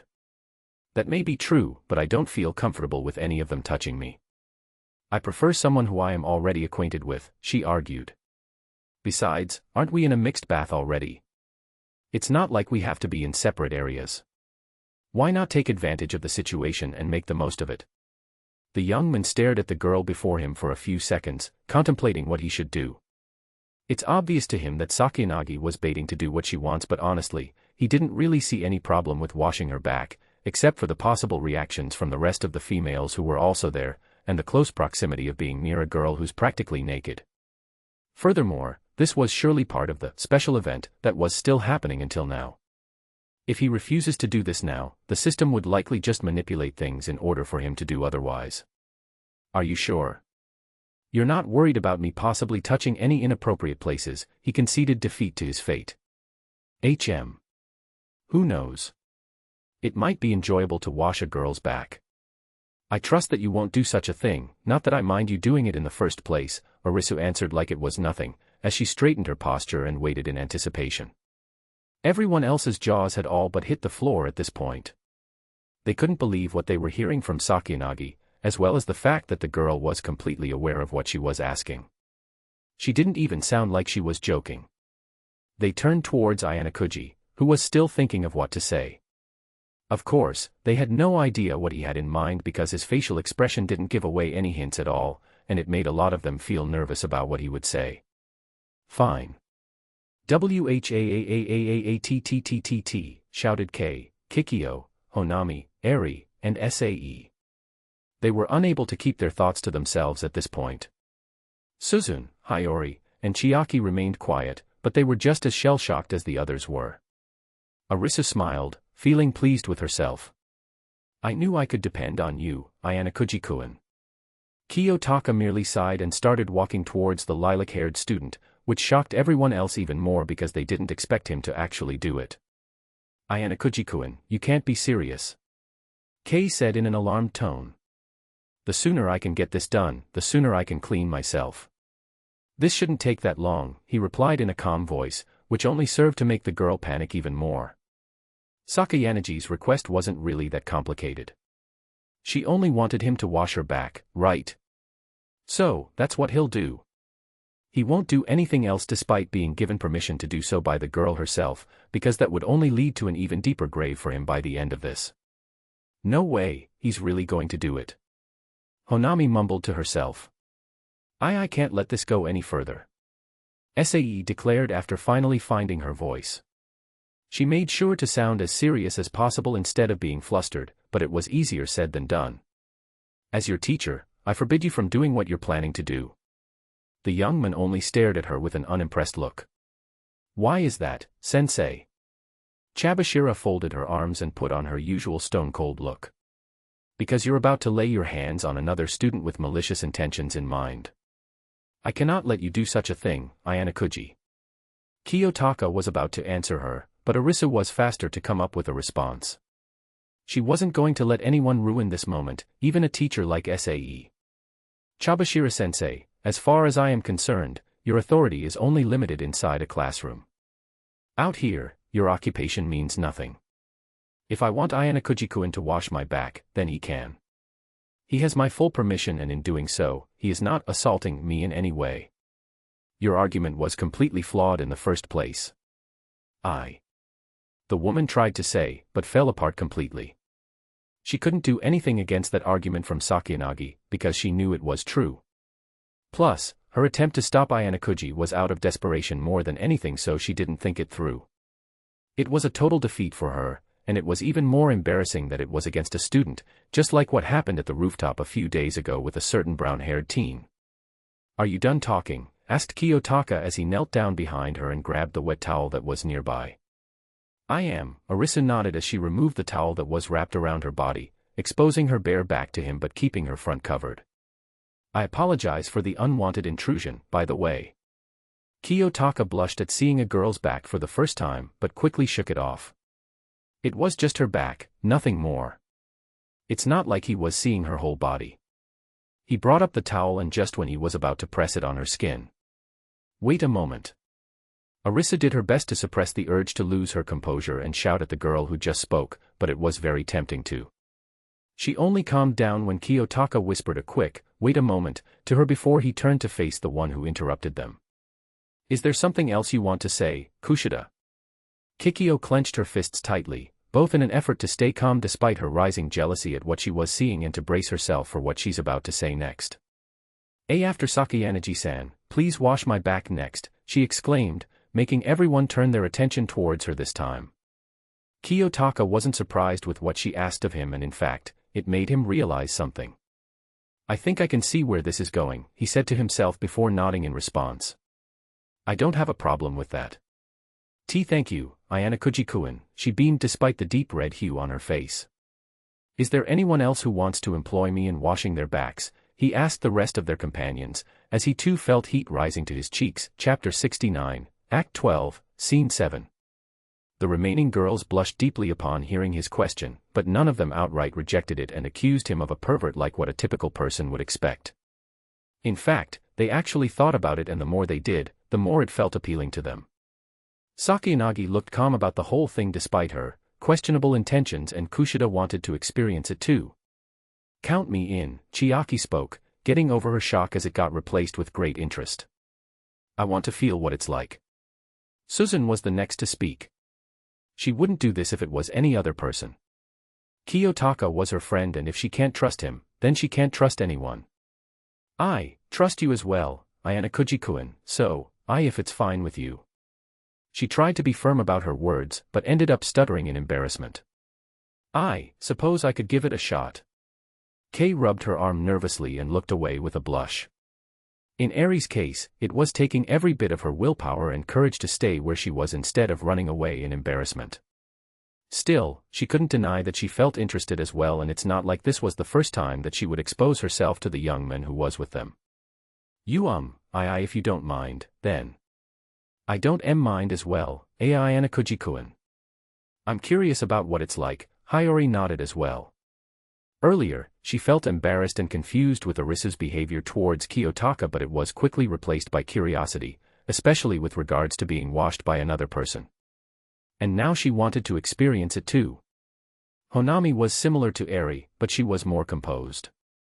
Honestly, she was more embarrassed about being clad in only a towel in front of Kiyotaka than the question of whether she would like to wash her back or not. I don't mind," she muttered, having no qualms about the arrangement. Who knows? This might help her become less embarrassed around his presence, as long as he doesn't do anything that makes her embarrassed, that is. Sae looked at her students in shock, before all pairs of eyes turned towards her. Even though she hated it, the woman knew that she was now left in a lose-lose situation. If she rejects his offer, she would look weak in front of her own students and might even get teased by Chie if she ever finds out about this. If she accepts, then Ayanokouji would get his hands on her ahead of the deal that they made, even if it was only to wash her back and nothing more. Fine. But don't think that I'm completely on board with this, Ayanokouji, she snapped, making it clear that she didn't want this and was simply left with no choice. "Then please line up," the young man, ignoring Sae's reason because it was just her trying to salvage whatever dignity she had left. "I don't care which order, just be ready once I'm done with Sakuyanagi." "Ayanokouji-kun. I'm waiting for you to do something," Arisa said in a sweet but sinister voice, having grown impatient by now. Kiyotaka rolled his eyes and squeezed the towel in his hand. Yeah. It was truly a test worthy of the masterpiece, because he would have to go through helping 9 of his heroines get cleaned up, facing things like embarrassment, shame, and awkwardness along the way. An hour and a half later, Kiyotaka was finally done washing everyone's backs, and now he was staring at his work with his usual blank face. However, he didn't feel apathetic nor numb to the scene before him. Instead, the young man felt a mixture of embarrassment and disbelief filing him up to the core at seeing what he caused. The girls were all lying around him with their towels still covering their fronts, caught in a state between consciousness and unconsciousness as they panted heavily. Their bodies were twitching as if someone subjected them to some kind of electric shock that rendered them nearly immobile. Another thing that they all shared was their equally red faces, from either the rising steam or pure shame. How is he so good at this? He just washed my back, he didn't touch me anywhere else, but it feels like this. As expected, of you. Ayanokouji-kun. I feel so good everywhere. I want more of it. Ayanokouji-kun, you. Damn, you, why are you so good? Why does it feel so good? He didn't even touch me anywhere, improper. I never knew being washed feels really good. I like it. Why you? You're not going to win me over so easily. Ayanokouji. Bonus scene number 1 has been cleared. You gained plus 30 in all stats. You have also gained a new skill for completing the bonus scene. Cleanliness needs handiness. Passive skill grants you with a magical touch when you wash any part of your heroine's bodies. Every stroke you do to clean their skin grants them overwhelming happiness and pleasure that's equal to what is normally felt in the bedroom. You have gained 15 affection points with Horikita Suzun. You have gained 20 affection points with Kushida Kikyo. You have gained 25 affection points with Sakuyanagi Arisu. Relationship status childhood friends has been maxed. Relationship status with Sakuyanagi Arisu has been upgraded to tied by fate. You have gained 15 affection points with Matsushita Chiaki. You have gained 10 affection points with Sakura Eri. You have gained 20 affection points with Karuizawa Kei.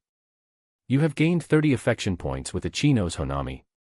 You have gained 10 affection points with Shina Hayori.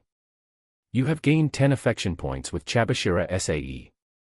I'm gonna go wash myself now, announced the masterpiece of the White Room with a deadpan tone, while trying to ignore how he had gained the power to leave the girls in this state just by simply washing their backs. He didn't even put much effort in doing so, just enough to classify as washing so he could get out of his situation as soon as possible. And yet, this happened. This Eroge system could honestly make the entire female population of Japan fall for him if it wanted to, and Kiyotaka could only be grateful that it wasn't that cruel to him. The young man stood up and prepared to go to the other side of the onsen where it was completely left alone, only to be stopped when someone grabbed onto his foot, causing him to look down and see who it was. Is there anything that you still need from me, Matsushita? He raised an eyebrow at Chiaki, who was struggling to lift her head from the ground in order to look up at him. I can't wait anymore, Ayanokouji-kun. The brunette groaned as she lifted herself off the ground, not even caring that her towel fell and left her completely naked in front of the young man. Kiyotaka could only watch with an eyebrow raised as Chiaki pulled herself up to his level, before wrapping her arms around his neck and joining her lips with his in a deep kiss. As his eyes widened in disbelief at her sudden action, Kiyotaka then felt the familiar sound of a camera snapping a photo before several new notifications popped up in front of him. Chiaki in the bath was added to the gallery. You have gained 25 affection points with Matsushita Chiaki. Relationship status, I've got a stalker, has been maxed. Relationship status with Matsushita Chiaki has been upgraded to obsessed with you. Congratulations. You have unlocked the achievement, the first kiss lasts forever. You gained plus 5 in charm. The kiss itself lasted for a minute, and it was mostly Chiaki moving her lips for about half of it before Kiyotaka finally decided to return the gesture by moving his own. A part of him wanted to hug this girl close or even grab her hips. There was even a very small part of him that wanted to grab her ass instead, but the stronger part of his mind was telling him that Chiaki wasn't wearing anything, so it wouldn't be right to do so. With that, he prevented himself from doing anything else and only focused on the kiss until Chiaki finally pulled away with a completely red face and her breathing ragged. That was my first kiss, Ayanokouji-kun. She gave him a sensual smile and giggled a bit at seeing the expression on his face. I hope you know how much girls treasure their first kiss, especially when it's with the boy that they like. Even though her legs were failing her, Chiaki then moved away from him and managed to make her way to the normal pool before submerging herself in it, not even minding the fact that she was now stark naked because her towel fell earlier. Kiyotaka could only stare at the girl absent-mindedly, at least until his attention went to a certain jealous girl who was ready to go on a rampage from what she just witnessed. How was it, Ayanokouji-kun? You must have really enjoyed that first kiss, said Kikyo in an emotionless voice, as no traces of her usual bright and happy nature were left. She didn't care about hiding her real self anymore at this point. Kiyotaka then noticed that a lot of the girls had already recovered from their euphoric states and bore witness to Chiaki kissing him. Suzune and Kei both frowned at him, while Sae and Honami were surprised. The only ones who were still out of commission were Hyori and Eri, which was probably for the best. In case you missed it, I did not do anything. She was the one who made the move and I just stood where I am, he defended himself while clearing his throat. He then switched back to his usual deadpan look. If you want to be honest, then yes. I enjoyed it. It was my first kiss and I'm happy to get it from a beautiful girl. Oh, stop it, Ayanokouji-kun. You are going to make me fall for you even more. Chiaki squealed like a schoolgirl in love, slapping both of her cheeks as she shook her head furiously. Well, at least you're honest about it, Suzune said, as she wondered why it bothered her to see Matsushita kissing the young man. She was almost tempted to go over to Kiyotaka and kiss him herself, but she quickly shook off the idea. Did it have to be really long, though? Are kisses supposed to take more than a minute? I have no idea myself, but does it matter? Matsushita did what she wanted to do and I didn't mind it, he shrugged. It must have been a pretty good kiss. Kei grumbled, not even bothering to hide her jealousy. You're right, Ayanokouji-kun. It doesn't matter how long a kiss takes. Before he could realize what was happening, Sakuyanagi grabbed him by the shoulder and made him turn towards her. She then grabbed his head and pulled him towards her as their lips met, surprising him for the second time in a row. You have gained 30 affection points with Sakuyanagi Arisu. Unlike Chiaki, whose kiss was passionate and somewhat innocent, Arisa could be likened to that of a hungry animal. She didn't waste time and pushed her tongue into his mouth and began to explore it. She continued to do this for a few moments, savoring every part of the boy's mouth and even tasting his tongue with her own.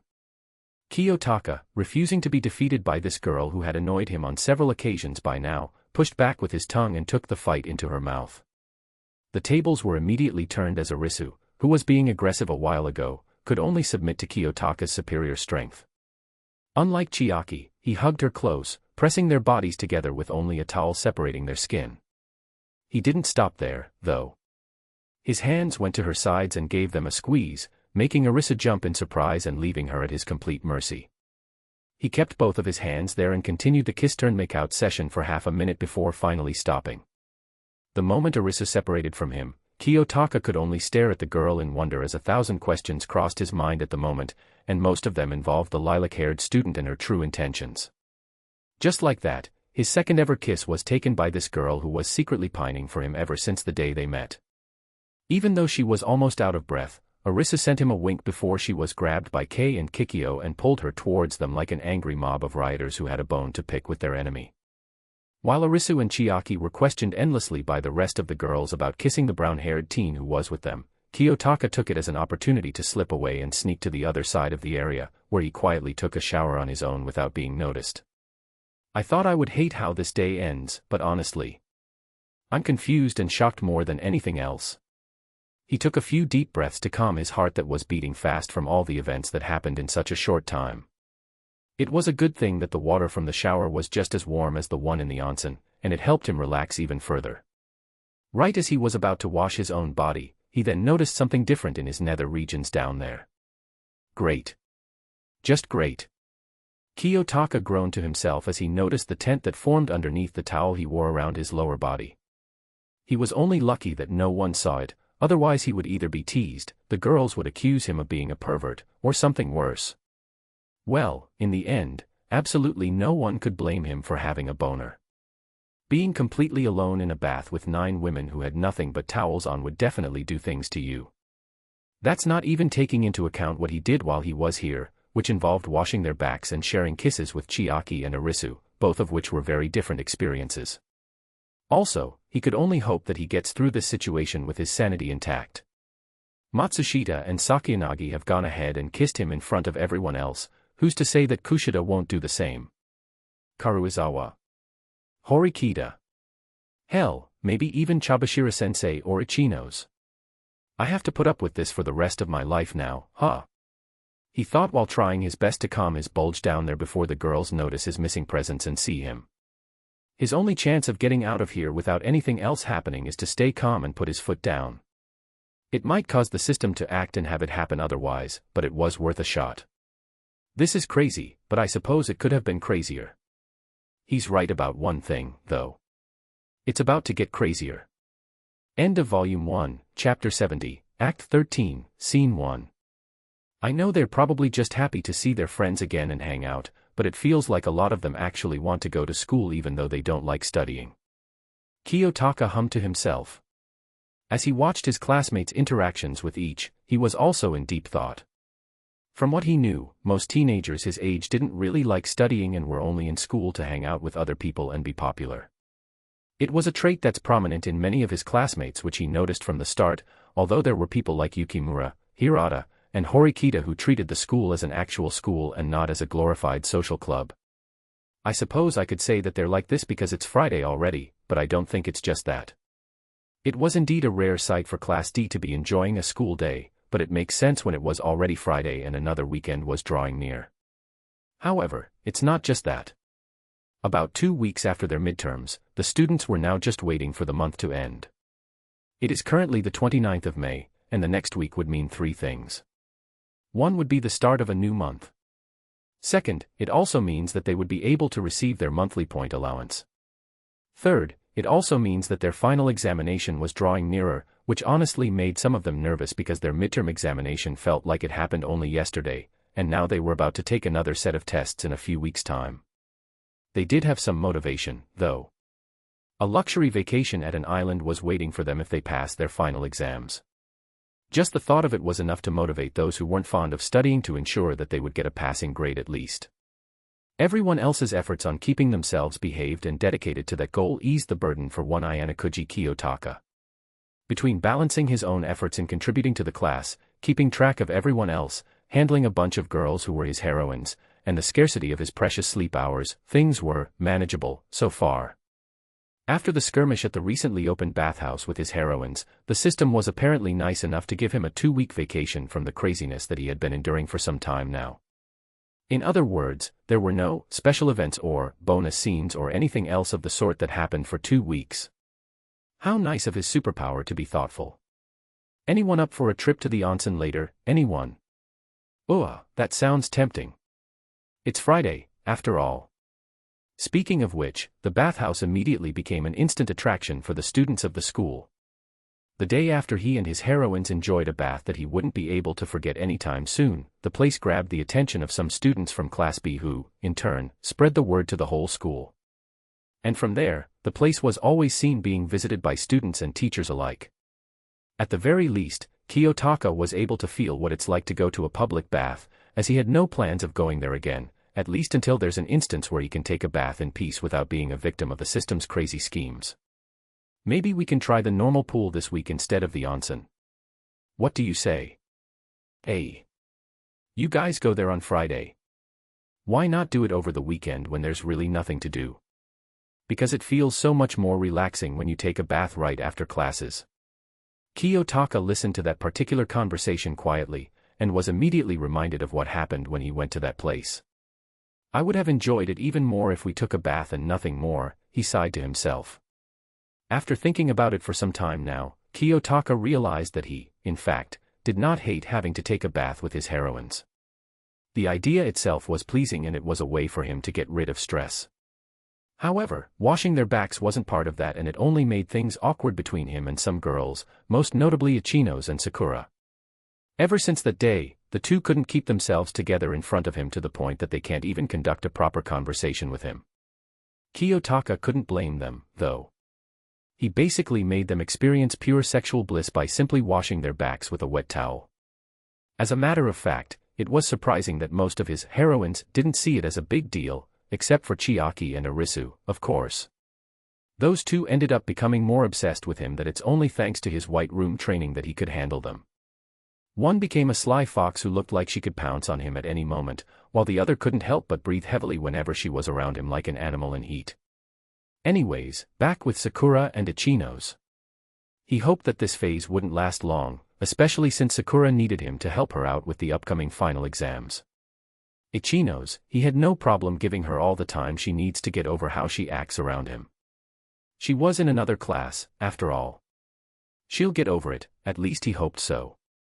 The system was on his side when it came to making his heroines happy, right? Good morning, Ayanokouji-kun. It's good to see you again, Ayanokouji-kun. The young man could only sigh as he was pulled out of his thoughts by two familiar voices. Karuizawa and Kushida waltzed into the classroom while waving at him, ignoring how their classmates were all staring at them before directing their gazes to the subject of the girl's attention. They really don't care about everyone else, do they? He asked himself with a deadpan tone. Ever since the day at the bathhouse, things have never been the same for those two girls as well. They used to walk with him to school every day, as if he had a harem following around, even though he technically has one already, but now. The only one who still accompanied him when heading to class was Susan, not that he had any problem with it. In fact, it provided him with a brief period of peace, and furthermore, talking with Susan was akin to a break from the stuff that happens between him and his other heroines. What bothered him was that the two girls used it as an excuse to hug him every morning. Yes, to hug him every morning. Good morning, he returned their greeting in his usual tone as the girls rushed over towards him. Kiyotaka was sure that he heard someone from their classmates scream as if there was a ghost the moment Kei wrapped her arms around his neck from behind in a hug. Don't you ever get tired of saying that in the same voice every time? She chuckled while burying her face into his neck. It was clear that she was enjoying this despite the attention that she was receiving from everyone.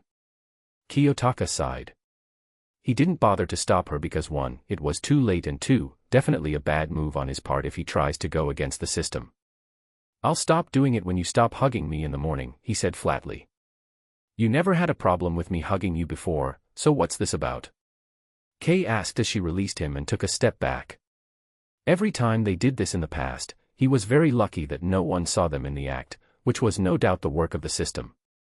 However, today must be the day where his superpower thought it would be the perfect time to screw him over by letting their classmates get a front row view of it. The worst part is that everyone is here, and the two girls were actually the last ones to arrive. He shook his head. It's not the hugging that I dislike.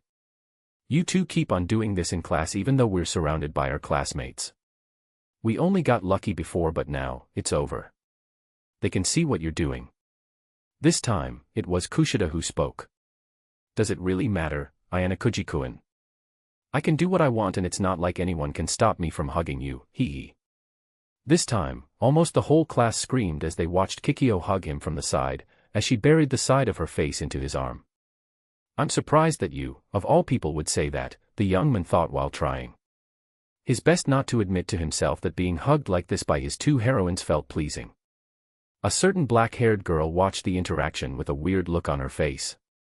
She was used to this by now, but like Kiyotaka, they could have chosen to do this when they're not in front of everyone else. Must you two keep on doing that? Susan sighed. All of our classmates are staring at the both of you, if you're not aware of it by now. Kei turned towards her. Horikita-san, if you just let go of your cold facade for a moment and try doing the same, you'd understand why it feels good to hug Ayanokouji-kun. Karuizawa-san, if Horikita-san doesn't want to do the same, then just let her be. Even though we already told her that she should try hugging as well. Kikyo sighed, but her thoughts were a different story. She wanted to laugh but had to resist the urge to do so. Heh. Horikita has always been too stuck up to even consider hugging someone else. I mean, she literally asked us if friends also hug. How pathetic is that? Both of them do look like they're enjoying it. Susan thought as she observed the three students. Contrary to what Kikyo thought, the girl did think about hugging Kiyotaka too, since friends do it as well, but couldn't bring herself to do it, mostly because of their current location. I refuse to do such a thing here, of all places. Perhaps, when we are alone, then I could do it. Meanwhile, the rest of the class had finally snapped out of their trance. Aside from Koenji, who was too busy cleaning his nails, they were all in disbelief upon seeing both Karuizawa and Kushida acting all lovey-dovey around Ayanokouji, who was the farthest thing from being popular with girls. Well, maybe he does hang out with them regularly along with Horikita and they knew it, but they never thought he would be close enough to these girls that they would hug him out of the blue. The fact that he didn't look anything special only made it worse. Kushida-san seems like she's growing closer to Ayanokouji-kun as of late, don't you think? I noticed that too. I never thought Karuizawa-san would be close to him as well. Doesn't she hate boys? Yeah, that's what I know about her. She even said it herself after our first day here. Wasn't she studying with Ayanokouji-kun for the midterms? I think I remember seeing them both at the library once. Yeah, they were with our other classmate who has red hair. Her name is Sakura. At least get that right. Seriously, what the hell does that guy have that I don't? I'm better than him in every way, so why can't Kushida-chan hang out with me instead? I don't know, because you're a disgusting pervert. Ike's one as well. And it's not like I'm assaulting anyone. Kiyotaka listened to everything that came out of classmates' mouths, and if he could, he'd laugh at them. If only they knew that he never wanted this to happen in the first place. Ayanokouji-kun, do you mind if I ask a question, said Hirata, who took initiative by asking the person who had the answers. What is it? The young man replied as Kikyo finally let go of him while giggling. I think I speak for everyone else here when I say that you seem pretty close with Horikita-san. However, it's not just her. You also seem to have a close relationship with Kushida-san. And like what I implied when I asked you to be one of the class tutors, both Karuizawa-san and Sakura-san are also comfortable being around you. Kiyotaka did his best not to roll his eyes, even though everything that Yosuke said was true. What point are you trying to make here? I'm not trying to assume anything, but are you possibly dating one of them? Several people across the room immediately turned to Kiyotaka for an answer, feeling both anticipation and nervousness for what he was about to say. Will he say yes or no? That was the question in their minds at the moment. You think I'm dating one of them, simply because I'm close to these girls? He questioned. Am I not allowed to be friends with them? I do apologize if I'm making you uncomfortable with my question, Ayanokouji-kun. Hirata smiled nervously, wondering if he might be stepping on a landmine with his sudden question. A lot of us are simply curious because it's what we have noticed. Does this mean you actually know that I've been going through this for weeks and you only said something now? Kiyotaka asked in his mind. Hirata-kun, it seems that you might have been influenced by everyone else in what they think, Susan spoke up on behalf of Kiyotaka. She noticed how he was being overwhelmed with these senseless questions and decided enough was enough. You are assuming things. None of us are dating Ayanokouji-kun. I don't think so, Horikita-san. All pairs of eyes immediately turned towards Kikyo, who had a thoughtful expression on her face as if she was considering something. Susan raised an eyebrow at her. What do you mean by that, Kushida-san? Kikyo merely smiled and turned towards Kiyotaka, who stared at her curiously, wondering what the girl had in mind. He's worth more than a stupid mask, she thought as she approached the young man. His eyes widened slightly when Kikyo grabbed his head and pulled him towards her, their lips touching each other in a kiss. Kiyotaka was too overwhelmed with her bold move to notice the looks of disbelief that were etched on everyone's faces at what they're seeing. Chapter 71, Act 13, Scene 2. No way. Oh my. You've gotta be kidding me. He actually got Kushida-san to fall for him. I mean, he does spend a lot of time with her and Horikita-san. It still feels surprising that Kushida-san likes him. I always felt like she's the type of girl who only wants to be friends and nothing more. Kikyo took initiative in their kiss despite being inexperienced, moving her lips around like she was supposed to. She even moaned in his mouth, a clear sign that she was enjoying it. Compared to Chiaki's passionate kiss and Arisu's hungry lip lock, Kikyo was more possessive, like she was a cat that was marking its territory. Kiyotaka didn't do anything to stop her, but he made no effort to return the kiss either, because he didn't want their classmates to have a front-row viewing of a possible make-out session. He would, however, admit to himself that being kissed by Kikyo wasn't bad and it was enjoyable, just like Chiaki and Arisu. Kikyo continued the kiss for about 20 seconds before finally pulling away. For a brief moment, she dropped her mask in order to give Kiyotaka a sultry wink, something that made him blush momentarily before shaking it off. You have gained 20 affection points with Kushida Kikyo. And with that, Kikyo stepped back and faced everyone else, her usual smile present on her face but not saying anything more. Does this mean you are dating Ayanokouji-kun, Kushida-san? Asked Yosuke as everyone in the room looked towards the beige-haired girl for a confirmation of sorts. Who knows, she said innocently, taking a step back and putting on a thoughtful look which didn't do anything to calm anyone down. Was the collective reply from their classmates. That wasn't a confirmation, but it sure as hell wasn't denial, either. Susan watched the interaction that happened with eyes of interest and a bit of longing. It bothered her to see Matsushita and Sakiyanagi kissing Kiyotaka a few weeks ago at the bathhouse, and she knew it, but she didn't exactly know why. And now it felt the same with Kikyo, but on a different scale because she was her friend and Kiyotaka was someone important to her.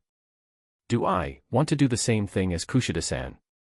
And everyone else, the girl thought to herself with a conflicted expression. On the other side of things, everyone else had varying reactions to what just transpired.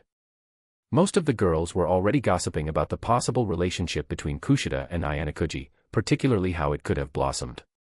The rest of them were too taken aback to say anything, but they were of one thing: there's more to this issue than meets the eye. The boys were a different story, with some of them kneeling over in despair at seeing Kushida kissing another man and the rest. However, there were also a few of them who had different reactions from everyone else. Koenji only threw a little glance at what was happening, yet it was enough to make him smirk in amusement. Sudo grinned. The red-haired teen was surprised like everyone else, but now he could have an edge over Ayanokouji by teasing him about this. It did make him wonder what Ayanokouji's relationship with Horikita was, though, because it seemed like those two were closer than Kushida. Yamauchi had the most prominent reaction, as he felt his soul shattering into a million pieces from seeing Ayanokouji scoring big with a cutie like Kushida. It was supposed to be him. He should be the one who's kissing Kushida-chan, not that bastard Ayanokouji. Ike. You're not gonna react to this. He just kissed Kushida-chan, he barked at his partner in degeneracy as anger slowly began to grow within him. To Yamauchi's surprise, Ike only let out a sigh and shrugged his shoulders. It's as if all the life had been sucked out of him. I'm not really surprised. Even someone like me could see how Kushida-chan was close to him. That just confirmed it. Yamauchi looked horrified. He felt like he had lost a valuable ally. What, so you're just going to give up like that? We can still get Kushida-chan back if we try. Dude, I know the moment I lose. I'm not gonna chase an impossible dream. Ike shook his head and tore his gaze away from Kushida. He may be giving up on the girl, but it hurts him to even look at her right now. Oi, dumbass. The boy quickly turned to the side, where he saw Sudo standing there with a menacing look on his face. Ike was already shaking in fear of what Sudo could be thinking at the moment. What do you want? He stuttered. Don't think I haven't forgotten that bet we made after our first month here, Ken grinned madly. No, I was hoping you forgot about that. Ike shouted, horrified. He thought he lucked out when their midterm results were announced. Ike immediately saw that Sudo got a higher overall score than him and feared that the red-haired athlete would bring up the bet they had weeks before, but to his surprise, his classmate never said anything. It's like Sudo was too focused on his massive improvement to even remember the wager they had, and Ike felt grateful for it. Until now, of course. Ken smirked. I never forgot about it. I just wanted to make it seem like I did to give you false hope. See, come on, Sudo-kun. Ike said nervously, raising his hands in defeat. We're friends, aren't we? Let's just call the bet off and move on from it. You better send me a photo of those burning magazines, or you won't like what's going to happen. Ike immediately assumed a Dajiza position on the floor and started begging for forgiveness. Have mercy on me, Sudo-sama. Don't make me do it, he cried. Ken only let out a laugh before returning to his seat, ignoring the wailing boy who was pleading for mercy. Seems like you got what you deserved, huh? Shinohara commented with a smirk of her own, feeling great satisfaction at seeing her neighbor experience some well-deserved karma for his stupidity. She'll make sure to watch him burn those porn magazines that he had just for the fun of it. While everyone else was more or less losing their minds from seeing the cutest girl in class give the resident loner a full-on kiss on the lips, Kiyotaka shifted his attention to the girl who just made things even more complicated for him. "Why did you do that?" he deadpanned. "I just wanted to," she smiled innocently. "You gave them the wrong idea." Kikyo smirked at him. "Maybe it wouldn't be wrong if we went out for real." Kiyotaka tried to say something in return, but stopped himself. She definitely had a good point about a kiss not pointing to the wrong sign if they were just dating. However, again, he had to consider all of his other heroines too and not just Kikyo. She may not like it, but it's what he has to do. "Hold it right there," a voice said from behind them, causing the two to turn their heads towards the girl who spoke. Matsushita Chiaki stood there with a blank look on her face, as everyone else turned their attention to her this time. No one could tell what she had in mind, but it was different for Kikyo and Kiyotaka. They could already tell that the brunette had something mischievous up her sleeve. A smirk then took over her features. "Maybe I have to remind you who Ayanokouji-kun's first kiss was, Kushida-san." Clenching her fists, Kikyo felt the sudden desire to bash this girl's face with a rock, as their classmates began whispering about what Chiaki just revealed. Like with Kushida, the young man did nothing to stop Matsushita from approaching him while she kept her eyes on him the whole time. By now, he had learned to simply let things run their natural course instead of trying to stop it. As a wise tortoise once said, one often meets his destiny on the road he takes to avoid it. He wasn't surprised when the girl leaned down and kissed him on the lips as well, but it did not mean that he didn't like it. Kissing Chiaki again felt just as good as the first time. "You have gained 10 affection points with Matsushita Chiaki." The girl ended the kiss after a few seconds of enjoying it. Kiyotaka didn't bother scolding her or anything, because Kikyo already caused everything to fall apart. Chiaki did end up making it worse though, and it was evident from the new reactions on everyone's faces. Oh, he could already tell that the whole school will know about this. He'll have to start preparing for that outcome starting now. Even Matsushita-san. T2, he's got 2 girls falling for him. How does that guy do it? Unfortunately for them, their jaws would reach past the floor and likely end up going underground when Karuizawa suddenly spoke. "Oh no, you don't," she cried. The girl had been watching ever since Kushida kissed him, and seeing that made her jealous. It became worse when Matsushita went ahead and kissed Ayanokouji for the second time, which was when she realized that she did not want to be left behind anymore. Consequences be damned. She may not be successful in making Kiyotaka her fake boyfriend, but being her real one. That's one thing that she won't let anyone else have, not Kushida, Matsushita, or Sakuyanagi, or any other girl. "I'm not being left out this time." With that declaration, Kei rushed towards Kiyotaka and closed the distance between their lips. For a few moments, she stayed like that because Kei had no idea what to do and only moved when Kiyotaka did it first. He brushed his lips against hers, taking initiative and prompting Kei to do the same. After a few seconds of teaching the blonde girl how to properly kiss, she started doing it on her own. The brown-haired teen was actually surprised that she gave him her first kiss, not that he did not see it coming, but it was just unlike her to do such a bold thing in front of the whole class. Then again, it may likely be the system's influence again. A few more seconds passed, and Kei finally separated from him. "Why you? You better take responsibility, all right," she pouted while blushing, trying to hide her embarrassment from kissing him in front of other people as well as to mask how she felt about the kiss they shared, which was heavenly. "You have gained 25 affection points with Karuizawa Kei. I guess," he muttered, knowing that the girl will only get angrier if he doesn't say anything. "Will the headaches today ever end?" Kikyo glared at Kei, while Chiaki merely smirked. This was the second time she had kissed Kiyotaka, so she knew damn well that she was in the lead ahead of everyone else. In Suzan's case, she turned her head away from the scene with a conflicted look on her face, but it's clear that she was thinking deeply about something. For everyone else, it took them about 10 seconds to finally snap out of their trance and react properly to what happened. "KK Karuizawa-san." Eri mumbled, feeling both shocked and sad that not only her friend, but 3 other girls all had their eyes on Kiyotaka. "He's got 3 girls after him," said Hasabi, feeling half interested and half hesitant about knowing more regarding Ayanokouji and how this all came to be. "I want to be like him for real." Okatani grinned, feeling envious of Kiyotaka's insane luck with the opposite sex but also felt motivated to be the same as him. "He legit has a harem." I knew he was the protagonist from the start, said Sotomura, pushing up his glasses as light shone on them as if he was an anime genius. Amongst all of them, Yamauchi once again had the most noticeable reaction, standing up from his seat and stomping over towards Kiyotaka's desk. That's it. I want answers, he shouted, pointing at Kiyotaka in an accusing manner. Since when were you that close with the girls, Ayanokouji? I've seen you talk with them but I've never seen you do anything. What the hell's your secret, you bastard? How do you keep on attracting these beautiful girls? Yamauchi-kun. Yes, Kushida-chan. Yamauchi quickly turned towards the girl, dropping his anger completely just from Kikyo paying attention to him. Have you finally realized how I'm better than him? Don't worry, I'll forgive you. I'm not someone who'll get angry at a girl for making a little mistake, hee.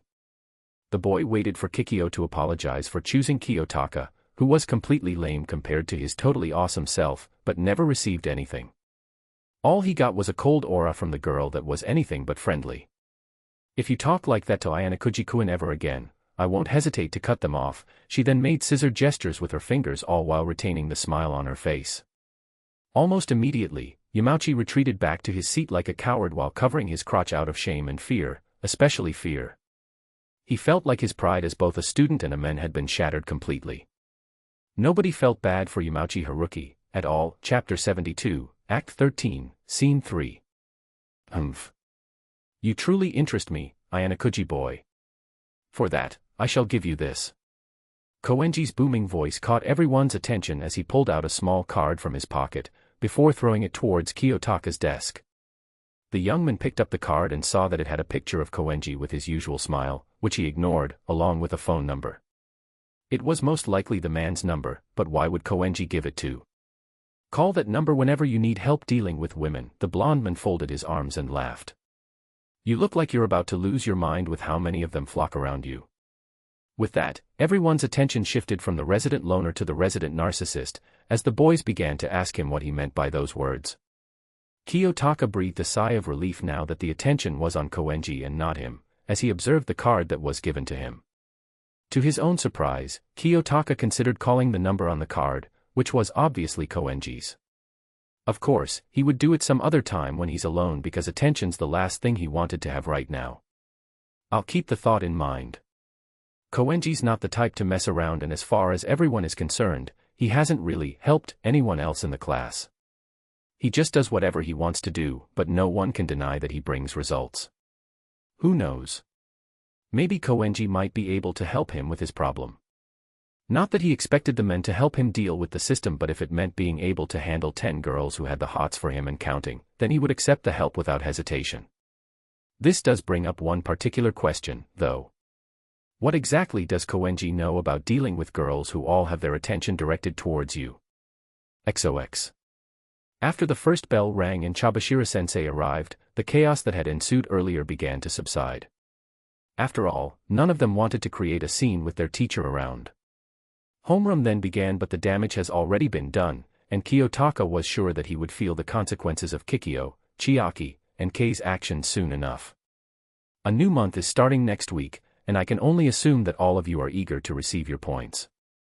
I am not allowed to say anything, but if I had to give my opinion, you have a good chance of getting an increase in your class points, which also means an increase. Chabashira-sensei suddenly stopped in her little speech when he saw someone knocking at the door. The woman widened her eyes upon seeing the school chairman right outside the room, with a young girl standing right behind him. She looked at her class and spoke, "I'll be right back, everyone. Remain in your seats," before heading out to speak with the chairman. Everyone else turned to the door as well as a result, and they were quickly hit with a wave of nervousness upon realizing who it was.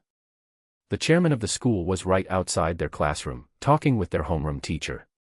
Most of them were already worried, thinking that the chairman was here to give them a slap on the wrist for their attitude and such. On the other hand, people like Kiyotaka and Suzun were simply curious.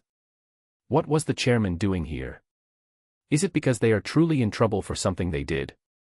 Was it just an important thing between him and their teacher? Or perhaps an announcement of sorts that concerned the students? After about a minute of waiting, SAE walked back inside and stood at the podium before clearing her throat. "Attention, everyone," she told her class.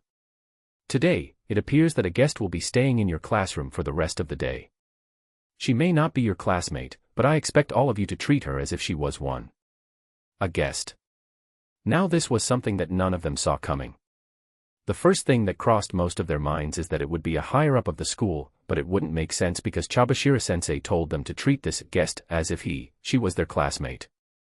Perhaps it would be someone younger then, maybe a student from another class who's visiting them. But is that even allowed, when the school was really strict about students' attendance? Either way, homeroom just became more interesting for the students of Class D now.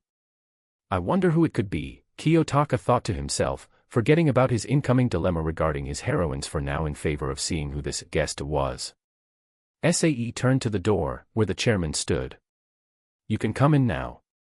A young girl wearing an orange blouse with a blue ribbon, a short-length sailor skirt, and black thigh-high stockings then walked inside the room, immediately getting the attention of everyone there due to her overall appeal. She had straight scarlet hair that was tied into twin tails and laced with red ribbons, and gradient dark red eyes. It felt as if she could charm almost anyone with her gaze alone, and if not, she could entrance them with her body because of how attractive she was. The girl stood in front of them and smiled, before doing a curtsy. Nice to meet you all. My name is Amasawa Ichika. Pleased to be your acquaintance. Her voice and eyes were enough to send a lot of males in a frenzy, as they were instantly drawn to the girl's appeal. Considering how down bad some of the boys are, it can be said that they were seduced by Amasawa's voice alone. She's so cute and hot. I wonder how. OW. Be quiet, idiot. Chabashira-sensei is just there, you know. I was just complimenting her. You were thinking of something else, I can tell. She's not our classmate. What's she doing here, then? Maybe she's supposed to be our kohai, but she lives here in the school as a relative of one of the teachers or something. That makes sense, but Wang-san over there is almost the same height as her. Apologize right now. What did I say? Kiyotaka remained quiet in his seat, but kept his attention glued towards the scarlet-haired girl who introduced herself. Despite her young appearance, he could tell that there's more to her than what she's letting on. I don't believe that this is only a coincidence, he said in his mind. The chairman of the school wouldn't do this for some random person. This Amasawa Ichika has to be someone of importance for the chairman himself to accompany her and have her introduced as a guest. His questions would immediately be answered when a pink screen appeared above the girl, which was a familiar sight for him at this point. I'm not surprised that this girl is a heroine, but this does bring up more questions. Like, for instance, how could some girl be recognized as a heroine? Unless I'm right and there's more to Amasawa than what she's letting on. Despite being seated at the back of the classroom, the young man was able to read the information that's presented in the summary for this Amasawa Ichika. Amasawa Ichika, excited kohai. Relationship status. Affection points, 0/100. Heroine summary, Ichika is a student of the White Room, raised as a part of the 5th generation. She is manipulative, cunning, and has a streak for teasing people she finds interesting. She possesses extraordinary abilities, the best of her current generation, but is inferior to you as a whole. She was sent to this school by your father to keep an eye on you, as well as to report your progress to him. In truth though, she has wanted to meet you for so long after reading your file in the White Room and currently looks up to you not just as a senpai but as a god of some sort. After reading through the girl's summary, Kiyotaka felt genuine surprise at learning that Amasawa was someone who came from the White Room, and that she was sent to this school by his father. If he had to be honest, it left him dumbfounded. This is an extremely foolish move on his part. Sending this girl here will only make me aware of what he's going to do to bring me back on his side. What the hell is he planning? For what seemed like the first time, Kiyotaka felt lost and he didn't know what to do. Even though that man was barely present in his life, Kiyotaka knew that he would want nothing more than for him to return to the White Room. Heck, after Matsuo helped him escape, there were already search parties with the sole mission of bringing him back, but they were unsuccessful, of course. Even now, Kiyotaka was completely sure that his father was doing everything to bring him back on his side. How else would that man know that he went to school here? And yet, all that his father sent to go after him in this school was a girl. A girl who admires him, is a heroine chosen by the system, and is only given the task of watching over him, instead of someone who was dedicated to the mission of bringing him back. He may hate that men more than anyone else, but Kiyotaka knew that his father can't be this dumb, even though the thought of it was pretty funny. His eyes widened slightly as he had a moment of realization. Wait, is the system behind this situation? Did it cause things to turn out this way? Ichika only smiled at everyone as her eyes roamed around the room, as if she was looking for someone. It was only when her gaze landed upon a certain brown-haired teen that her smile became completely different. Instead of smiling out of politeness, it turned into one that showed eagerness and excitement. Cian Painpathy. Creators THOUGHTS Chapter 73, Act 13, Scene 4. Check this out, you won't regret it. https://www.reddit.com/r/classroomofelite/s/kenxicju4. The girl took off like a rocket towards the young man who was sitting at the back in peace. She was so fast that almost no one saw her move. Only Kiyotaka could keep track of her, and just from her eyes, he knew that she was heading towards him. However, he didn't do anything in response and simply stayed in his seat, as he was greeted by a flying Ichika who jumped towards him with open arms. This is gonna hurt, was his only thought before the collision. Everyone's eyes widened and let out a gasp as the scarlet-haired girl jumped over the desk and tackled their classmate with all her weight, causing Kiyotaka to fall off his chair and hit the floor, with Ichika right on top of him. Ayanokouji-kun. Kei and Kikyo both cried out at the same time, worried that he hit his head or something. Fortunately for them, Kiyotaka wasn't really harmed, though the impact did hurt a bit since he hit his head. Ow. After taking a moment to let the pain subside, he raised his head to look at the girl who tackled him to the ground like a professional football player. If it was any ordinary person, he would have stood his ground and remained unmoved, yet this girl managed to get him to fall over. Well, that's to be expected from someone who's also from the White Room. I'm so happy that I finally met you, senpai. I've been wanting to meet you for so long, Ichika cooed, nuzzling into his chest like a cat that got separated from its owner. As she said those words, 3 new notifications appeared above him, which was a sight that he was completely used to by now. You gained 90 affection points with Amasawa Ichika. Ichika route has been unlocked. You can now see heroine status with Amasawa Ichika. Your current status with Ichika has changed to a god and his servant. Kiyotaka raised an eyebrow at that last one, ignoring that he almost maxed out her current affection level in one sitting. Does she really see me like that? I wonder what it means exactly. The first thing that came to his mind is that this girl looks up to him so much to the point that he's some kind of god in her eyes and she wants to serve him, or it could be about some kind of weird religion where he's a prophesied savior of some sort, or it could just be that this girl was submissive towards him. I suppose this is something to think about later. He shook his head to get rid of his current thoughts. There were far more pressing matters than thinking about what a certain relationship status meant. That's gotta hurt. Think he's okay? I think so. I wonder why she did that to Ayanokouji-kun all of a sudden. You think she knows him? Meanwhile, everyone else winced from how their guest suddenly tackled their classmate out of nowhere and for no reason. As soon as Kiyotaka recovered though, some of the boys quickly got jealous from the attention that he was receiving from the girl whom they just laid their eyes on. Oh, come on. He already has 3 of our girls after him, and now Amasawa too. I'm jealous. I want to get tackled like that by a beautiful girl too. This is so unfair. How can that bastard have such a smokin', sexy kohai all to himself? Who knows? It seems like Amasawa knows him, though. Because he's the protagonist, that's why. Kiyotaka's heroines remained quiet, yet different thoughts were lingering in their mind regarding this guest who showed up outside of their classroom out of nowhere, and was now lying on top of the young men as if it was her territory. This isn't the Nanace that he was talking about, this is someone else who also knows him. Kikyo narrowed her eyes and gritted her teeth in anger. The annoyances just keep on increasing, huh? This girl. Ayanokouji-kun knows her, I can tell. Why else would Amasawa-san tackle him to the floor? And why do I feel like keeping Ayanokouji-kun away from her? Susan thought to herself, subconsciously frowning at the scene that's happening before her while being unaware of the growing jealousy inside her. Kei narrowed her eyes at Ichika. She already had to deal with Kikyo and Chiaki earlier, and now there's this girl. This girl is trouble, I can tell. Unlike the others, Eri had no malicious intentions in her thoughts. She was simply curious about this girl who seems to know Kiyotaka. I wonder who she is. She thought in confusion. In Chiaki's case, she had a stoic look on her face, but she was already thinking of ways to show Amasawa Ichika that she has to get in line, because the younger girl was clearly in her spot. Knowing that the longer they stay in their current position, the worse things will turn out for them. Would you mind getting off of me now? You're making things more complicated for us both, he told the girl who was seemingly enjoying the position that she was currently in. Ichika only smirked. But I love it when I'm close to you like this, senpai. Don't you like it too?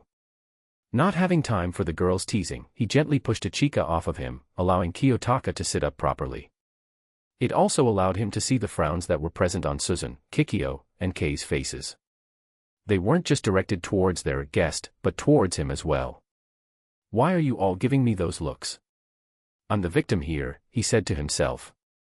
After returning his chair to its proper place, Kiyotaka was about to sit down and ignore the presence of the scarlet-haired girl who was standing next to his desk whilst giggling to herself, only for his attention to be drawn towards the chairman walking inside the room instead. Ayanokouji-kun, the man spoke, gaining his attention immediately. I assume you would like to know the reason why this girl knows you. There's no doubt about it. Chairman Sakiyanagi knows that Amasawa is a student of the White Room. No wonder he accompanied the girl to his classroom. Kiyotaka already had a feeling that that would be the case, since Arisa did mention that she and her father visited the White Room in the past. Perhaps listening to the chairman would give him some more context on what's happening, because all that he was sure of at the moment is that the system is responsible for this and somehow caused Ichika to be here despite not being a student of the school. With that, he responded to the chairman's question with a nod. Then please, if you would follow me to my office, I'll explain to you what you want to know. The man then turned to the homeroom teacher of Class D. Is that fine with you, Chabashira-sensei? Yes it is, sir. Chabashira nodded as well, while her mind went to different places with this new development. Good. Take that little shit off my class for now so I don't have to see his face until homeroom ends. Thank you, Chairman Sakiyanagi bowed in thanks to the woman, before turning his attention back to the young man. Please follow me, Ayanokouji-kun. You too, Amasawa-san. Before Kiyotaka could follow the chairman out of the classroom, he first turned towards the scarlet-haired girl who was just beside him. After you, senpai, she smiled. Sighing, Kiyotaka bowed his head and excused himself from the class, with Ichika following after him happily. Everyone else watched him leave and had no idea about what to feel about it. A lot of them were confused and completely lost on what just happened that they wanted answers, while there were also those who were more curious about Amasawa and who she is exactly. In Susan, Kei, Kikyo, Chiaki, and Eri's case, all of them couldn't help but feel that Amasawa's presence will change a lot of things, especially since she seems to know about Kiyotaka. Could it be that she's a friend of his outside of the school? A childhood friend of his? Someone who has a crush on him? A family member? It was a question that they had no answer to, for now, at least. Chapter 74, Act 13, Scene 5. As soon as he entered the chairman's office, Kiyotaka sat at one of the couches and watched his scarlet-haired companion follow him inside. He expected Ichika to sit beside him, but to his surprise, she plopped down on his lap like it was the most obvious seat for her. Why are you sitting there? He asked in his normal deadpan tone, genuinely confused why she would sit on his lap instead of the couch. Ichika turned her head slightly to give him a cute smile. Is it not the duty of a senpai to be taking care of their kohais? Plus, I just chose the most comfortable seat inside this room, senpai. She's completely different from Nanace, and I don't know if that's a good thing, he thought, staring at the girl for a moment. Whatever you say. Kiyotaka was trying to get a good read on this girl and her intentions regarding him, even though he already read her summary. However, despite looking into her eyes and even observing her body language, this girl truly was like how her summary described her to be. This girl, who happens to be a student of the White Room, who also happens to be the best of her generation, who also happens to be someone that his father sent to this school. Simply admired him.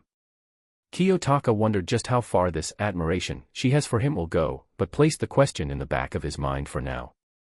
He could figure that out later, but for now, this sudden meeting with the chairman is a more important matter. Speaking of which, the older man had just stepped inside the office and closed the door, before sitting on the couch opposite to the two teenagers. Do not worry, I will not take much of your time, he smiled, ignoring how Amasawa was sitting in a rather unorthodox way. Now, Ayanokouji-kun, I assume you already know who I am. You're the chairman of the school. You're also Sakayanagi's father. Kiyotaka explained what he knew about him like it was common knowledge. Oh, you already know Arisu? Sakayanagi asked, earning a nod from the young man. That's good, this makes things easier. Kiyotaka wondered what this meeting would be about. He could only guess that it's to discuss Ichika and the circumstances that led to her appearance here, but this could also be about the White Room itself and what Sakayanagi's father knew about it. This may sound surprising to you, Ayanokouji-kun, but I knew your father. Kiyotaka blinked in surprise. Okay, that was something he didn't expect. While he knew that Arisu and her father had visited the White Room before thanks to her summary, he had no idea that the man was acquainted with his own. I also know where you come from and what you've been through up until now. I have to say, you have my deepest sympathies. Growing up in the White Room is something I would not wish on anyone.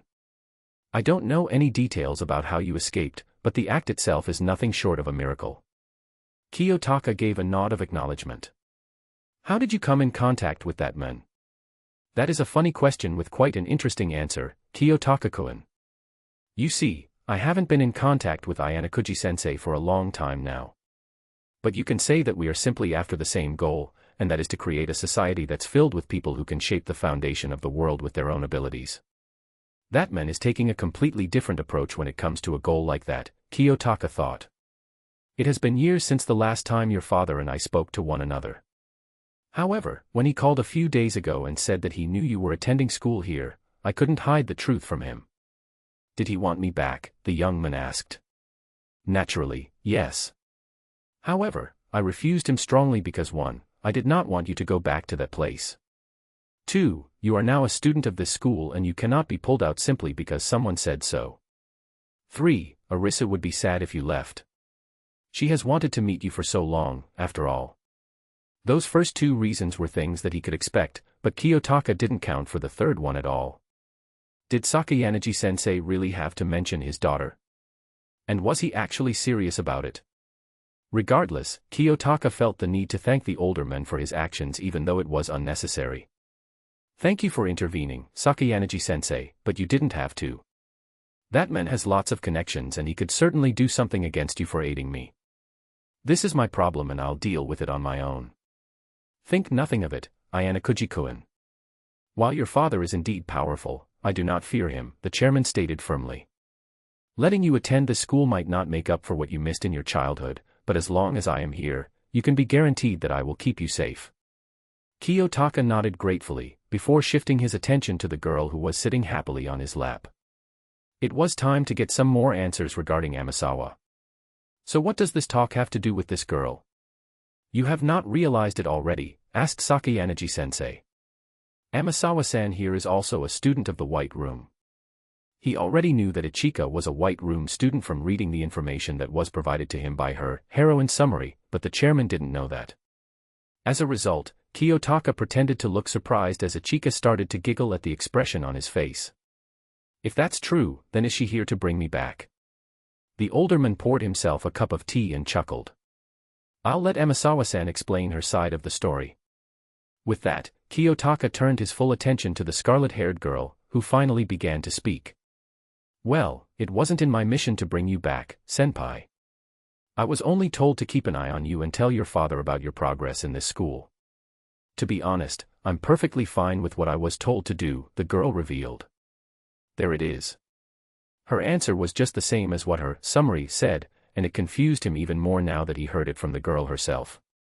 It seems like it really is the truth. Are you serious? He asked. Ichika chuckled and shook her head. I have no reason to lie, senpai. That confirms it. This whole scenario is happening because of the system's intervention, he thought.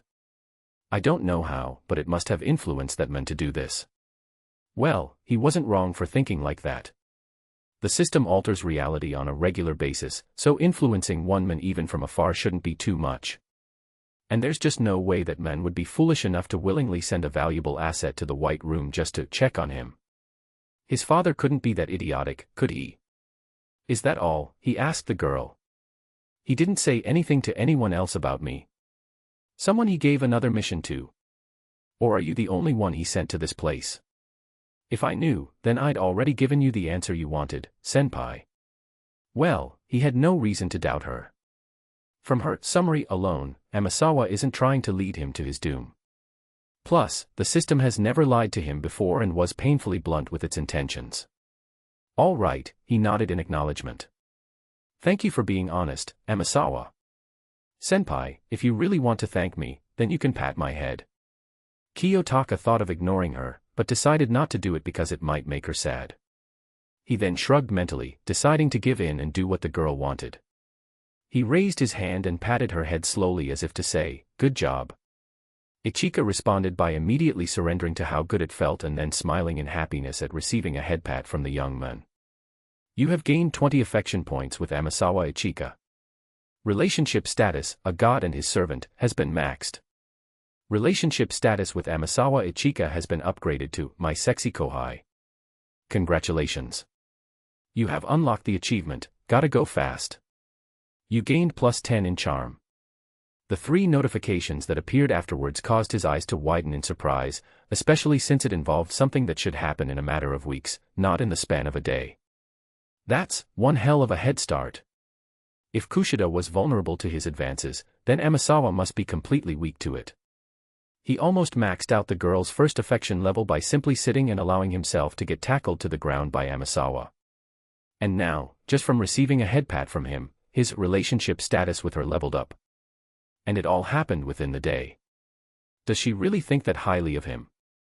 Is that why he gained a ton of affection points with her so easily? Deciding to ponder about that question later, Kiyotaka turned his attention back to the chairman. How did Amasawa get here, Sakayanagi-sensei? The chairman took a sip of his tea. Ah, yes. After I declined your father's demand, he instead offered a compromise wherein he would send one of his assets to keep an eye on you and your progress in this school. After all, he still wants to test you and see how you fare against other talented people since you are supposed to be his masterpiece. Really? Asked Kiyotaka. That's his reason for sending Amasawa here? Definitely influenced by the system. When I told Ayanokouji-sensei that you were in the lowest class, he was actually pleased. He then told me that he will personally take his chosen asset to the school, and a few days ago, he arrived here with Amasawa-san and relayed her supposed mission to me. She was really eager to meet you, by the way. I figured. He muttered, earning a cute giggle from Ichika. Eager to meet him as in, tackling him to the ground like a cat who was separated from its owner, eager. Yeah, he could definitely see how excited she was. So what now? If Amasawa's here to keep an eye on me, as she said, then that means she'll be staying in this school from this point on. Chapter 75, Act 13, Scene 6. You're right, Ayanokouji-kun. Amasawa-san will be staying in this school from now on, but since she is a year younger than you and the class arrangements have already been decided, she cannot join your class. Because of that, she will live with you instead and will be treated as a guest to the school. Kiyotaka's mind backtracked for a few seconds, particularly at some certain words that the chairman said. Wait, what do you mean, live with you? Are you saying that she'll live in my unit? What do you think it means? The young man stared at him for a few moments, as though he was waiting for Sakayanagi-sensei to say that he was only kidding, but nothing happened. It was all the confirmation he needed to realize that he was being serious. I get to live with senpai? Ichika asked, sounding ecstatic. Sounds fun, let's do it. Not gonna bother arguing against this because this has the system written all over it, the young man sighed to himself. However, that doesn't mean I can't ask for the reason why this is happening. The system really planned for this to happen, huh? Not only did it influence that man to send Amasawa here, but it also caused things to happen as they did. The girl hugging him in front of everyone and the chairman's decision to assign her to his dorm unit were a result of the system's intervention. Why have her live with me? Surely there are still unused dorm units around that she can use, right? He asked. You are correct. However, your father wished for Amasawa-san to be able to keep you in her sights as much as possible, and this was my only solution to that because being your classmate is out of the question. That makes almost no sense at all. He complained in his thoughts, before sighing in defeat. There's no other outcome for him even if he tried. Alright, I'll let her live with me. But I want something from you in return, Sakayanagi-sensei. The older man flashed a gentle smile. As long as it's within my power, I'll see if I can grant it. Kiyotaka smiled to himself. The request that he had in mind will surely make things easier not just for him, but also for the girl who was now his roommate. XOX. Kanji didn't think that this would be how he ends his month. Don't get him wrong, he was really happy and proud of himself for passing the midterm exams. He was even motivated to put in the same effort for their finals because of the vacation that they were promised, but it only lasted until he saw Sudo's test scores. A month ago, he and Ken made a bet regarding how they would fare in the midterm examination. It was because of a petty argument that the bet was created, and looking back at it, Ike felt even more of an idiot for being so eager to push through with the wager. The winner would simply be determined by who has the higher score between them, and, to his complete surprise, Sudo ended up with a higher overall score than him. But to an even bigger shock, it seemed like the guy forgot all about the bet because he was too busy celebrating his accomplishment. At first, Ike thought that he was free from the punishment that Sudo had for him, which relieved him greatly. After all, his collection of naughty stuff was important to him and he didn't want to burn any of it. It would destroy him to say goodbye to his treasures. But he was wrong. Apparently, Sudo only made it seem like he had forgotten about the bet and reminded him of it today, right after he watched Kushida-chan kissing Ayanokouji, which also hurt a lot. Despite his pathetic attempt in apologizing and his pleas to simply forget about the wager, Sudo insisted that he honor his side of the bet, otherwise he'll face the consequences. It's not like he could deny it, though. No matter how someone looked at it, it was his loss and Ike had no one to blame but himself. It was he who came up with the idea of setting up the stakes for that bet he and Sudo made. It was he who agreed to his classmates' terms. And it was he who failed to gather a higher score in his midterms. So, as he stood next to a barbecue grill that Sudo let him borrow as added insult to injury, he placed another set of his beloved magazines as well as some of the doujinshis that he bought and stoked the fire underneath the metal bars. I thought it would be harder than this, honestly. The boy said in his mind. He had been standing out here for an hour now, behind the dorm building where he could burn some of his stuff without being caught or anything. What he placed on the grill just now was the last batch of magazines and doujins that he had. Within the past hour, all that he had been doing was dumping the materials that he supposedly treasured into the fire that he made. Kanji had nothing more, and yet, despite all this, he didn't feel anything about it. Honestly, he expected himself to kneel over and be overly dramatic about burning his magazines and doujins, but he didn't do anything like that. All that he had been doing for the past hour was standing nearby, watching his belongings burn. It's not as if he didn't care about these things, though. They still belonged to him and he paid a good amount of points for those doujins, but in spite of that, the only thing he did was watch in silence. Here I thought you'd be crying your eyes out while burning these, but you're just standing there and doing nothing, a familiar voice spoke up, getting his attention right away. I guess those things were just trash, and you chose to let them pile up in your room without ever thinking of throwing them away. He turned around to see Satsuki walking towards him with a smug look on her face. The girl was thoroughly pleased with recent events, especially because she wanted Kanji to lose his wager with Sudo. Of course, she wouldn't miss an opportunity to laugh at the pervert's misfortune. They're not just porn magazines, you know, he sighed. Ike didn't really like bantering with Shinohara right now, and for good reason. Believe it or not, there's a reason why I have these things. Oh. Do tell. I'd love to hear it, she said in a sarcastic tone. He stared at her for a brief moment, wondering if it would be a good thing to tell her something so personal, but eventually shrugged to himself. Maybe once he does, she'll stop with the insults and bantering, for the rest of the day, at least. In my old school, I had a completely different life. The me that you keep seeing every day. I wasn't like that back then. If anything, I was more like Yukimura or the professor in how I acted, Ike explained. Satsuki smirked, obviously unconvinced. So you're a nerd back then? Am I supposed to feel bad for you now? I don't need your pity, he glared at her, surprising the girl at how angry he looked. It wasn't anything like how he would get angry at Ayanokouji or Sudo, it was completely different and it felt like he was really giving into his emotions. It wasn't anything like how he would get angry at Ayanokouji or Sudo, it was completely different and it felt like he was really giving into his emotions. I hated how I was back then. I hated how I was ignored like I was the plague. I hated how I got pushed around if I did something to get someone's attention. If I had to be honest, I'm treated better here than my old school. Shinohara snapped out of her trance after taking a moment to recompose herself. Never before had she seen him like that, and it caught her off guard. Okay, so what does this have to do with those stupid magazines? Kanji took a deep breath, which was successful in calming himself down. Some guys from another class saw me having lunch on my own one day, and they felt bad for me, I guess. They called me to their table and we hit it off from there. Those guys were huge perverts, and I know that I'm gonna sound really hypocritical here, but they were down bad. If you think I'm bad, then they're worse. If you're the one saying that those idiots are worse than you, then it must be serious. What exactly did they do? The girl asked, now looking more interested in knowing more.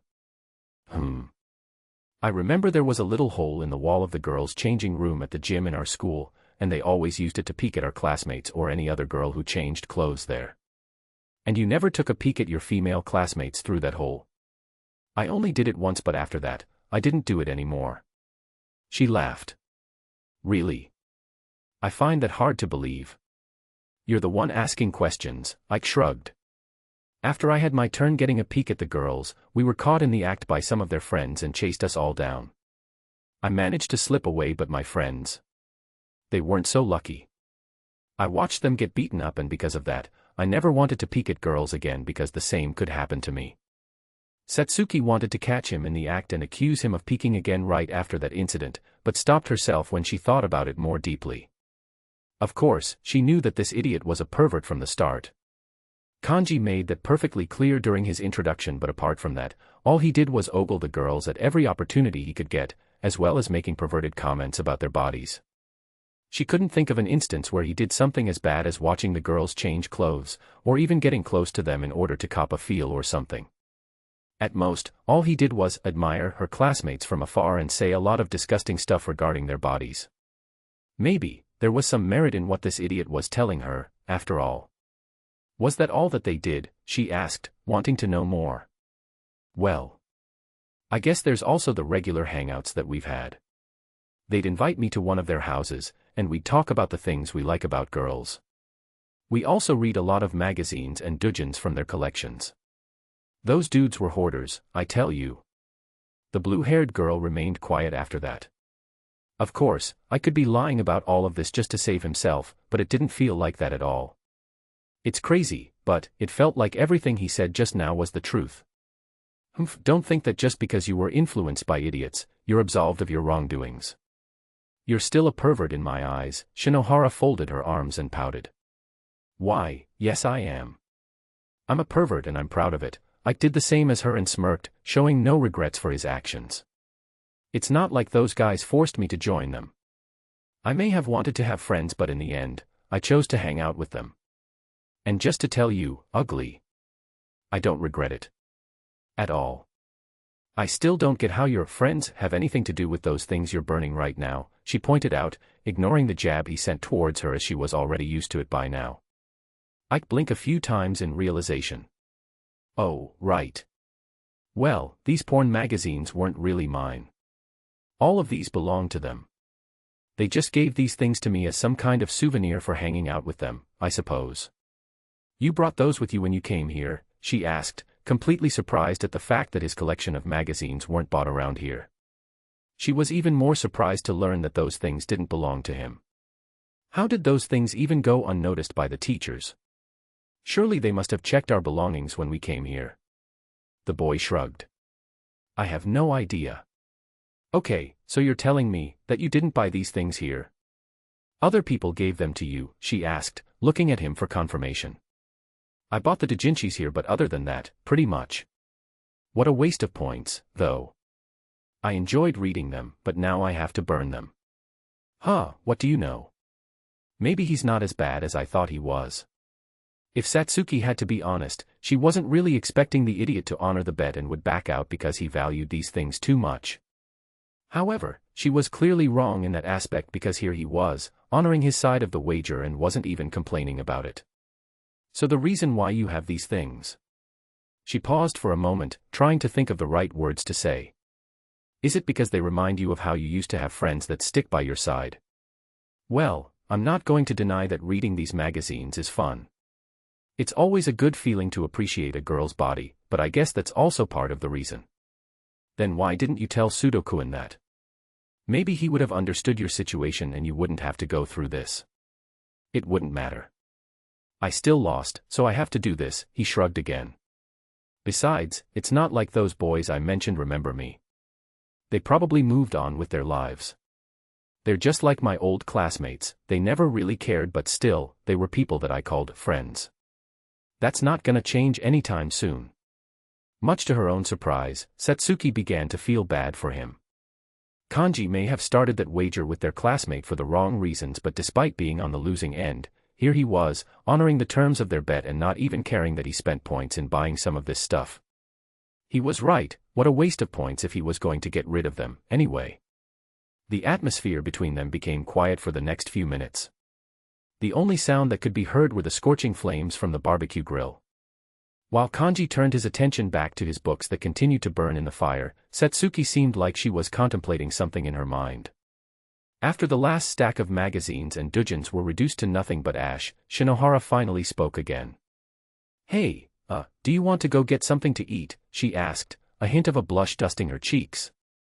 Ike turned to her, looking surprised at the girl's question. I'd rather wait until the month ends before spending any more points. I'm kinda drained right now on points. He chuckled nervously. You don't have to. I'll pay for us both. Now he was really surprised. For as long as he knew this girl, she would never ask him to eat with her or anything similar, let alone pay for the two of them. As a matter of fact, it was already shocking that they weren't having one of their usual banters right now. For a better comparison, they were like oil and water despite being classmates and neighbors at the same time. And yet, Shinohara asked him if he wanted to join her for a meal. This isn't you trying to ask me out on a date, is it? He asked jokingly, an amused grin forming on his face. Ha ha. In your dreams, pervert, she rolled her eyes in amusement, before chuckling to herself. So what do you say? Kanji shrugged. I'd be an even bigger idiot to decline an offer from a cute girl, so sure. I guess I can leave this grill out here for now and let the fire die out first. Cute? I thought I looked ugly in your eyes, she asked as they began to walk off. Ah, that was just me messing around with you since we argue a lot. If I had to be honest, you're pretty cute yourself, Shinohara-san. Satsuki immediately stopped in her tracks as she heard that last statement from him. Did he just, she thought to herself, shifting her gaze to the ground which hid her face from sight. Her cheeks slowly began turning red as a sign of her growing embarrassment. I quickly noticed how his companion stopped walking all of a sudden. She was looking at the ground, so he couldn't see her face at the moment. Shinohara-san. Are you okay? He asked out of concern. Shut up and just follow me, she snapped at him with a red face, before resuming her walking. Satsuki tried ignoring a strange feeling that was building up in her chest, but it continued to bother her regardless. This is nothing. I just feel embarrassed about treating a guy to some food. Yeah, that's it. The boy only looked at her in confusion for a few moments, before shrugging and then following after her. Who knows? Shinohara might just be going through her period right now, that's why she snapped at him.